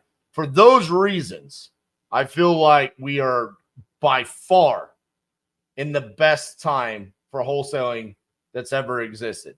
And I feel like we continue to prove that with our results, just what we were able to do in acquisitions week. Like I said, if we added the 6 signed contracts we got in 6 days, if we were only able to move 4 of those, which gives us, what is that? A 66% contract to close ratio, pretty close to industry standard, $15,000 average assignment fee. That's our average assignment fee, $60,000 on an $8,652 investment. It's amazing results. It's $250,000 a month with one person doing acquisitions for 2.5 to 3 hours a day. It's never been better. So I'm curious to know, what do you guys think? You guys follow me. You see these results. What are you feeling about what's happening in the wholesaling? Do you feel like this is the golden age of wholesaling? Have you not been in the industry long enough to know? I'd love to hear that as well. But personally, for me, I feel like this is the golden age of wholesaling for those reasons and the results that we continue to back that up with. I don't see anybody else doing what we're doing live for you guys to see. That's why we continue to push it and say, we're showing you exactly what we're doing. We're showing you the tools. We're showing you the lead generation. We're showing you how we talk to these sellers. We're even showing you how we dispo these deals. There's never been a better time.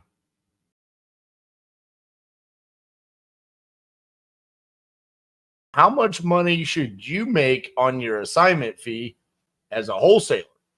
Now, this comes from two different places. One, I've seen this question asked inside of our free Facebook group, The Vault, probably 5 to 7 times over the past couple of weeks, where it's like, hey, I just don't know how to calculate how much I should be making as the wholesaler.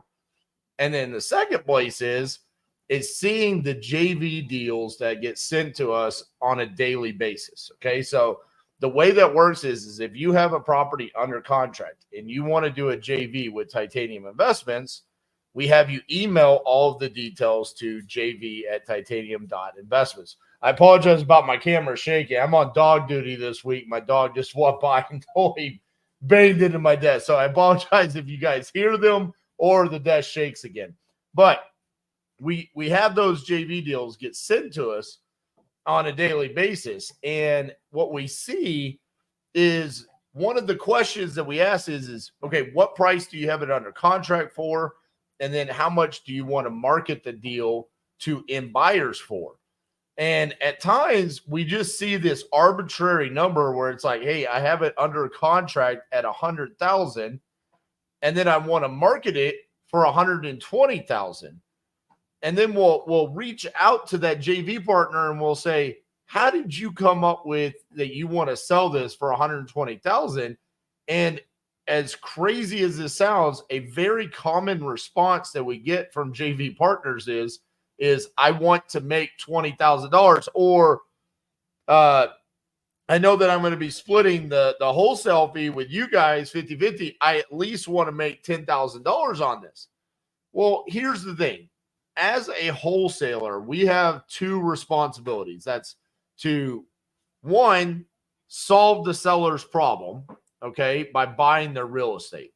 And then two, providing equity and cash flow to our end buyers. If we aren't doing one of those things, then we're not doing our job as the wholesaler. And in return, you don't get paid if you're not doing your job.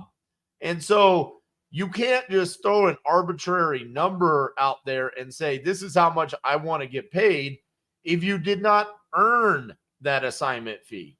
If you did not buy the property at a steep enough discount to get a $10,000, $20,000, $30,000 assignment fee, then you're not going to get it. It doesn't work for your end buyer.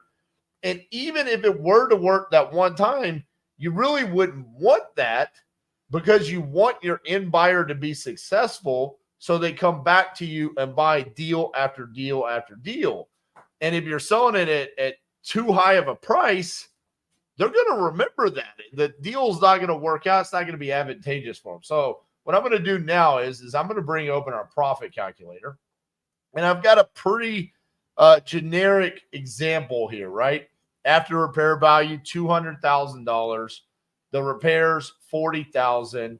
Contract price to seller, $85,000, and then the wholesale fee is $15,000. So we're selling it to our end buyer for $100,000, leaving our end buyer with a potential profit of $36,000. So it goes ahead and it calculates the closing costs, the holding costs, all of the expenses, and it says, hey, they're going to do $40,000 worth of rehab to then potentially make $36,000 worth of profit. This is a deal that the majority of end buyers would do, right? We like to keep that repairs and potential profit kind of similar to each. It doesn't have to be one for one, but pretty close, because that's where end buyers are going to say, hey, it makes sense. All right. Now, let's change this scenario and say we're on the phone with the seller, and the seller says my asking price is $100,000. And so what you see is $100,000, and the ARV is 200. this is what the majority of the time what we see here is we see people say, well, we might be able to get the rehab done for 30.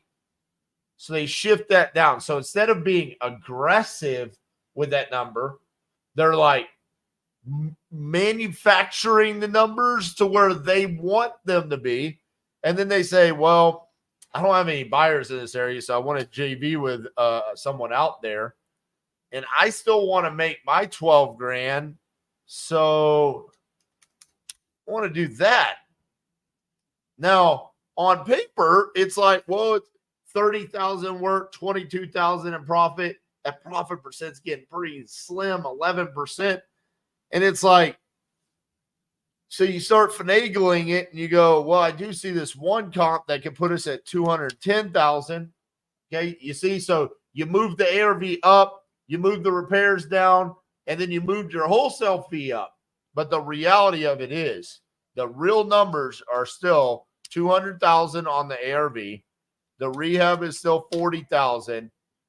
So you're doing $40,000 worth of work. And if that's a blue sky scenario, everything has to go right for your end buyer to make 12,000. This is where we decline JV deals and we say, we don't see those numbers working out. We don't agree with your after repair value. We don't agree with your repairs. And we don't think that that's a deal that should be making $24,000. Now, if you want to get more realistic about it and maybe go back to the seller and get this at a price that you probably should be getting it at, now this is a deal that we would potentially work on.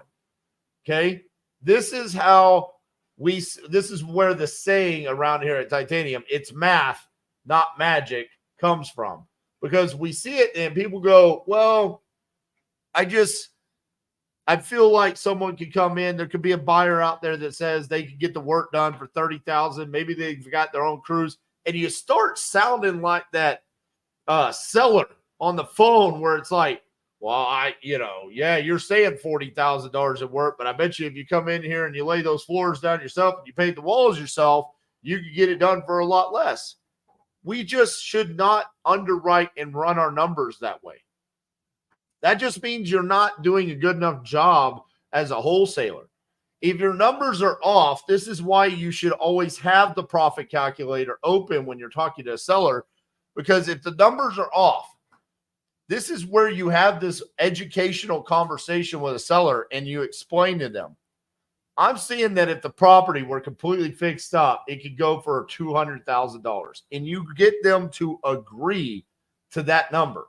You get them to verbally say, yeah, I agree. If the property was fixed up, it would go for $200,000. Okay. And then based off of the condition that you've expressed to me and you've told to me today, I'm feeling like it's going to take around $40,000 worth of work. And then they're going to rebuttal back and they're probably going to say something like I just said. Well, I don't know. I think you could probably get it done for like 25, 20, something like that. And then you say, listen, I'm a professional. I've been doing this for a while. I mean, just use like an example of just the cost of flooring material and then multiply that by the square footage of the house. You start seeing how thousands of dollars starts evaporating into thin air. And you explain to them, like, we've got to do a lot of work that you said here. This is how I'm coming up with the $40,000 rehab number. Based off of that, if I were to come in and I were to pay you this number, $90,000, this is what I'm staring at, because I've got holding costs, I've got closing costs, and you start educating them. If you get that seller to agree to the after repair value and the rehab number, they cannot argue with the closing costs. They cannot argue with the closing costs, and they will not argue with you on the amount of profit that you're making, as long as it's a reasonable number where you can literally say, I stand to make, if everything goes great, 18% profit on this deal.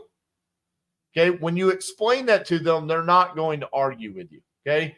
This is why we believe when you have the profit calculator and you're struggling to underwrite a deal and you're trying to figure out, like, how much money can I make in this scenario? You should be playing around inside the profit calculator to first and foremost make it a win for your end buyer. Okay. Then start having the conversation to make it a win for the motivated seller.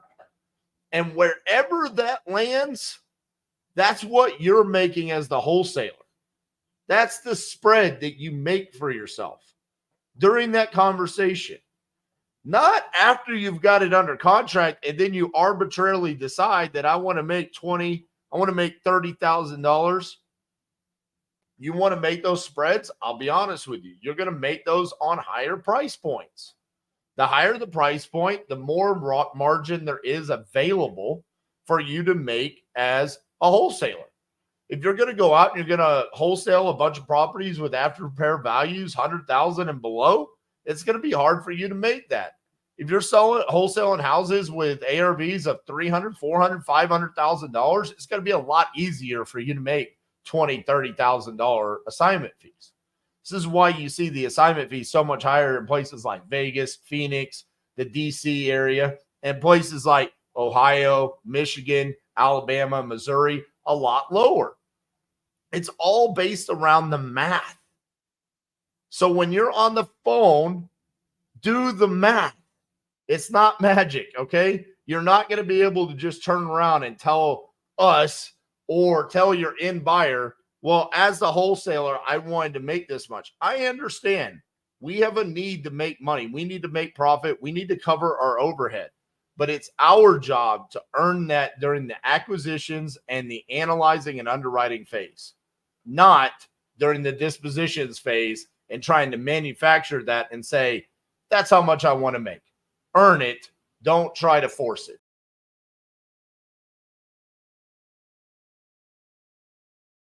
Wholesalers, we have a problem. And to be honest with you, it's self-induced. It's well-earned. And I've broken it down into 3 different categories. And I'm going to give a solution to those categories. And hopefully this could be the beginning stages of us resolving this problem that we have. But let's start off with number 1. And again, like I said, these are self-induced problems that we have, okay? But number 1 is our perception to the industry as a whole. I mean, it's not good. I mean, when you talk to realtors, flippers, landlords, title companies, everyone else outside of wholesalers, the perception of wholesalers is not good. And to be honest with you, a lot of it has to do with the tactics that we have chosen to use inside of our business that, quite frankly, we don't need to be doing. It doesn't lead to more success. So what do I mean by this? Well, it's all the scammy stuff that takes place in our industry, like the fake finance departments, the fake underwriters, filing memos on every single property, lying to sellers and gouging sellers when it's unnecessary. All of these things are not necessary for a wholesaler to succeed. Yet it's regularly taught inside of our industry that that's what we're supposed to be doing. So this is a call out, 1, to our leaders. Like, hey, if we want this to be a sustainable industry, let's resolve this. Let's not teach this as like the way that we need to be doing business.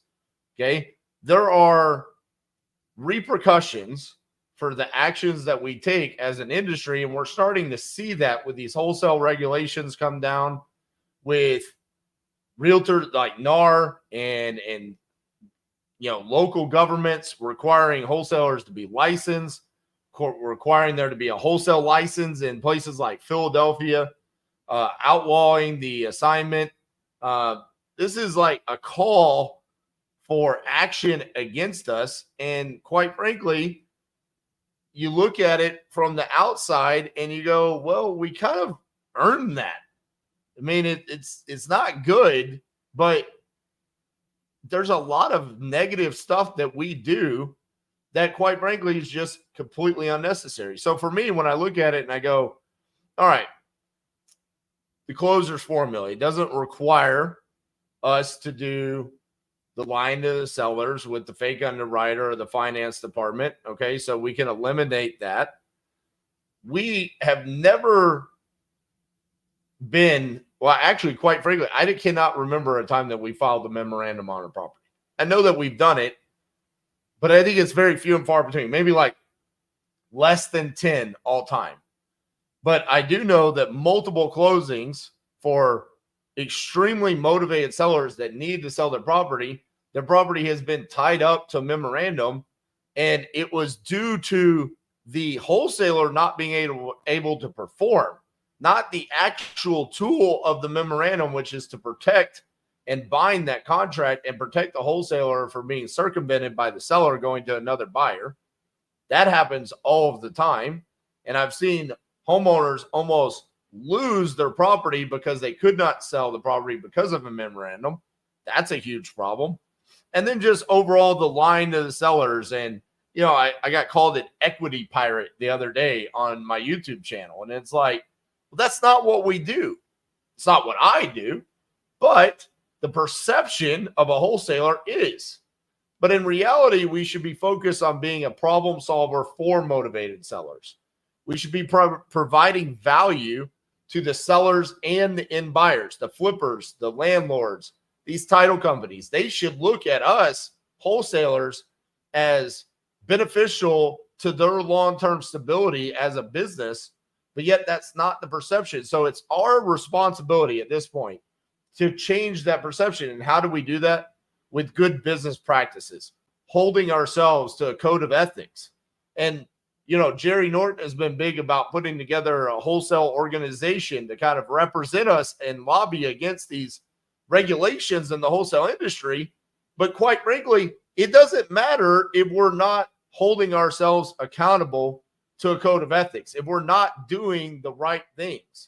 If we continue to lie to sellers, if we continue to just file memorandums on every property that we get under contract so we can get paid later on, if we're lying to the sellers saying that we have a finance department when you're a solopreneur, we're just not ever holding ourselves to a higher standard, and the perception will never change. So that's number one. Number two is the lack of a work ethic on gaining skills. Okay, so what I mean by this is you see regularly that people want this secret sauce on how to comp and underwrite. Like I want an easy formula where it's like, hey, just take the Zillow, the Redfin, and the Realtor.com estimated value and just lock that up at 50% of those numbers. And then that's where the deal should be. Well, that's not a skill, okay? You're not becoming a real estate expert, lacking the skill of how to have a conversation with a seller and really identify whether or not we are their best solution. Again, this goes back to number one, our perception. We're getting called by things like equity pirates, and we're not taking care of our sellers. Well, how do you take care of them? You gain skill sets. You get better at what you're doing. You get better at identifying which sellers have the motivation to sell the property at the price that we need for it to be a deal for our end buyer. We get better at running the numbers and comping and underwriting and truly being able to identify this is a deal where an end buyer buys, so we're not wasting the seller's time. So we're not having this, high turnover and contract to close termination rate, right? We don't want to do that. That's not good for the sellers. It's not good for our teams. It's not good for the title companies. All of this costs money, time, energy, resources. Like, it's just horrible when we lock deals up incorrectly. So gain the skill set. Well, this industry, to me, lacks in this area because the information exists all across the internet. Now, some of it's behind a paywall and you have to pay for it, and a lot of it is for free. Quite frankly, we give a ton of that information out where you can start developing those skill sets for free. And every single one of my videos down in the description, we have a free download. It's called the Titanium Toolkit that you can download for free. And it's over 100 pages of information to help you know what systems that we're using, what markets we do deals in, what title companies we're using, how to talk to sellers, how to generate these leads, how to comp and underwrite, and how to dispo deals. That's for free. And that's just a PDF. Now, each one of those also comes with a video where we explain that, break it down. And then we have live videos where we actually show you in practice how we're using those, because it's a skill set that we've developed over time. So you're not going to get that skill set just from reading a PDF. You're not even going to get that skill set just from watching a video. You have to take practice on it, take action, and get better, just like anything else. When I started my health and fitness journey back in February, some of the moves that I was doing back then were a struggle, and they're easy today. Why? Because I've continuously put in those reps. So now here we are 6 months later. It's a lot easier for me to do it. It's the same for wholesalers. But a lot of newer wholesalers are lacking that work ethic, and they're not putting in those reps. They're not even putting in the reps to gain the free information that's available. I mean, how many of you right now are lacking a skill set that I just discussed, whether it's lead generation, talking to sellers, company and underwriting, dispo, and you've never even downloaded some of the free resources that I give you? If you haven't downloaded the Titanium Toolkit, do it now, because it's going to help you develop that skill set. And then the other thing is with as much free information that exists nowadays on you to be able to develop these skill sets, there's a ton of programs out there where you can pay to get your hand held and taught how to do it. Like we have at Titanium University, where we have daily calls, where if you ever have a question about anything that's going on inside of your business, we will help you along the way. A ton of people don't want to invest in themselves. They don't want to invest in themselves to get good at being a wholesaler. That, to me, is a massive problem, and it feeds into why the perception of wholesalers is poor, because they're saying, dude, you don't have any skills. You just came into a low barrier to entry industry, started taking action, didn't try to get good at this. You're not trying to get better. You're just hoping that some shit sticks on the wall and you get paid for it. So in order for us to change that perception, not only do we need to do the right thing, but we need to get a better work ethic on gaining skill sets. Okay, so that's number two. Okay, so number one is our perception. We need to change that perception. Number two is we need a better work ethic on gaining skills. And number three, of all the industries that I've ever been in, this industry, wholesaling real estate, has such a high acceptance, our willingness to accept loss. Like, for whatever reason, wholesalers are completely okay with taking an L and just being like, it's just part of what we do. Like, it's okay that I have a 40% contract to close ratio. No, it's not. Every single time you terminate a deal, you need to look at that and say, what did I learn from this loss? How do we not repeat that again and again inside of our business? Because there's so many people that are negatively impacted by your loss. It's not only you, but it's also the title company, the seller, the person that we're supposed to be helping along the way. The seller is probably impacted the most negatively. And again, this goes back to with better skills, you'll have fewer and further between the losses. And then what happens when we have less losses and we gain those skills? The perception of wholesalers would change. So all three of these kind of blend together, where we need to understand, like, the perception of wholesalers is really not good. And quite frankly, we earn that poor perception every single day. This is why it is our problem, and it's our problem to solve right now, because we're under attack. People are attacking our industry and saying they provide no value. You should take offense to that. You should take offense to the fact that people will say what you do for a career provides no value. And quite frankly, you need to look at it and say, am I doing things the right way? Am I lying to people, or am I telling them the truth? When I get on the phone, am I only trying to lock up deals that are actual deals, or am I trying to manufacture deals? Have I lacked the work ethic to actually gain a skill set on lead generation, talking to sellers, competent underwriting, dispositions? Or am I just hoping that I throw some shit against the wall and it sticks? And are you really accepting repeated losses in your business and saying, I don't care that I just terminated that seller's deal. I don't care that I locked up a pre-foreclosure and then terminated 2 weeks later and put them in even a worse position? Because if so, You're feeding the poor perception that we have as an industry. And shame on you for doing that. We have to get better. Now is the time, more than any other time in the past decade that I've seen, that we have to get together and say, enough is enough. Let's change the perception of who we are and show that we provide value inside of the marketplace. Because otherwise, it's just going to continue to get worse. It's going to continue to come down on us, and people are going to continue to say that wholesalers are bad for the market, they're bad for sellers, and they're bad for real estate in general.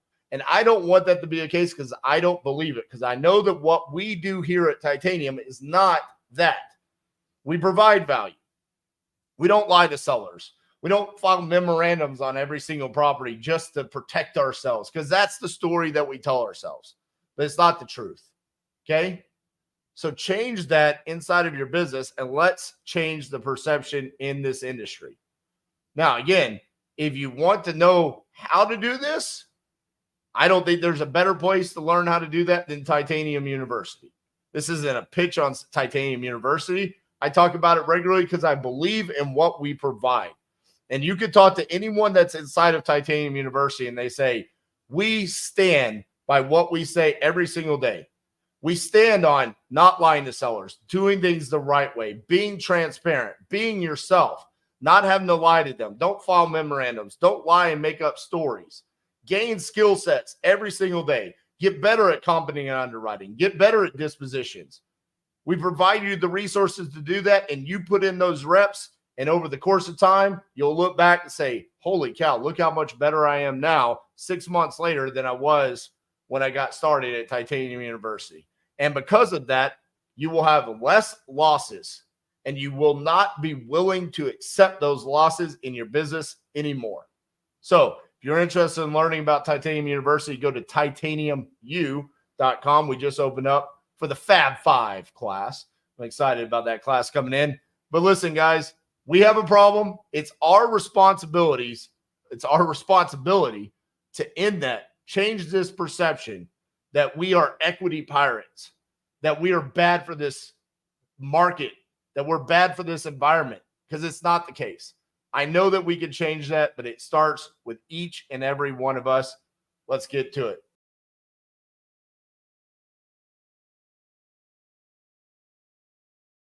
One of the things that we like to focus on at Titanium University is implementing and taking action based around the education that you just received.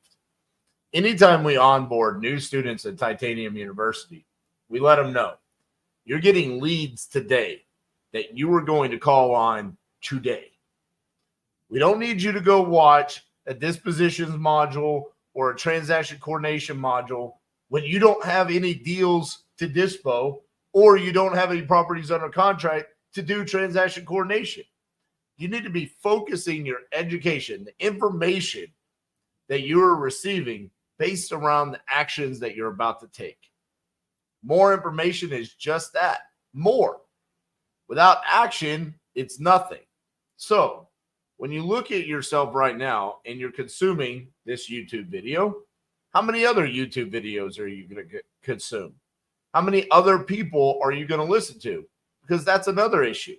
When you start listening to anyone and everyone that takes a camera and starts providing you information, it can become confusing. What should I actually be doing? This is why I'm so big on, you can barely see him, my little hedgehog right there. That's my friendly reminder. That was a gift from my friend Eric Brewer, because he heard me talk repeatedly during the 2 years of doing the Pardon the Disruption podcast about having a hedgehog concept, staying focused on one core concept in your business. Real estate investing is one of the craziest businesses out there because there's so much information. There's so many different ways that you can be involved inside of this business, whether it's, hey, I want to be a transaction coordinator, I want to be a lender, I want to be a flipper, I want to be a landlord, a wholesaler.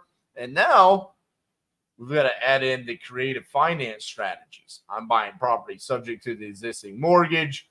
I'm doing seller finance. I'm doing novations. And I'm not saying there's anything wrong with any of that inside this business. The problem is is that when you start consuming so much information out there and you try to implement each and every one of those strategies inside of your business, what is it that your business does? McDonald's doesn't try to cook tacos, right? They stay focused on what they're doing. You should be doing the same thing. So when you consume information, it should be based around the core concept in your business. So you're eliminating the possibility of confusion. And then when you're so focused on that core concept inside of your business, you can really start narrowing it down to the individual processes that you have inside of your business. Now, you guys know me as the King Closer. I'm the guy that wins the Closers Olympics. I do all these live videos. I have the Closers Formula. If you haven't bought it, click the link down below. Buy you the King Closers Formula.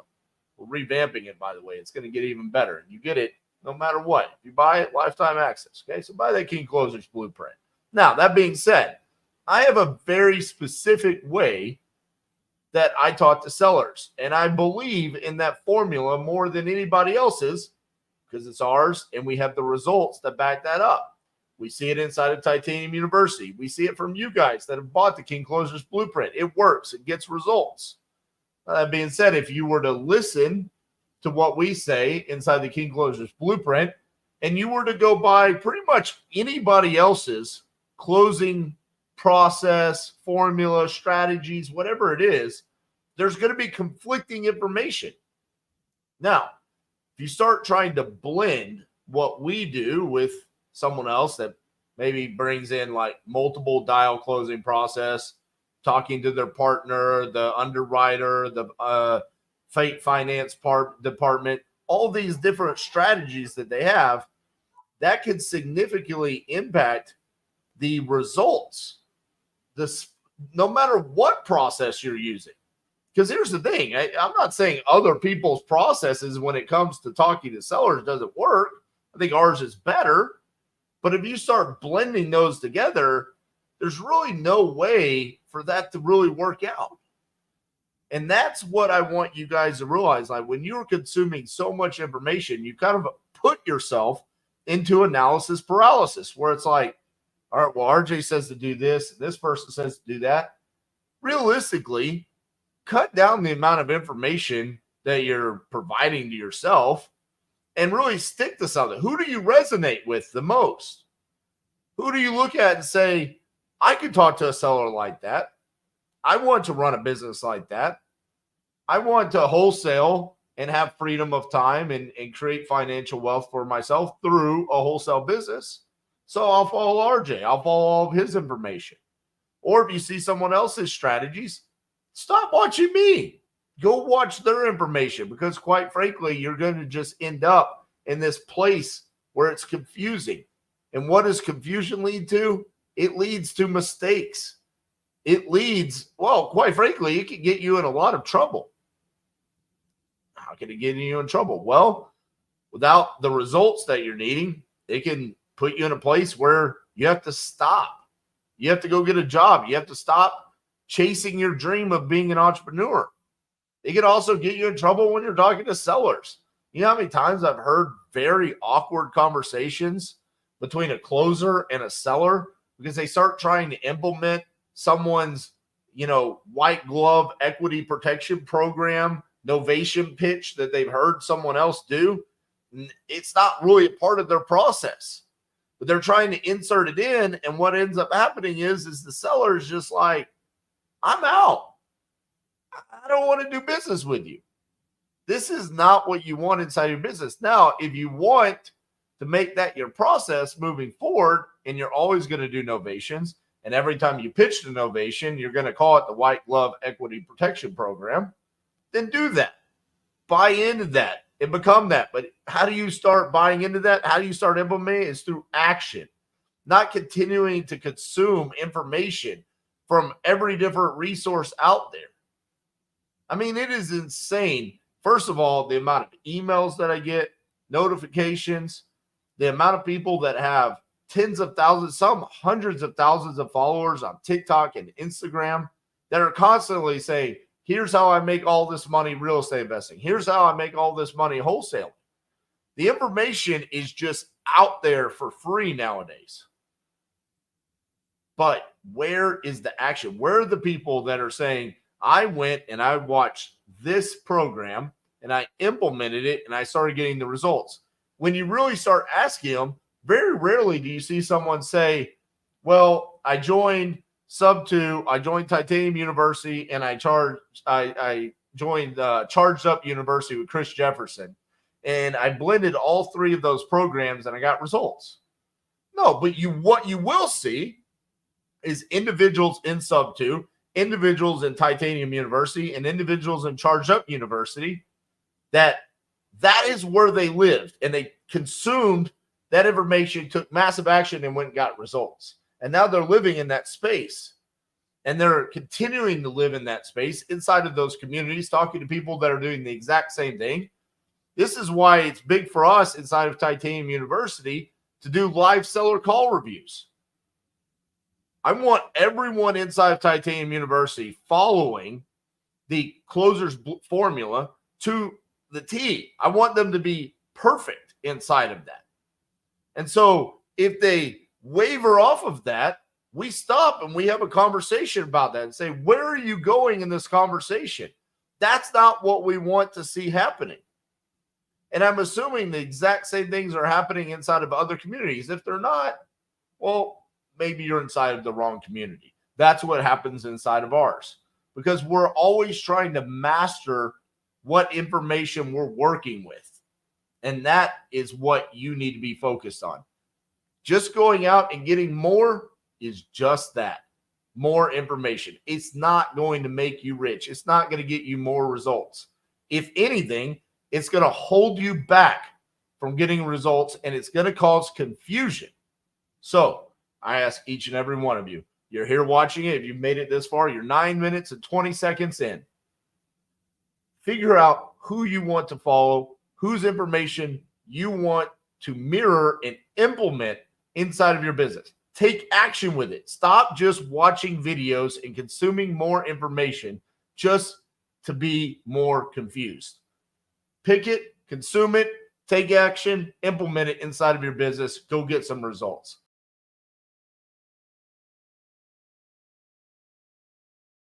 You guys hear me talk about being consistent as a tree all the time. I feel like it's the key to our success here at Titanium. Today is a celebration of being consistent as a tree, because 1 year ago today, we actually came to you guys. Hold on one second. Let me turn the volume down on my phone. 1 year ago today, we came to you guys and we introduced the King Closers formula. We made a post inside of our free Facebook group, The Vault. We gave away the PDF for free. And, man, it has been such a – I did not anticipate the types of results that we would get. Seeing people from all across the country, some inside of Titanium University, some just people that downloaded the free PDF, some people like you that maybe just watched my YouTube videos, completely changing their lives and changing the trajectory of their wholesaling business by adopting the King Closer formula. So today, I wanted to come to you and kind of rehash the King Closer formula, but go deeper into the psychology behind the King Closers formula. Why are we asking the questions that we're asking, and really diving deeper in the specific moments throughout the formula, and maybe refining some of y'all's processes that you guys currently have inside of your wholesaling business. So first and foremost, thank you for everyone that has supported us over the past year. The other thing that we announced a year ago today was every single Tuesday at 2:22 p.m. Central, we would go live. Today is the 52nd Tuesday live at 2:22 p.m. Central.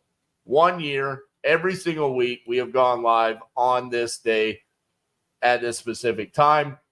Consistent as a tree, baby. It's what leads the results. So that being said, if you are interested, if you don't know what I'm talking about, here is the King Closers formula. It's 13 pages. Okay. Breaks down the entire formula. This is free. You can download this right now. I'm going to put the link up there. It's inside of the show notes, the description of the video. We're going to break this down today and show you the secrets behind that. If you want to download that, you can get the free download at kingclosersformula.com/close. That's what we're going to be going over today. That being said, let me know where you're tuning in from.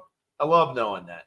And that's also how we started our first ever video 52 weeks ago. Hey, let me know where you're tuning in.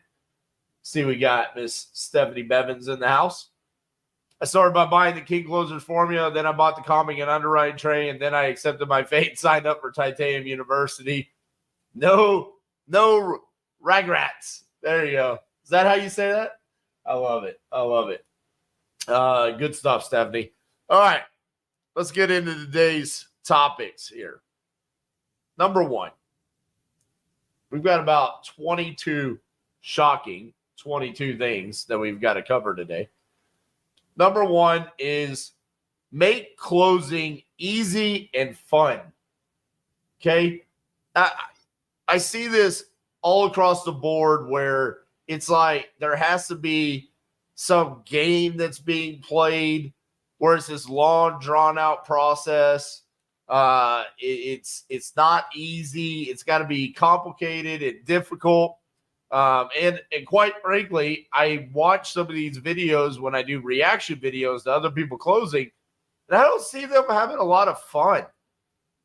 Like, embrace the moment that this is something that for probably the majority of us, at some point in time, it's like we look at this and we go, man, we just want the opportunity to be able to talk to a motivated seller and to be able to provide them with a solution. Can I make a career out of wholesaling? Well, in order to make a career out of wholesaling, you've got to get great at acquisitions. So if you're going to be great at something, why not at least make it easy, simplify the process, and also have fun throughout the process? Okay. So the first thing I really want you guys to kind of embrace when you go into adopting the King Closers formula is it's simple. Don't overcomplicate it and have fun. Enjoy the moment. Okay.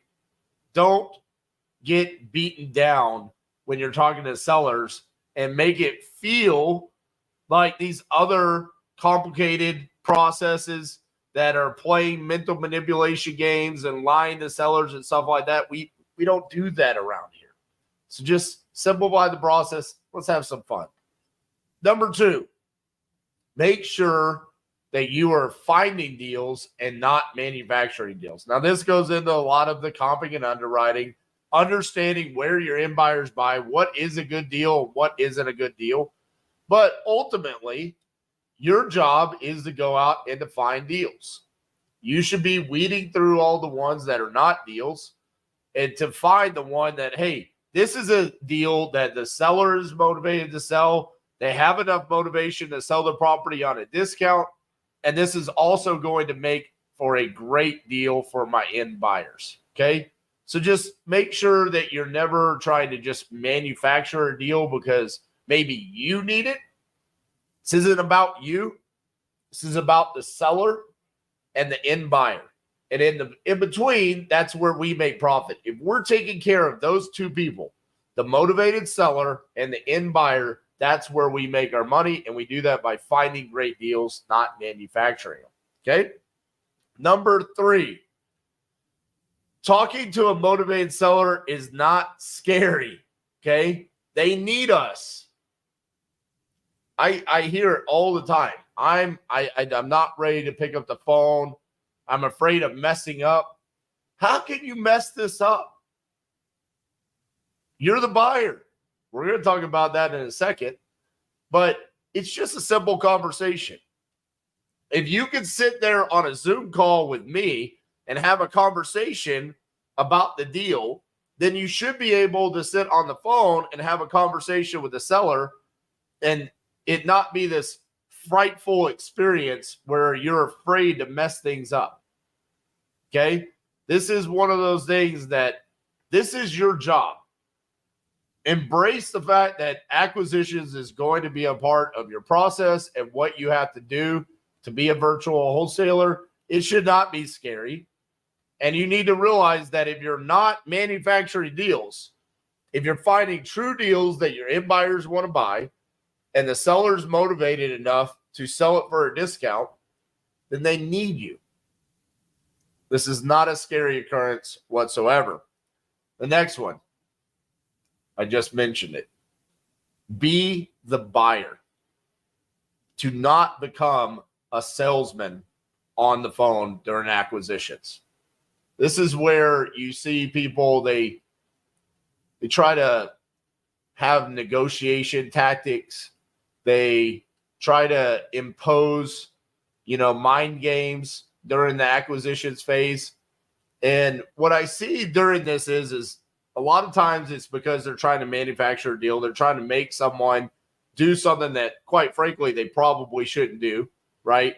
If the seller doesn't need to sell for a discount, why are we trying to convince them to sell for a discount?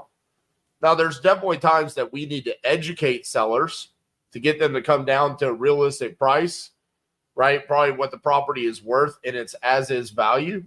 But if you're embracing being the buyer, then you really shouldn't have to use any salesman tactics, and you shouldn't kind of put off the seller with the way that you're navigating the conversation. Now, listen, this is not going to be one of those things that you're like perfect at first, but one of the parameters that I've always kind of judged myself on how I do in a call or could I have done better is if there's ever a moment that I am frankly uncomfortable with something that I'm saying in the conversation, then I probably shouldn't have said it, right? If I didn't want someone on my team or someone in my family to watch what I'm saying and say, hey, I'm kind of proud of that moment. I'm proud of what we're saying and how we're navigating this conversation, then it probably shouldn't be said. Just embrace being the buyer.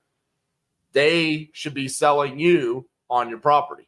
Okay. And we'll dive deeper into that here in a little bit, especially when we get into the King Closers formula. But that's an extremely important part of the entire process. The next one. When you become a machine, you can start to predict the outcome of the conversation.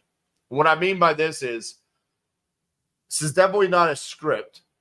But at the beginning, there is an outline of how we want to ask the questions. We want you to use your own language. We want you to sound like yourself. But if you start doing that repeatedly, machine-like behaviors, what happens is through the reps that you're going to gain with asking the same questions over and over, you start understanding how certain sellers are going to respond. And then based off those responses, you can almost start predicting the response of the future questions that you're going to ask. And you kind of understand, like, I now know how the rest of this conversation is going to play out. I've noticed this quite a bit during my own seller calls where there's periods in time in the conversations where I can almost start predicting, like, I know for a fact that I'm about to close this deal. Based off of this one seller's response right here, I now know how the rest of this conversation is going to go. Because the reps I've heard these responses over and over and over again. This is very important for you to understand the seller buckets, the motivation that they have tends to lead to the same results over and over and over again. So a probate case has a tendency to lead to multiple follow-ups. A pre-foreclosure case has a tendency to lead to a one-call close. A vacant property has a tendency to lead to a one-call close, and you start seeing similar responses throughout the multiple conversations that you have, and you can start predicting how the rest of that conversation is going to go. All right. Last thing before we get into the specific steps. As the buyer, I want you to imagine that you are the chauffeur of the conversation, okay? We're driving the conversation, but the seller tells us where they want to go. This is a new analogy that I came up with today. Now, I was thinking about this. As the buyer, of course, there's information that we need to gather. So we're going to ask specific questions, and that's what the formula is. It gives you very specific questions that you're going to ask the sellers. So we're driving the conversation. However, due to the nature of the formula, we are going to ask open-ended questions. And then the seller is then going to decide where the conversation should lead. And it's our job to follow that lead. If you follow the seller's lead on where they want to take the conversation, that will lead you to the promised land. So you have to get great at actively listening to what the seller is telling you, understanding how to ask follow-up questions based off of their responses, dive deep into truly why they want to sell the property, but continue to drive the conversation in the direction that you need it to go, as well as where the seller wants it to go. Keep that in mind throughout all of your conversations. I see that time and time again where a seller will want to talk about finances and the closer will want to talk about condition. The seller wanted to talk to you about money. Ask questions about money. The seller wants to talk about their timeline. We want to talk about money. Wherever the seller is steering the conversation, follow suit, but make sure you keep driving the conversation down the path that you need. All right. Let's get into, I'm going to bring up my PDF here so you guys know what I'm talking about. So, step one, confirm that the seller wants to sell. Okay. So, just to make sure, for those of you that maybe have not downloaded the King Closers formula or haven't watched some of my previous videos talking about this, which, by the way, you should just download it right now for free, kingclosersformula.com/close. First thing that we want to do here is we want to verify that the seller has a property that they want to sell. Okay. Seems pretty simple. However, I've watched enough videos of other people closing where they don't do this. Okay. So it's not as simple as you would think. However, one of the things that I've noticed is when you are asking the seller this, seller answers phone. Hello. Hey, is John there? Yeah, this is John. Now this is where we would ask them, do you have a property you want to sell? One of the things that we need to get better at is identify how you got their information to eliminate that objection. So, for example, instead of just saying, hey, John, this is RJ Bates. I was reaching out to see if you were still interested in selling 123 Main Street. Okay. That can create the objection early on how did you get my phone number? Or why would you think I'd want to sell that? So what you do here is you say, hey, John, this is RJ Bates. See, you filled out a form on my website saying that you were looking to sell 123 Main Street. Is that correct? Or, hey, John, I see that you spoke to someone on my team about wanting to sell your property there on Main Street. Are you still looking to sell that property? Identify how you got their information and why you think they want to sell that property. This is very important. You do not want to start off the conversation with an objection right off the bat, okay? The next thing is, the reason why we are asking this question is the first step is to make our calls efficient, and you also want to establish the direction of the call. So one of the things that I see, especially with people that are nervous about calling, or maybe they don't have enough reps in early on in their career, is, hello? Hey, is John there? Yeah, this is John. Hey, John, how are you doing today? I get it. You're a nice person. But I even still to this day make this mistake. However, you don't really need to know how their day is going. And quite frankly, the only thing that can come from that is potentially an objection. My day is terrible. Insert really bad thing that's happened to that seller. We want to steer the conversation to potentially their need, which is they are a motivated seller. So, hey, John, I'm here to solve that problem for you. So even if you're having a terrible day, do you still need to sell that property? Establish the direction of the call early on and be efficient. The reason why this makes you more efficient with your phone calls is there's going to be times where that seller just flat out tells you, no, I've already sold that property. Or, no, we've changed our mind. Now, you can ask some follow-up questions to that, but if they've already sold the property or they changed their mind, there's going to be times where that call can be 20, 30 seconds and you're off the phone instead of wasting any time before you get into that. So step one, verify that they want to sell, identify how you got their information, and make sure you're being efficient and steering the direction of the call in step one. Now, let's go back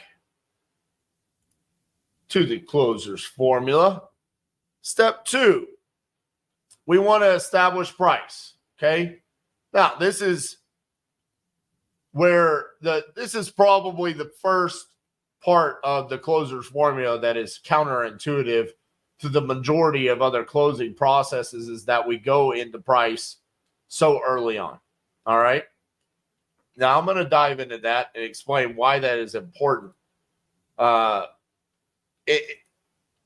it really establishes the rest of the call for us. It's important for us to at least understand their thought process into giving us a number. We're not going to get the number 100% of the time. There's definitely going to be sellers that refuse to give us a number up front. I heard someone the other day say, the reason why I don't ask for a price early on is because I know people are uncomfortable talking about money. So we ask that last. That would be even more of a reason why I want to ask it early on. I do not want the seller to get comfortable in the conversation before we start talking about money. I want to establish very early on that I'm here to buy the property and I want to know what your asking price is. Okay?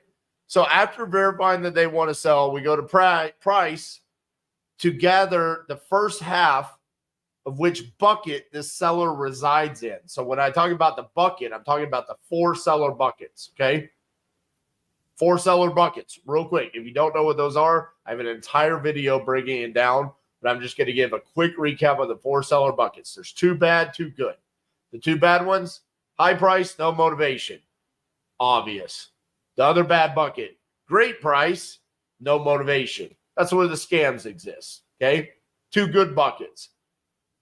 Perfect price, high motivation. Those are the laydowns. And then the most common bucket for us is highly motivated, wrong price. We have to get great at navigating the conversations within that bucket. So, based off of all of the buckets, what are the 2 pieces of information that we have to gather? Price, motivation. This is why we want to dive into price here early on, and then we go into motivation. The other reason why it's important for us to get the asking price early on is because the rest of the conversation is essentially the seller's explanation to us as to how they got to that number. We can steer the conversation around that. So it's very important to establish this early on. You don't want to go in and find a seller's entire property condition, timeline, all of their motivation, to then find out that they want $50,000 more than full market value. What a complete waste of time, effort, energy. It takes a lot of mental bandwidth to go through these conversations 8 to 9 hours a day, every single day. Don't waste your time talking to people you don't need to be talking to. So let's find out very early on, the most important thing. How much do you want for the property? So going into the conversation. Hello? Hey, is John there? Yeah, this is John. Hey, John, this is RJ Bates. Saw that you filled out a form on my website, or I saw that you talked to Amy on my team about selling your property there on Main Street. Are you still looking to sell? Yes, I am. Awesome. How much are you looking to get for it? Guess what happens? They give me the number. Not 100% of the time, but a lot of the times. The other reason why this is important, imagine you're selling a product, okay? Whatever it is, just imagine that you are selling something. And the buyer, before you can even get into any sort of sales pitch, looks you square in the eye and says, how much? Kind of puts you on the back burner a little bit. It happens. It happens all the time with all sorts of products that get sold. Guess what that person is portraying to the person that's selling a product? That they're a buyer. They're a real buyer. And when we are calling someone and we're saying, hey, you said you wanted to sell this, right? Yep. How much you want for it? I'm going to tell you right now, I can almost guarantee you, there's no way for me to scientifically prove this, but I can almost guarantee you, because I've done it both ways. I've done it the wrong way and now I do it the right way. I can almost guarantee you that the sellers more often than not give me a lower number than they would if I were to ask it 10 minutes down in the conversation once they got comfortable. They're going to be like, man, this guy seems legit. Seems pretty serious. He wants to know how much I want for it right out of the gates. Now, they might push back. They might give you a little bit of well, I don't know, your website said this or that. Give them the pushback right back. Oh, I thought you wanted to sell. You don't know how much you want for the property? Think about if you're the seller in that circumstance. If you're truly motivated and you need to sell your house, by God, you're going to shoot out a number because you don't want me getting off of the phone.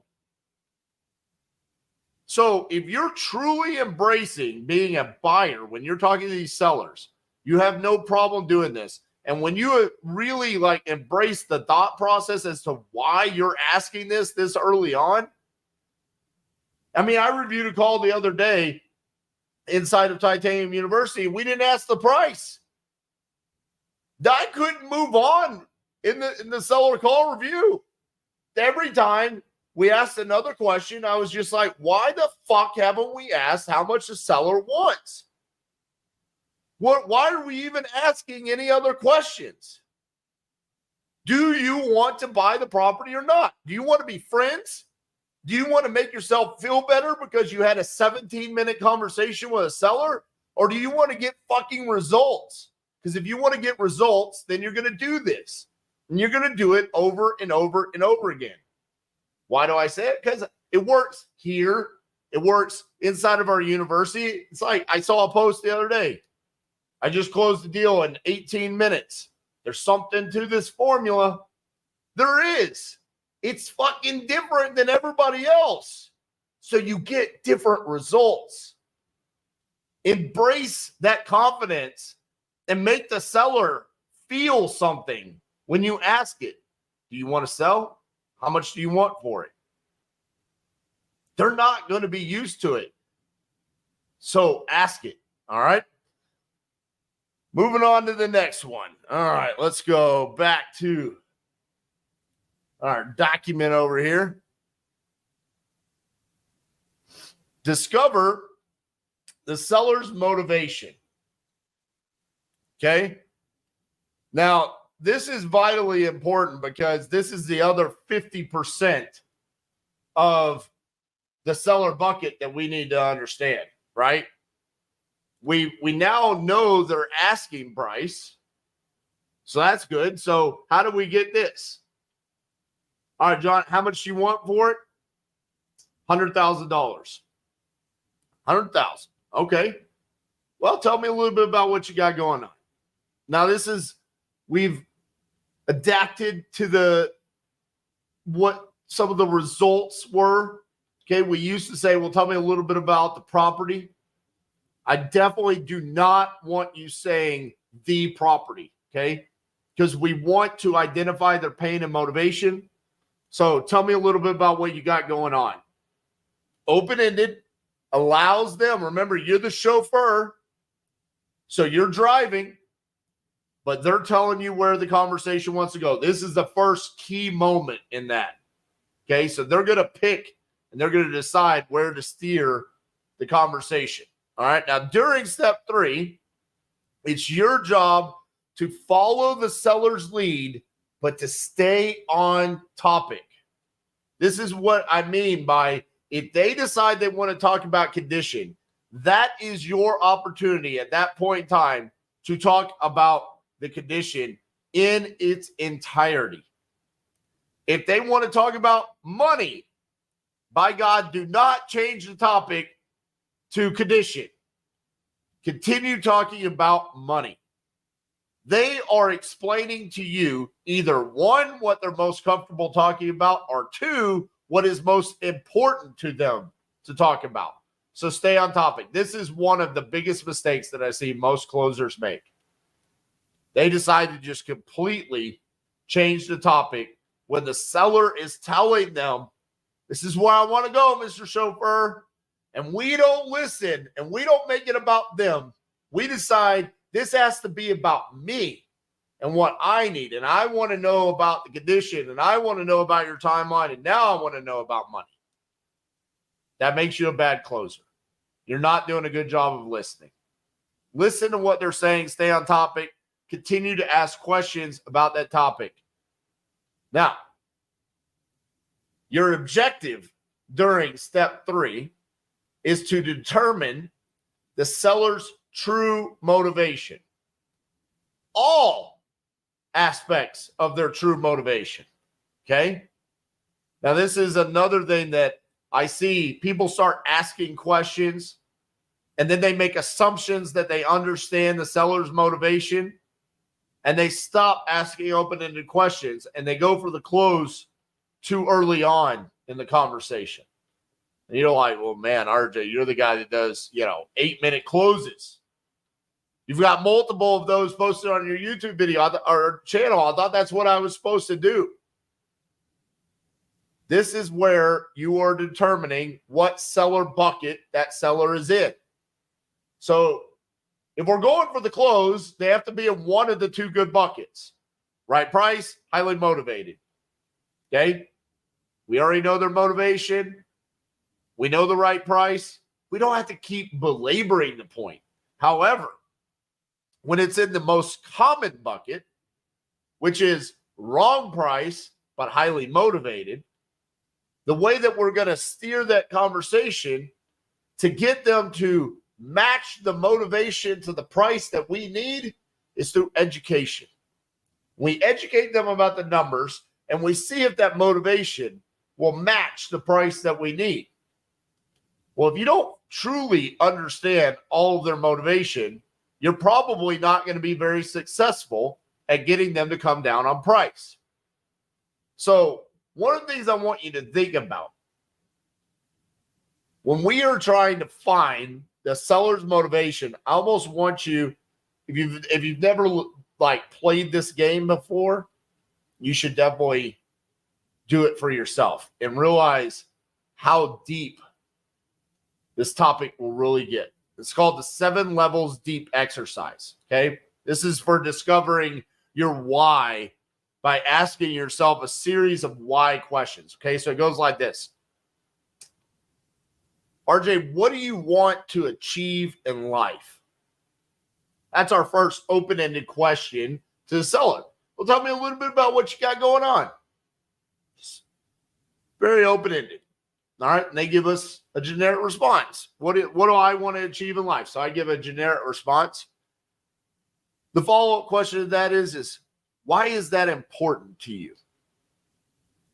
This is where normally when I watch people during the open-ended questions phase, they are pretty good about the next question. And then it significantly falls off the cliff. We're not very good with the follow-up questions from this point on. In the 7 levels deep exercise, it goes, what do you want to achieve in your life?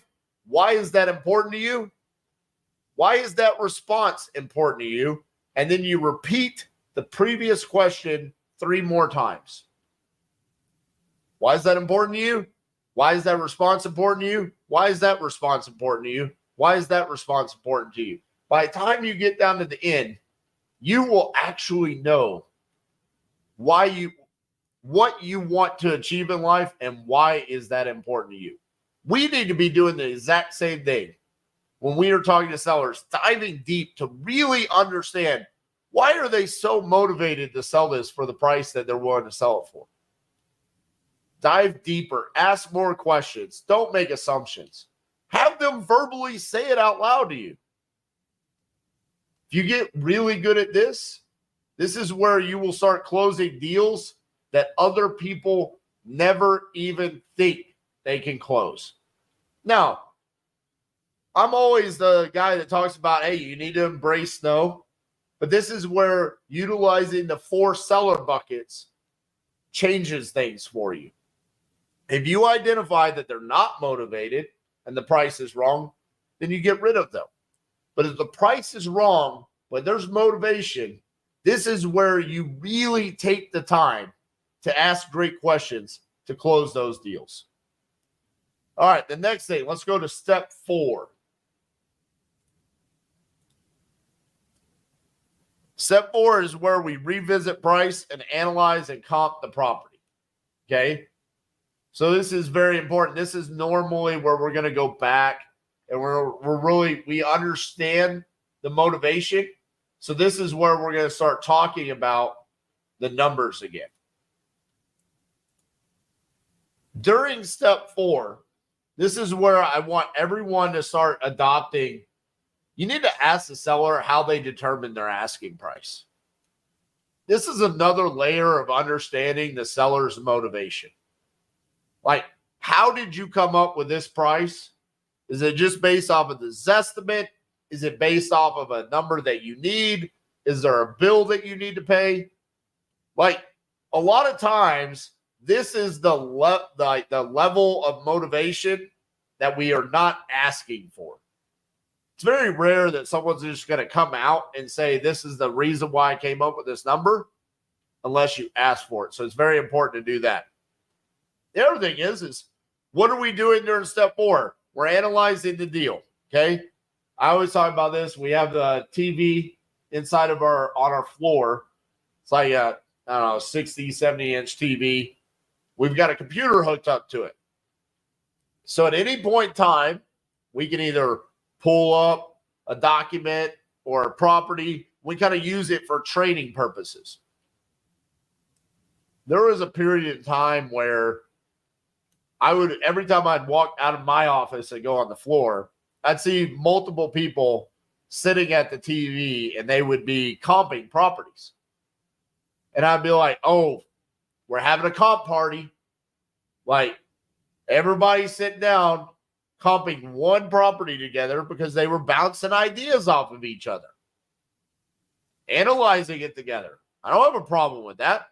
However, the best person to have a comp party with is the seller. Utilize that.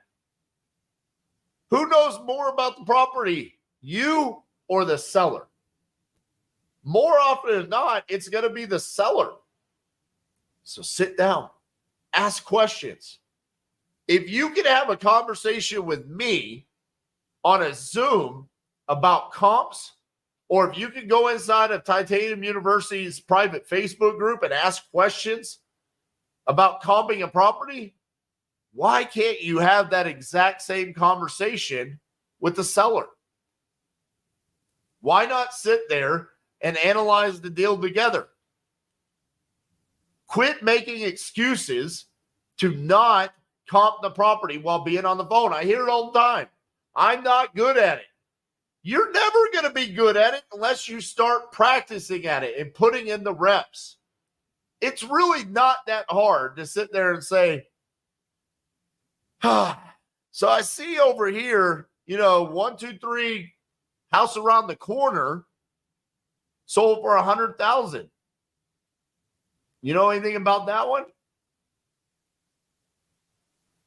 It can open up a conversation. What's the one thing you need to be doing probably more than anything? Asking questions to get the seller to speak, talk. This is a great opportunity for you to ask questions about what's taking place in the neighborhood. You know how many times I've had conversations where I've asked a seller that? And they're like, oh, yeah, that was Susie. Susie, she hadn't taken care of that place. That place hadn't been remodeled since the 70s, and she smoked inside it. Can't see smoking in the house in pictures. Sometimes you can. Sometimes you can't. So they're giving me information about why a property sold for the price that it sold. It's good to have a comp party with the sellers. It helps you. Because the other thing is that it makes the seller feel like suddenly we are on the same team. Throughout the conversation, we're the buyer, they're the seller, and now you kind of can slow yourself down. You can add in a little bit of body language where you're like, man, just trying to see what's going on here in the neighborhood. I see this other property over here sold for like $100,000, but this other one looks like it was fixed up. It sold for $200,000. The seller can feel, one, that you care, two, that you're trying to figure out what to do. That makes them feel like you're on the same team. So give them that opportunity. Do not get off of the phone. All right. The next thing is, after we've gotten to the point where we have determined that we want to close the deal, slow down. Holy cow. People go so fast during this moment. It's like they're so excited. The seller, they got the profit calculator pulled up. Says on there, the most I can offer, $50,000. And the seller's like, well, the least I can do is $45,000. And they're just like, oh, hallelujah, praise the Lord.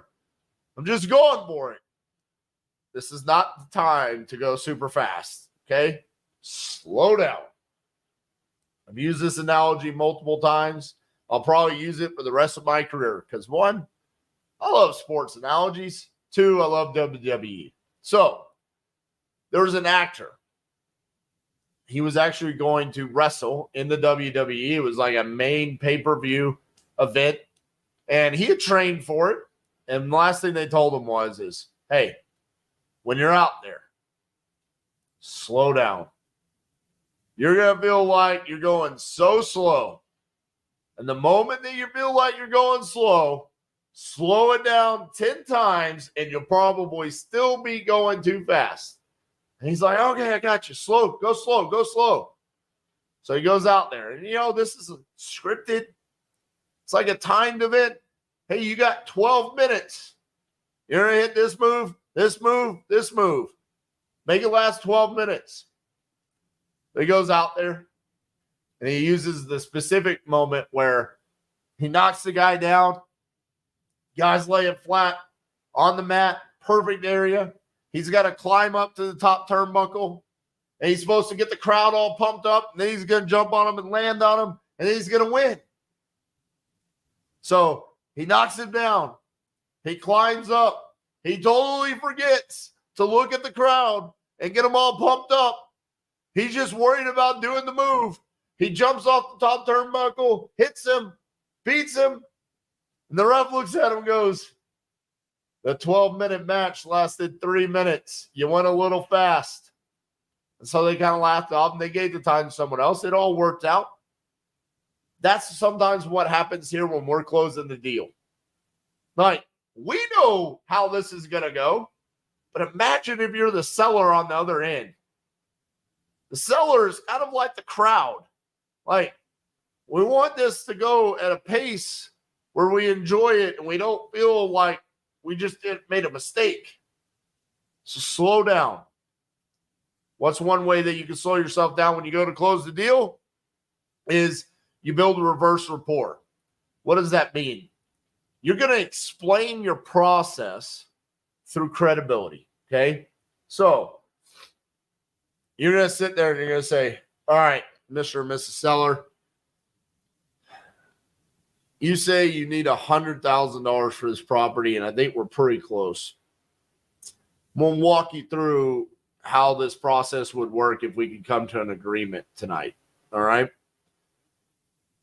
So if we come to an agreement on price and timeline, I'm going to send you over a 2-page agreement. It's going to outline that you're selling me the house for X amount of dollars. We'll put a title company on there. We'll pick a closing date. And then once you sign that, I'm going to send that over to the title company. You know, make sure that everything that needs to be paid off is paid off. Make sure I'm covered, you're covered. And then what we would need to do is we're going to come out, we're going to do our inspection, we're going to do our walkthrough, we're going to verify that the property is exactly what you told me it is tonight. And if it is, then we'll be good to close at that price and on your timeline. If it's not, then that's where we would have to revisit the price and the timeline based off of the findings of the inspection. Do you have any questions about that? Does that make sense to you? They now don't really have any questions as to what's going to happen moving forward in the process, right? They now know that we're about to talk about price. We're about to talk about timeline. If we come to an agreement, I'm going to send them the contract. Once that contract's signed, I'm going to come walk the property. And then after that, there's going to be a conversation on, are we good or are we not good? This also sets up the possibility for renegotiation if we have to. But they now understand. The other thing is it really kind of slowed down and it kind of calms the emotions and eliminates any objections that are about to come up when we ask them to sign the contract. Okay? So that's very important. Okay? Explain your process, eliminate the objections of getting them to sign the contract. Now, right after we walk them through that and we explain the process, this is where I want to ask them. So that being said, if I were to cover all the closing costs, and there's no realtor commissions, it's cash, and I, buy the house as is, what's the best price that you can do for me? Now, here's the very important part of this, because, I always say when you ask that, that's probably going to give you somewhere between a 10 to 20% price drop. Okay. Now that's awesome, but you have to earn that. And the way that you earn that is because you've made the seller feel a certain way throughout the conversation. And you're providing this now as a value add to them in the closing process, right? The closing costs are covered. There's no realtor commissions. It's cash. You're buying it as is on their timeline, right? There's value there. But it's also because throughout the conversation, right, you made them feel like you definitely wanted to be the buyer in the transaction. But you also, during the analyzing of the deal, during the open-ended questions, you make them feel like you're on the same team. This is where that question gets the results. So if you're not doing a good job in steps 3 and 4, and then you get to asking that, you might get a little bit of a price reduction, but not what you could get if you do a better job during steps 3 and 4. Okay. So again, this is where you need to slow down, build the reverse rapport, then ask that. That is how that process is supposed to work. The other thing is when you're closing the deal, do not forget your role in this conversation, which is you are the buyer. Do not be afraid to be strong at this point of the conversation. I see it so often where it's a great conversation. I've even had great conversations. And then when it gets down here, there's an objection that comes up at the end. Where if the objection had come up at the beginning when we didn't feel like, well, we were still unknown on whether or not we were going to have a closable deal, we potentially would have embraced no and walked away from it. However, we can taste the close. So we're willing to bend some of our own non-negotiables here at the end. For example, well, I'm going to need some serious earnest money deposit, or how long is your inspection period? Because I'm not giving you, a week-long inspection period. Or I'm not letting you put, an assignment clause in that contract. If these are things that you are normally willing to bend on, then bend on it. For me, these are things that I'm not willing to negotiate in my contract. So I don't need to bend on it. Figure out what these non-negotiables are. Be strong at this point. The other thing is if you have truly understood the seller's motivation, their timeline, and why they're wanting to sell, and you come to an agreement on price, and they're not willing to sign that contract, you need to come from a place of strength and ask them, I don't understand. I thought we were on the same page that you wanted to sell the property on this timeline, and we just agreed on price. What's the reason why you don't want to sign the contract with me right now? Get the answer, make a decision based off that answer, whether you want to send the contract or not. More often than not, what I like to tell them is it sounds to me like you're either going to shop my offer, you have other people that you want to talk to, or maybe I'm misunderstanding and we have not come to an agreement on price today. Is that the problem? Come from a place of strength. Don't forget, just because you're that close to closing the deal, that you're still the buyer. That's still your role in this conversation. That's what I got for you today. Those are the secrets behind the closer's formula.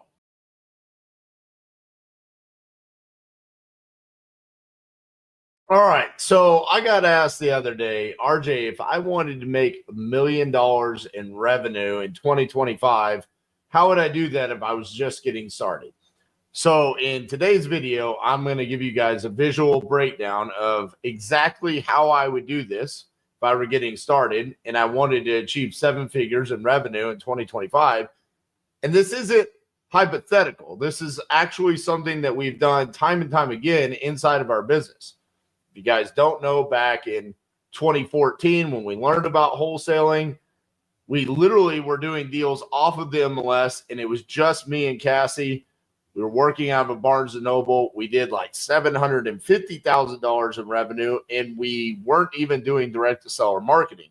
Since then, multiple times, our team has expanded and contracted for various different reasons. Sometimes things out of our hands, like COVID. Sometimes things very much in our hands, like buying too many flips and rentals when we shouldn't have been doing that. We should have been focused on our hedgehog concept. So in today's video, I'm going to actually show you how I've reverse engineered prior to doing this multiple times. All right, so what we're going to have here is we're going to have this Word document. We're going to have a trusty calculator, and that's it, baby. All right, so here's what I'm going to do. The goal is $1 million. All right, the first thing that I'm going to do is I'm going to write down what our expenses are going to be. What's the first thing that we need? First thing that we need is some sort of comping system, right? So I'm just going to say PropStream. And PropStream is going to cost us $97 a month times 12. All right, so we'll just call it $1,200. All right, so $1,200 expense. And then the next thing that we need is what? Leads. right? We need leads. So let's go back to the calculator. Let's say it's going to take us 25 leads to get a deal. Okay. And what I want us to do is we're going to only buy leads from Speed to Leads Coupon Club for $29 a lead. Okay. So that's $725 a contract. Okay. So Speed to Lead price per contract is going to be $725. All right. And then let's go back to our calculator. We want $1 million. And then we're gonna go nationwide average divided by 15,000.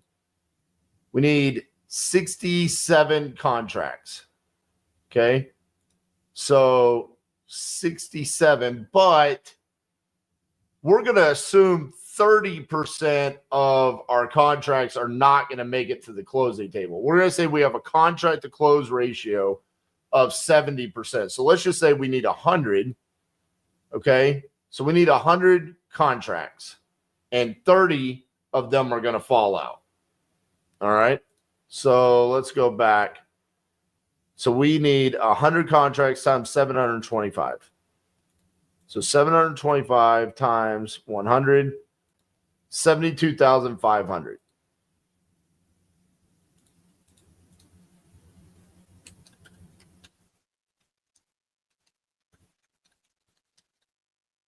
All right. So now we know we have $1,200 for prop streams, $72,500 annually for the leads. And then what else would we need? We would need a transaction coordinator. Okay. We're going to use easy REI closings. They're going to be like $325 a contract. So we're going to do 100 of those. So 32,500.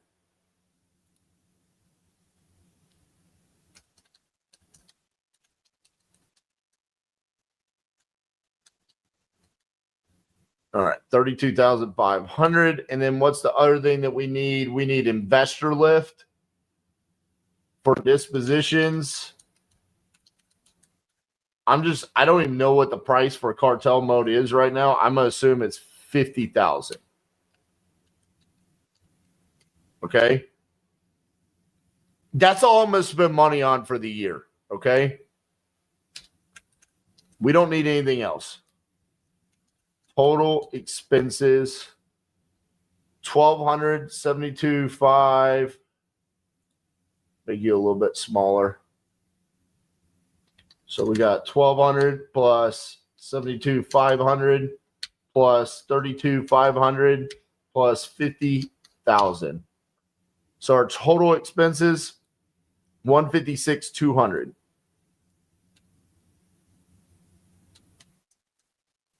All right, so you're probably thinking to yourself right now, I'm out. I don't have $156,200, RJ. Well, you're also trying to determine how you're going to run $1 million business. Okay, so you do not have to have the $156,000 right now. Okay, in fact, what we're going to do right now is we're going to reverse engineer this on how you would get started. So you need the 1,200 to get started, and you're going to need leads to get started. Okay. So what we're going to do here is we're going to say, if we need to do 100 contracts in the year, divide that by 52 weeks, we need basically 2 contracts a week. Okay, so if we need 2 contracts a week and it takes us a month to close, then we need 725 times 8. So we need $5,800 plus $97 for prop stream to get started. So in order to run this $1 million a year business, really what I need you to have up front is $5,897. Okay. Upfront capital. We'll just call it $6,000. Okay. So upfront capital, 6,000. So what we're going to do is we are going to buy on the first week, we're going to buy 50 leads from Speed to Lead. Second week, 50 weeks. So every week we're buying 50 leads. So by the end of January of 2025, you should have bought 200 leads. And we're going to assume out of the 200, you should have had 8 signed contracts, which leaves you with another 192 leads that continue working. Okay. But out of the 8, okay, 70% are going to make it to the closing table. So we'll say 5 or 6. We'll just go on the low end and say 5. So 5 times 15,000, you get $75,000. Okay. So $75,000, but you spent $6,000. So you're already golden for the rest of the year. You have $69,000. That is essentially because you've already spent $6,000, so you have $150,000 left to spend for the rest of the year, and you have $69,000. I mean, you should be off to the races where you can stay ahead of the race moving forward, as long as you're not overpaying yourself or overextending yourself outside of your business. Okay. And this is where a lot of entrepreneurs, they get themselves into trouble, is they start calculating all of their life expenses as well as their business expenses. From a business perspective, you can absolutely do this. So I'm going to move away from the goal sheet and the calculator, how I would accomplish this. Okay. I'm going to make this a 2-man show. I'm going to have myself, and you have basically a month for the rest of the year. You need to go find somebody to be your right-hand person. And one of you is going to be in charge of lead generation, aka buying the leads from Speed to Lead. Because on Coupon Club, you're going to go in and you're going to buy these leads. Okay. They're going to be 48 hours or older. You're going to decide which ones you're buying. That's your job. And then your job is to do acquisitions, and or the other person, your partner. One of you is going to be in charge of lead generation, comping and underwriting, and acquisitions. The other person is going to be in charge of dispositions and managing the TC, easy REI closings, making sure that the communication is fluent, is happening, the deals are moving forward towards closing, and their job is to get the dispositions done. Okay. So 2 people for 12 months straight can absolutely get this done, because realistically, if you bring this back up, what do we need to do here? If we are getting 100 contracts divided by 52 weeks, we need 2 contracts a week. So your sole job is to pick which 50 leads you're going to buy to be able to close 2 of the 50. That's your sole responsibility. And then your partner's job is to tell you, their sole responsibility is, hey, this is where I have buyers. I have buyers in Gainesville, Florida. I have buyers in Amarillo, Texas. I have buyers in Cleveland, Ohio, ready to go. So when you're buying the leads, you're buying the leads at Gainesville, Florida, Amarillo, Texas, Cleveland, Ohio. And the dispo person, and especially in those first 4 weeks, is just calling buyers, right? You can look those up through Privy, PropStream, or InvestorLift. Now, let's say on the InvestorLift side, you can't afford that $50,000 up front. You only got the $6,000 to get started. At what point in time do you make that investment? I think you could probably make that investment in month 2, 2.5 to month 3. Okay. Dispo is going to be probably a little bit harder at the beginning, because you're not going to have InvestorLift. So you're going to have to be a little bit more creative. However, that person, that's their sole responsibility. If you have to JV those first couple of deals, okay, let's assume you do, that's all right, because if we do this and we say 2 times 52 weeks, that's 104. contracts that you actually get if you do 2 a week, okay? Which to me is easy, all right? That should be light work to be able to get 2 contracts a week. That's your sole responsibility. Now, assume that in the first month, you have to JV your first 8 deals. So 8 times 15,000, 120 grand. Well, no, let's do the 5, because let's say some fall out. We want to keep the contract to close ratio correct. 5 times 15,000, that's going to be the 75 grand, right? 75 grand, and then you divide that by 2, you're only getting 37,500 on your first month. If you were to turn around and to do that again, you would have 75 grand, and you've invested 12 into it. At that point in time, you should be able to at least get one of the lower levels of InvestLift, if not just the highest level, and then you have it for the rest of the year, and that expense is gone. Reinvesting back into your business, making that decision, for me, it's always as early as possible. I mean, realistically, I'd rather just eat ramen for a month and just know I've got InvestLift, and anything that I get, I know where my buyers are, and I'm giving my partner who's doing Dispo the tools to get the deal done. But that would essentially be how I would reverse engineer this is that $6,000 investment up front, getting me 200 leads. I've got PropStream. I'm going to go out. I'm going to get 8 contracts. We're going to get 5 to the closing table. Now I recoup my 6. I got $75,000 in the bank. I mean, dude, even if at that point in time you just say, I've proven the concept, we've got $75,000 in the bank. We're going to invest $6,000 more in the leads. We're down to $69,000. And even if you just say, we're going to invest all 50 into InvestLift, you got InvestLift for the year, and you still got $19,000 in the bank, and you've got another 192 leads already, as well as the $6,000 that you're going to buy another 2. So you would have 392 leads. Like, you're off to the races, baby. It's game over. Now, if you're saying, RJ, I don't know if I can close 1 out of every 25. All right, here's what you do. Go to my YouTube channel and watch me close a deal. There's plenty of videos on there. 1 video a day.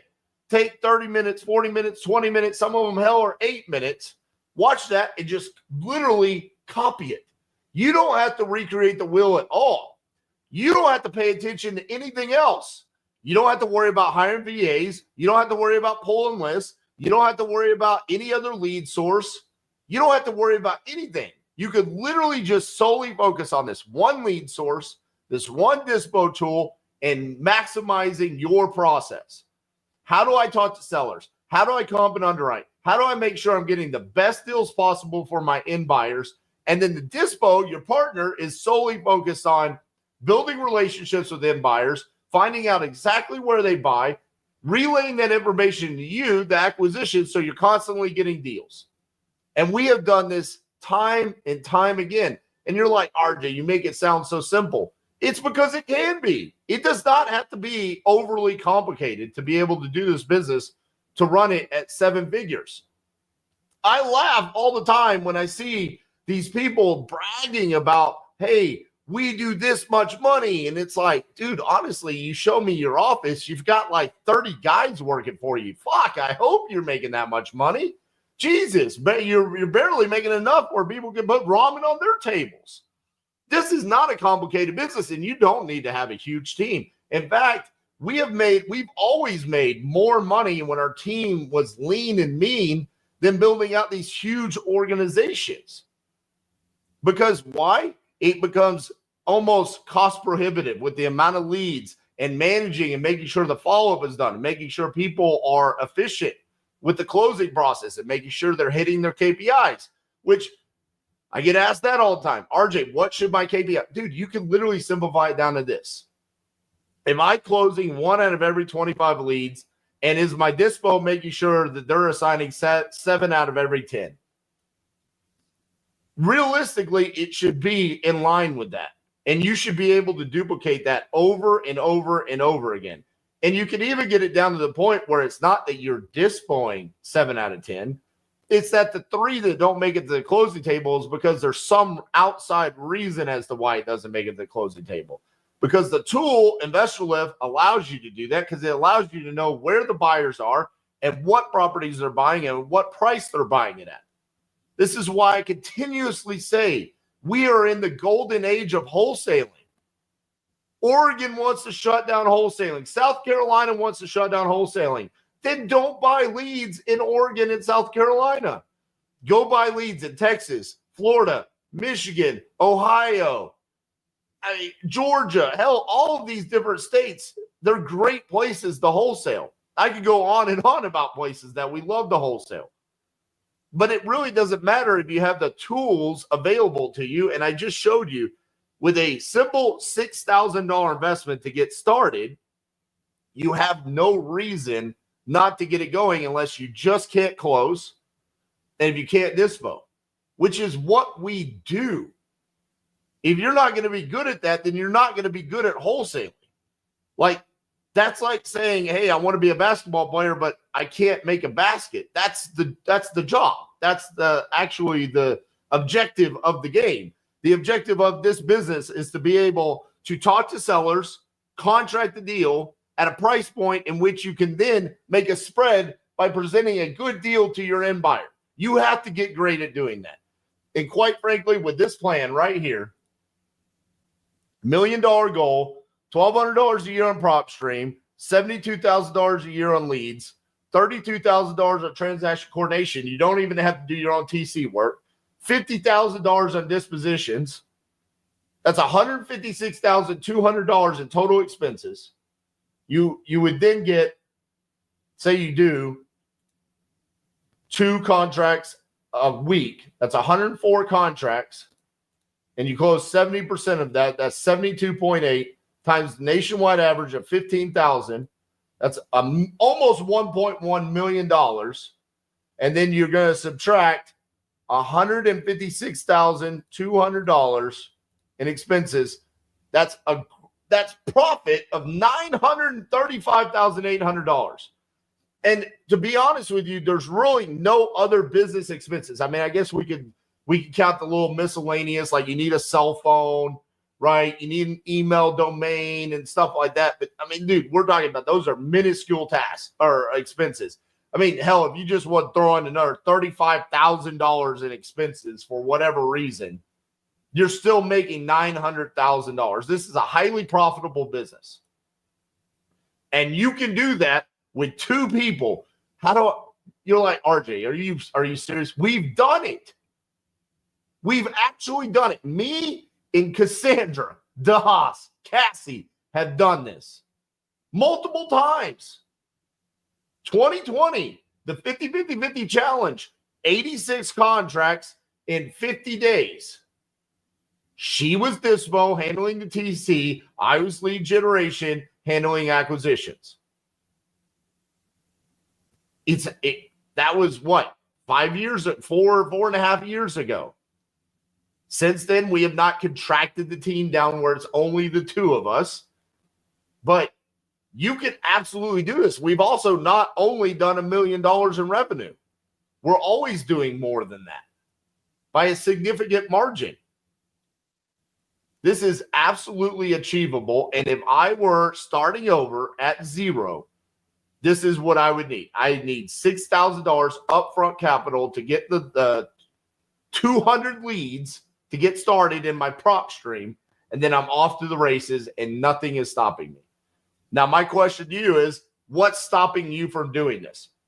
I can tell you what stops people from doing this. It's scary to swipe the card for $6,000 in leads, not knowing if you're going to be able to close something. Because everybody wants to question, is the lead going to be good or not? Hell, all the lead is someone raised their hand and said, I have a house that I want to sell. That's all the lead is. Okay? So, yes, the leads are good. All right? And I've proven that speed to lead leads close over and over and over again since 2021. I've been going live closing speed to lead leads. Okay. The main reasons why people don't succeed copying what I just said is because, one, they're not willing to put in that work, just the two of them, day in, day out. When Cassie and I got started, we were willing to work 6 days a week to achieve where we are today. We were absolutely willing to put in that work and do whatever was necessary. Following up with I got my 8 contracts, following up with all 192 while continuing to add on. Following up with each and every lead and abusing those leads until we got an answer. It was either we bought the house or they told us to fuck off and die. Not many people are willing to put in that work. Not many people are willing to swipe their cards early on when they don't know that money's coming back yet. What a lot of people want to do here is swipe the card for $2,000 and then wait, sit back and wait. And then they'll make a $10,000 assignment, and then they'll swipe for another $1,000, and then they wait. And they just always put themselves in a position of barely scraping by. Like, dude, you want to be great at this business, you got to be great at spending money on leads. That's part of it. You got to have the cojones to go, yep, swipe more leads. Give them to me. Next week, more leads. And in the meantime, you know that every time you're swiping that card, it's your responsibility to make sure that you're getting the deals out of them.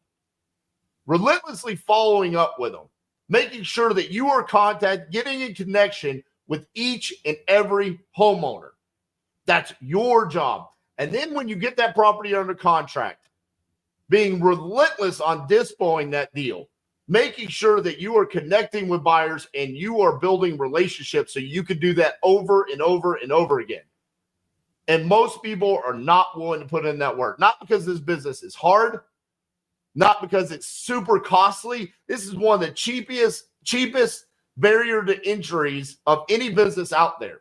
I just showed you literally how you could create $1 million business in year one using $6,000 in month one to get started.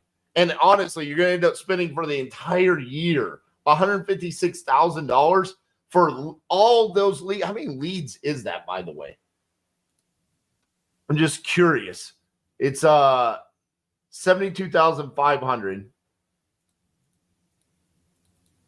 divided by $29.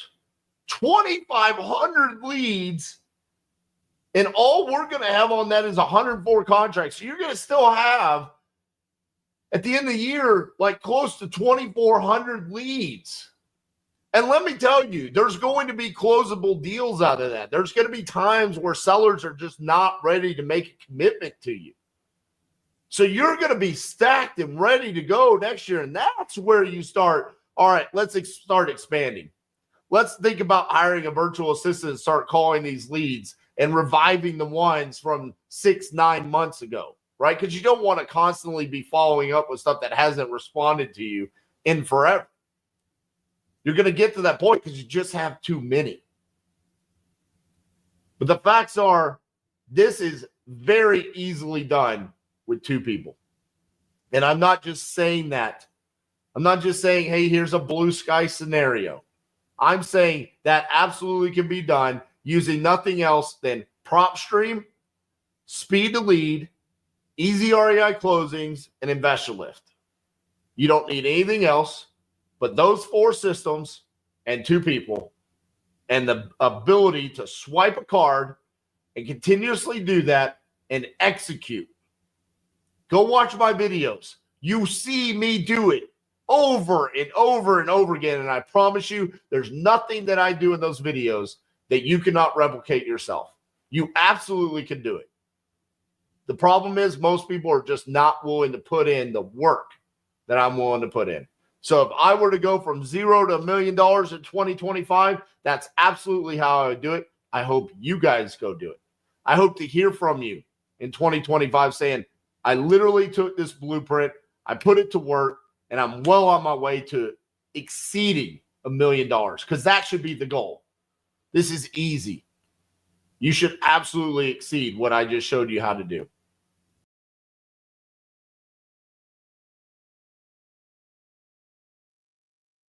We have problems according to Google, their AI feature says only 20 to 30% of wholesalers manage to stay active and profitable for more than a year.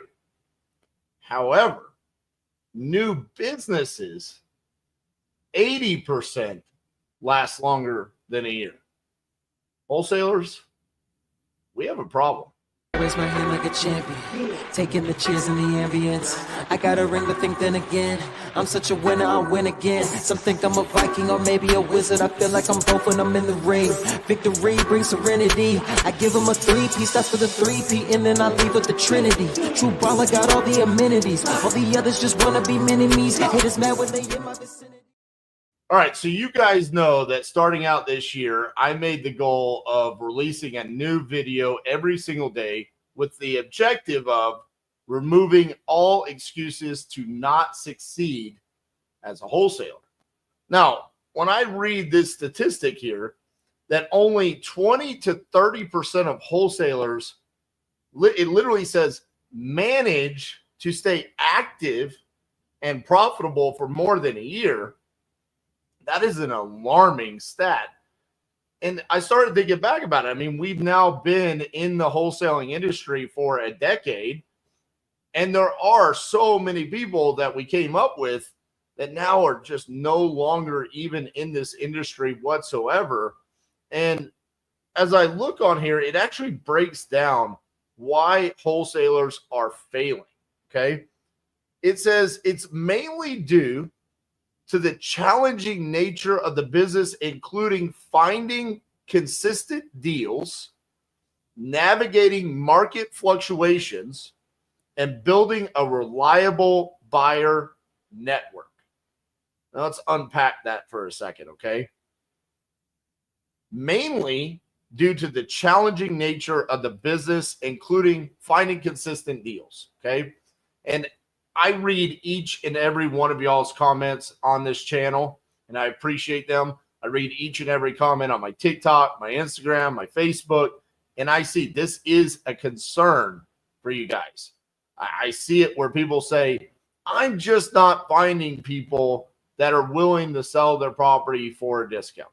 Now, one of the things that I will say about this is that is part of the business, right? You are going to talk to people that don't need to sell their property for a discount, okay?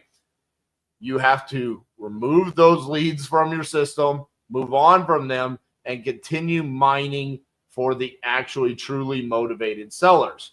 Now, I regularly talk about the fact that PPL has changed this game, right? We now have Lead Solo, Property Lead, Speed Lead, where we can go in and we can truly find people that are raising their hand and they're saying, I have a vacant distressed property. I am in pre-foreclosure. I'm a tired landlord. All of these motivating factors as to why they would want to sell that property for a discount. So, whereas I hear what Google is saying here, and the fact that people struggle finding consistent deals. However, I would question how many people are consistently marketing to find those consistent deals. How many times do people become a wholesaler and they have stacked up enough operating capital that they can truly market like it's any other business where they're investing $5,000, $10,000, $15,000 in marketing to find consistent deal flow? See, majority of the time when people come into wholesaling, it's because they want to do it because it's easy, low barrier to entry. Maybe even they're taught it doesn't cost a lot of capital to get started. This is the narrative that gets spun. And because of that, I think that's why people are not having consistent deal flow. There's not a consistent marketing budget. There's not a consistent marketing flow. And that's what's impacting your ability to find consistent deals. Now, the next one it says is navigating market fluctuations. Okay, now I've been in this industry for a decade, and it's been probably the best decade for real estate investing and wholesaling. There haven't really been a ton of market fluctuations. I mean, quite frankly, really the only one that was really significantly moved the needle was late 2022, early 2023, when we had the interest rates go up on us. But that kind of played out over the course of 2 to 3 months, and then it kind of moved back to the norm outside of hedge funds getting out of the game to a certain degree. I mean, 2021 was insane. Hedge funds were buying everything. And then in 2022, 2023, that slowed down. Cash buyers have still been there. The flippers have still been there. The landlords have still been there. I disagree with navigating market fluctuations. I think that's just a lazy answer here. I don't think that's the reason why people are failing. The last one, building a reliable buyer network, okay? I agree with that one. I think people are very lazy when it comes to dispositions and building relationships with cash buyers. I think they want to go scrape Facebook groups for emails. They want to use MailChimp, Constant Contact, email blast out, post it in Facebook groups, and hope that the deal sells itself. I think we put so much time and effort into acquisitions and lead generation, but quite frankly, there's very little content in regards to dispositions and how to truly navigate that and build those relationships. And I'm always talking about it's the relationship game. That is what makes a wholesaling business continue moving forward. Just today, so this is coming out later on, right? I'm actually recording this the Wednesday before Thanksgiving, okay? We just assigned a deal today, the Wednesday before Thanksgiving, that we got Tuesday. So literally less than 24 hours. We got the property under contract. We got the pictures back.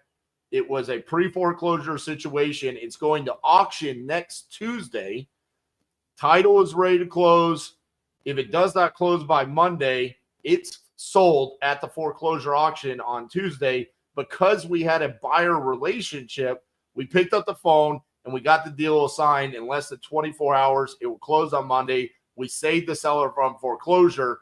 That is what I'm talking about. Like, you have to build those relationships where you can navigate situations. And so when we're looking at this and we're saying, well, it's hard to find consistent deals. Is it hard to find consistent deals, or is it hard to find consistent deals and then also have buyers to buy when you have that super hot smoking deal right there on your plate? How many people could have actually navigated on Thanksgiving week, getting a deal Tuesday night, assigning it Wednesday before Thanksgiving, and getting it closed on Monday so we can avoid it going to foreclosure on Tuesday? Not many people.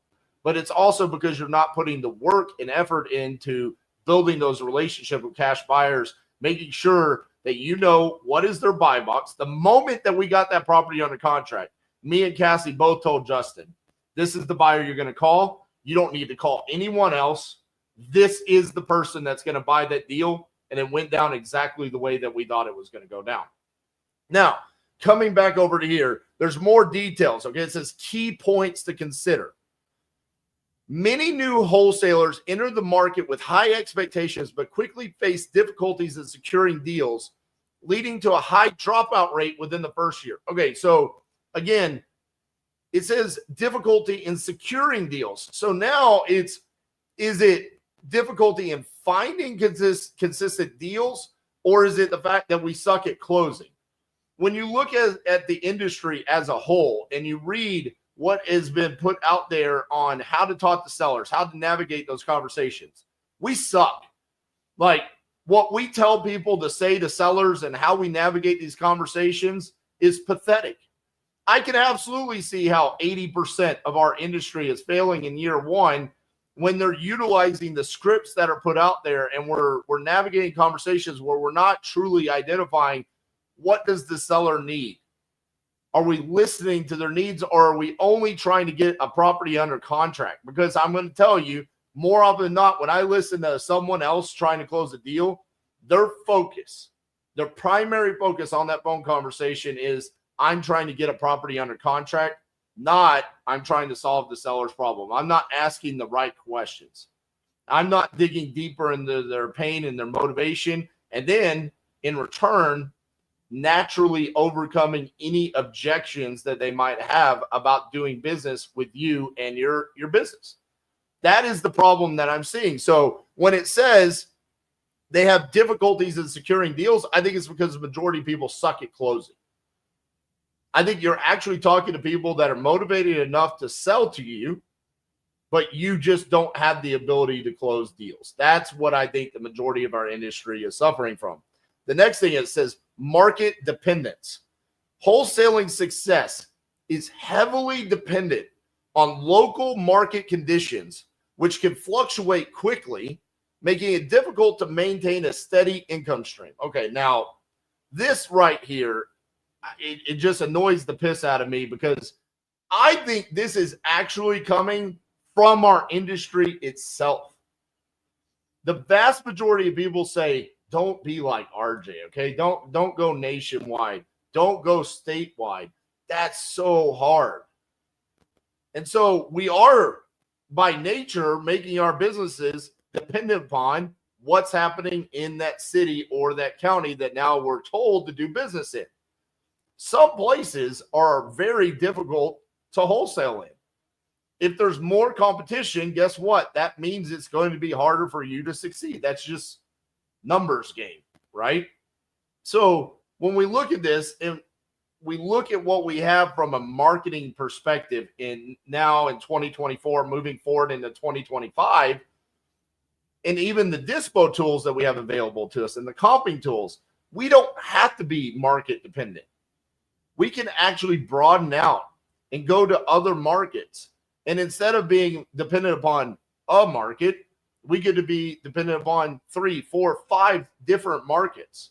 That now enables us to have more buyers, more leads, and more opportunities to be successful. Now, when we look at this, it says it's also heavily dependent on local market conditions. Again, this is saying it can, fluctuate quickly. What markets in the past 5 years have price points fluctuated up and down? I mean, quite frankly, almost every market out there, the prices have just continued to rise. So I'm not agreeing with this whole markets are fluctuating quickly. All right. Maybe over the course of, the past 60, 70 years have we seen where market values have fluctuated at times. But right now, that's not what's happening. And I don't think that's the reason why wholesalers are not succeeding. I think it's because we're taught, hey, we live in Dallas, Texas, and so-and-so on YouTube told me that I need to wholesale in my backyard to get started because that's going to be easier for me. I can go do belly-to-belly appointments, and I can have face-to-face meetings with my buyers. So that's what I'm going to do. And you get your teeth kicked in by the wholesalers that have a much larger budget than you. They've already established buyer relationships, and they also have a lot more deal flow than you. And so when you're in competition with them, it's very hard for you to win early on. However, if you were to go out to secondary, tertiary markets where there's a lot less competition, but there's still plenty of buyers, you will stand out. And we have made a killing doing that across the country. And you don't have to do it all at once. You don't have to be insane like us. You can literally say, I'm going to start with 1 tertiary market or 2 tertiary markets and see how that works for me and build those buyer relationships and get deal flow going. And then you can slowly expand out. The next thing it says is factors that contribute to long-term success in wholesaling. Okay, so let's see. Strong marketing strategy. Effectively finding motivated sellers through targeted marketing techniques. Okay, so at this point, we're beating a dead horse. Okay, it says we have to identify motivated sellers through our marketing techniques. Well, we actually have people that have dedicated their careers to being great at marketing and identifying motivated sellers. All we have to do is purchase those leads at this point. If you don't have the money to do that, then you can go out and you can pull lists for motivated factors and cold call them. It's going to be a much slower grind. You're going to have to mine through a lot of people that are not motivated to sell despite the motivating factors. But it actually exists now where we don't have to come up with that marketing strategy ourselves. There are other people that are a lot smarter at marketing than us that are already doing it for us. Okay. The next thing, solid buyer network, building relationships with reliable cash buyers who are actively looking for deals. Okay. So now we have tools like Investor Base, Investor Lift, Deal Speed, Privy, PropStream that give us access to data that shows us who is actively buying deals, where are they buying deals, what price are they buying those deals, what did they sell them for, how much money did they make, and how long did they hold on to them. I'm sorry. The systems exist today where there is absolutely zero reason why you should not be able to build a solid buyer network. If you cannot do that, then you are just pure lazy or just not trying to succeed in this industry. That's a fact. You say, well, RJ, you use Investor Lift and that's, 50 grand a year. Okay. Use Privy then. It's $99 a month or $97 a month or something like that. Okay. At some point in time, if you want to be a business owner, you have to find a way to reinvest into your business. You have to have systems. Okay. So if you can't afford the big boy system, Investor Lift, go buy one of the smaller ones and work your way up. It's all it requires is a little bit more effort and work on your part. They still both work. So solid buyer network being an excuse, unacceptable. Next, market knowledge. Deep understanding of local real estate trends and regulations. Okay. We can get lost in the regulation side of things. I'm going to be honest with you. There's not enough regulations in the wholesaling space that should be impacting your business unless you're doing it in very specific locations. And then the most of those take a simple Google search or a phone call that will explain to you exactly how you overcome it. We got a deal in Nebraska. Right when the regulations hit in Nebraska, we got a cease and desist letter. We called up the real estate commission in Nebraska. We said, we have this property under contract and we want to assign it to a buyer. How can we market this deal without getting in trouble with you guys? They said, do this. We did that. We sold the deal and we didn't get in trouble. Okay. It took us about an hour. All right. This should not shut down your business. If it did, you're weak sauce. Okay. If it's going to shut down your business, you don't want it bad enough. Okay. Now, deep understanding of local real estate trends. Well, what's one of the skill sets that I always say you need to have to be a great wholesaler? The ability to comp and underwrite, no matter where the deal is. Now, you don't need to understand local real estate trends, okay? They just exist. It's facts. You just look at the numbers. What's happening? Look at the comps. Use PropStream, Privy, Batch Leads, whatever. I mean, hell, if you need free, you could use Zillow. Look around. What are the properties selling for? What do they look like? I need my property to look like this to sell for that amount. Boom. Simplify the process. Okay. And the last one here, this one made me laugh. Business acumen. Efficient contract negotiation and deal structuring skills. Okay. So again, efficient contract negotiation. One, that's your ability to talk to sellers, ask the right questions, and close. Okay. And then deal structuring skills. Well, you don't really need deal structuring skills because the majority of your deals are just going to be cash transactions. So it's not really structuring the deal, just making sure you're getting it at the right price and then you're selling it at more than that. So can you underwrite? Can you comp correctly? Can you actually look and say, after repair value is this? I need this much in rehab to achieve that after repair value. And then they want this much in profit. Okay. Understanding where your end buyers buy. So when I look at this, I have to say, all right, pat on the back, baby. We're moving in the right direction. If 70 to 80% of wholesalers are failing, according to Google, because of this factor, then what we are putting out here at Titanium eliminates all of these factors. We are pumping out content for free for you guys that shows you how to do each and every one of these. And if you want to invest in yourself a little bit, our education programs blow this out of the water. You would not have to worry about any of this. So when you look at it and you say, well, how to find consistent deals, I'm going to tell you right now.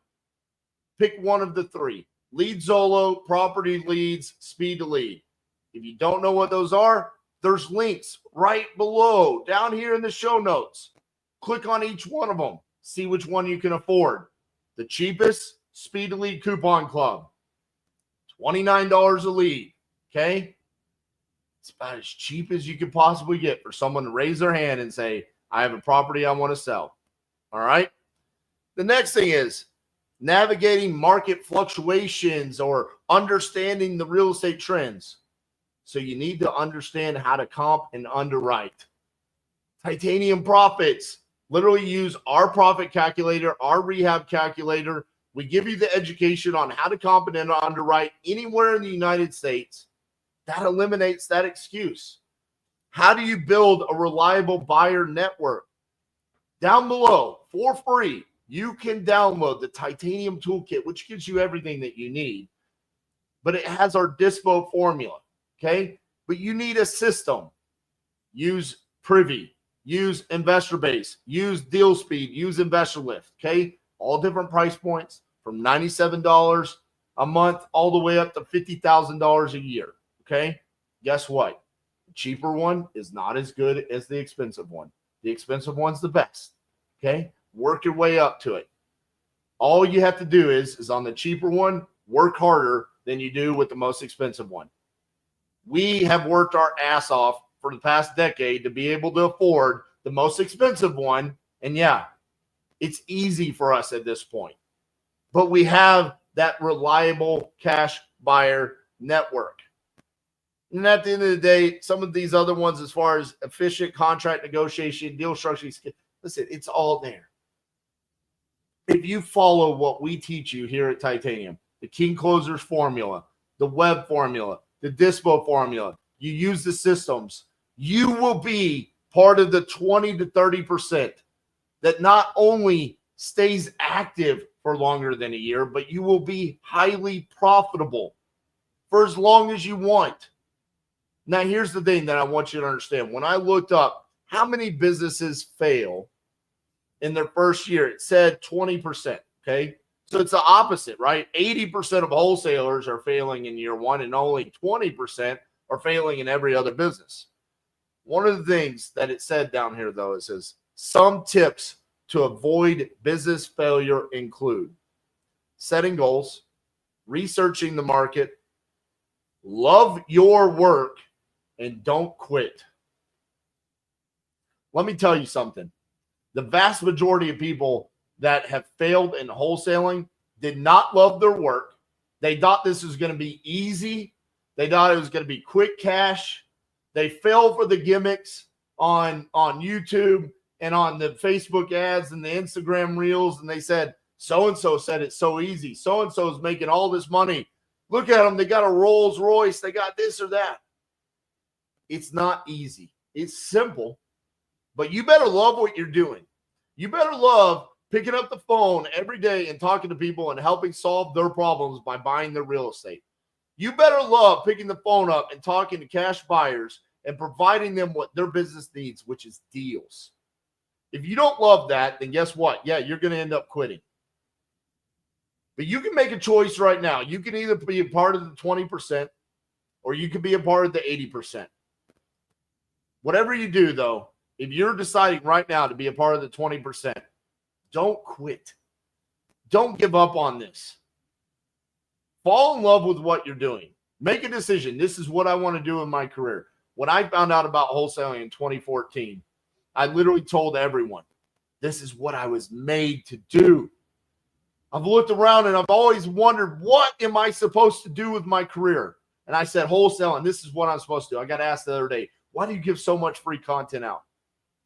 Because wholesaling real estate changed my life.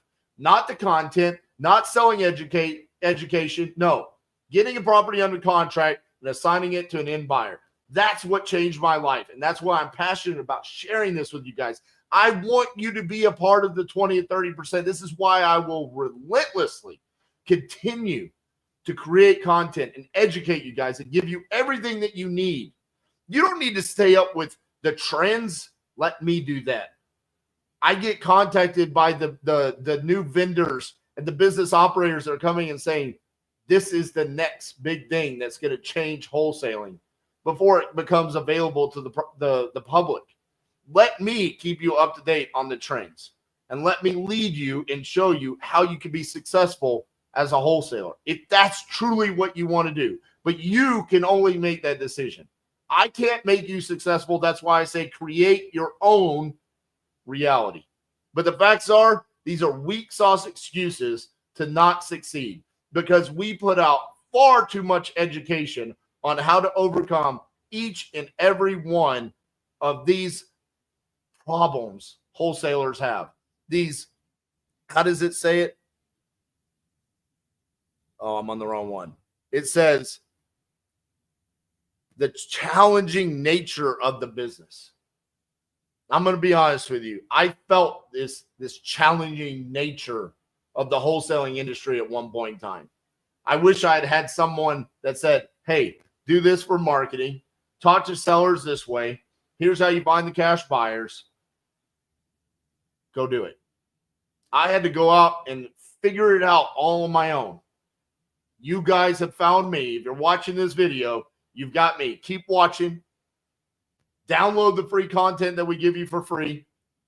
And if you really want to invest in yourself and take it to the next level, purchase one of our products. That's what the King Closer War Chest is there for.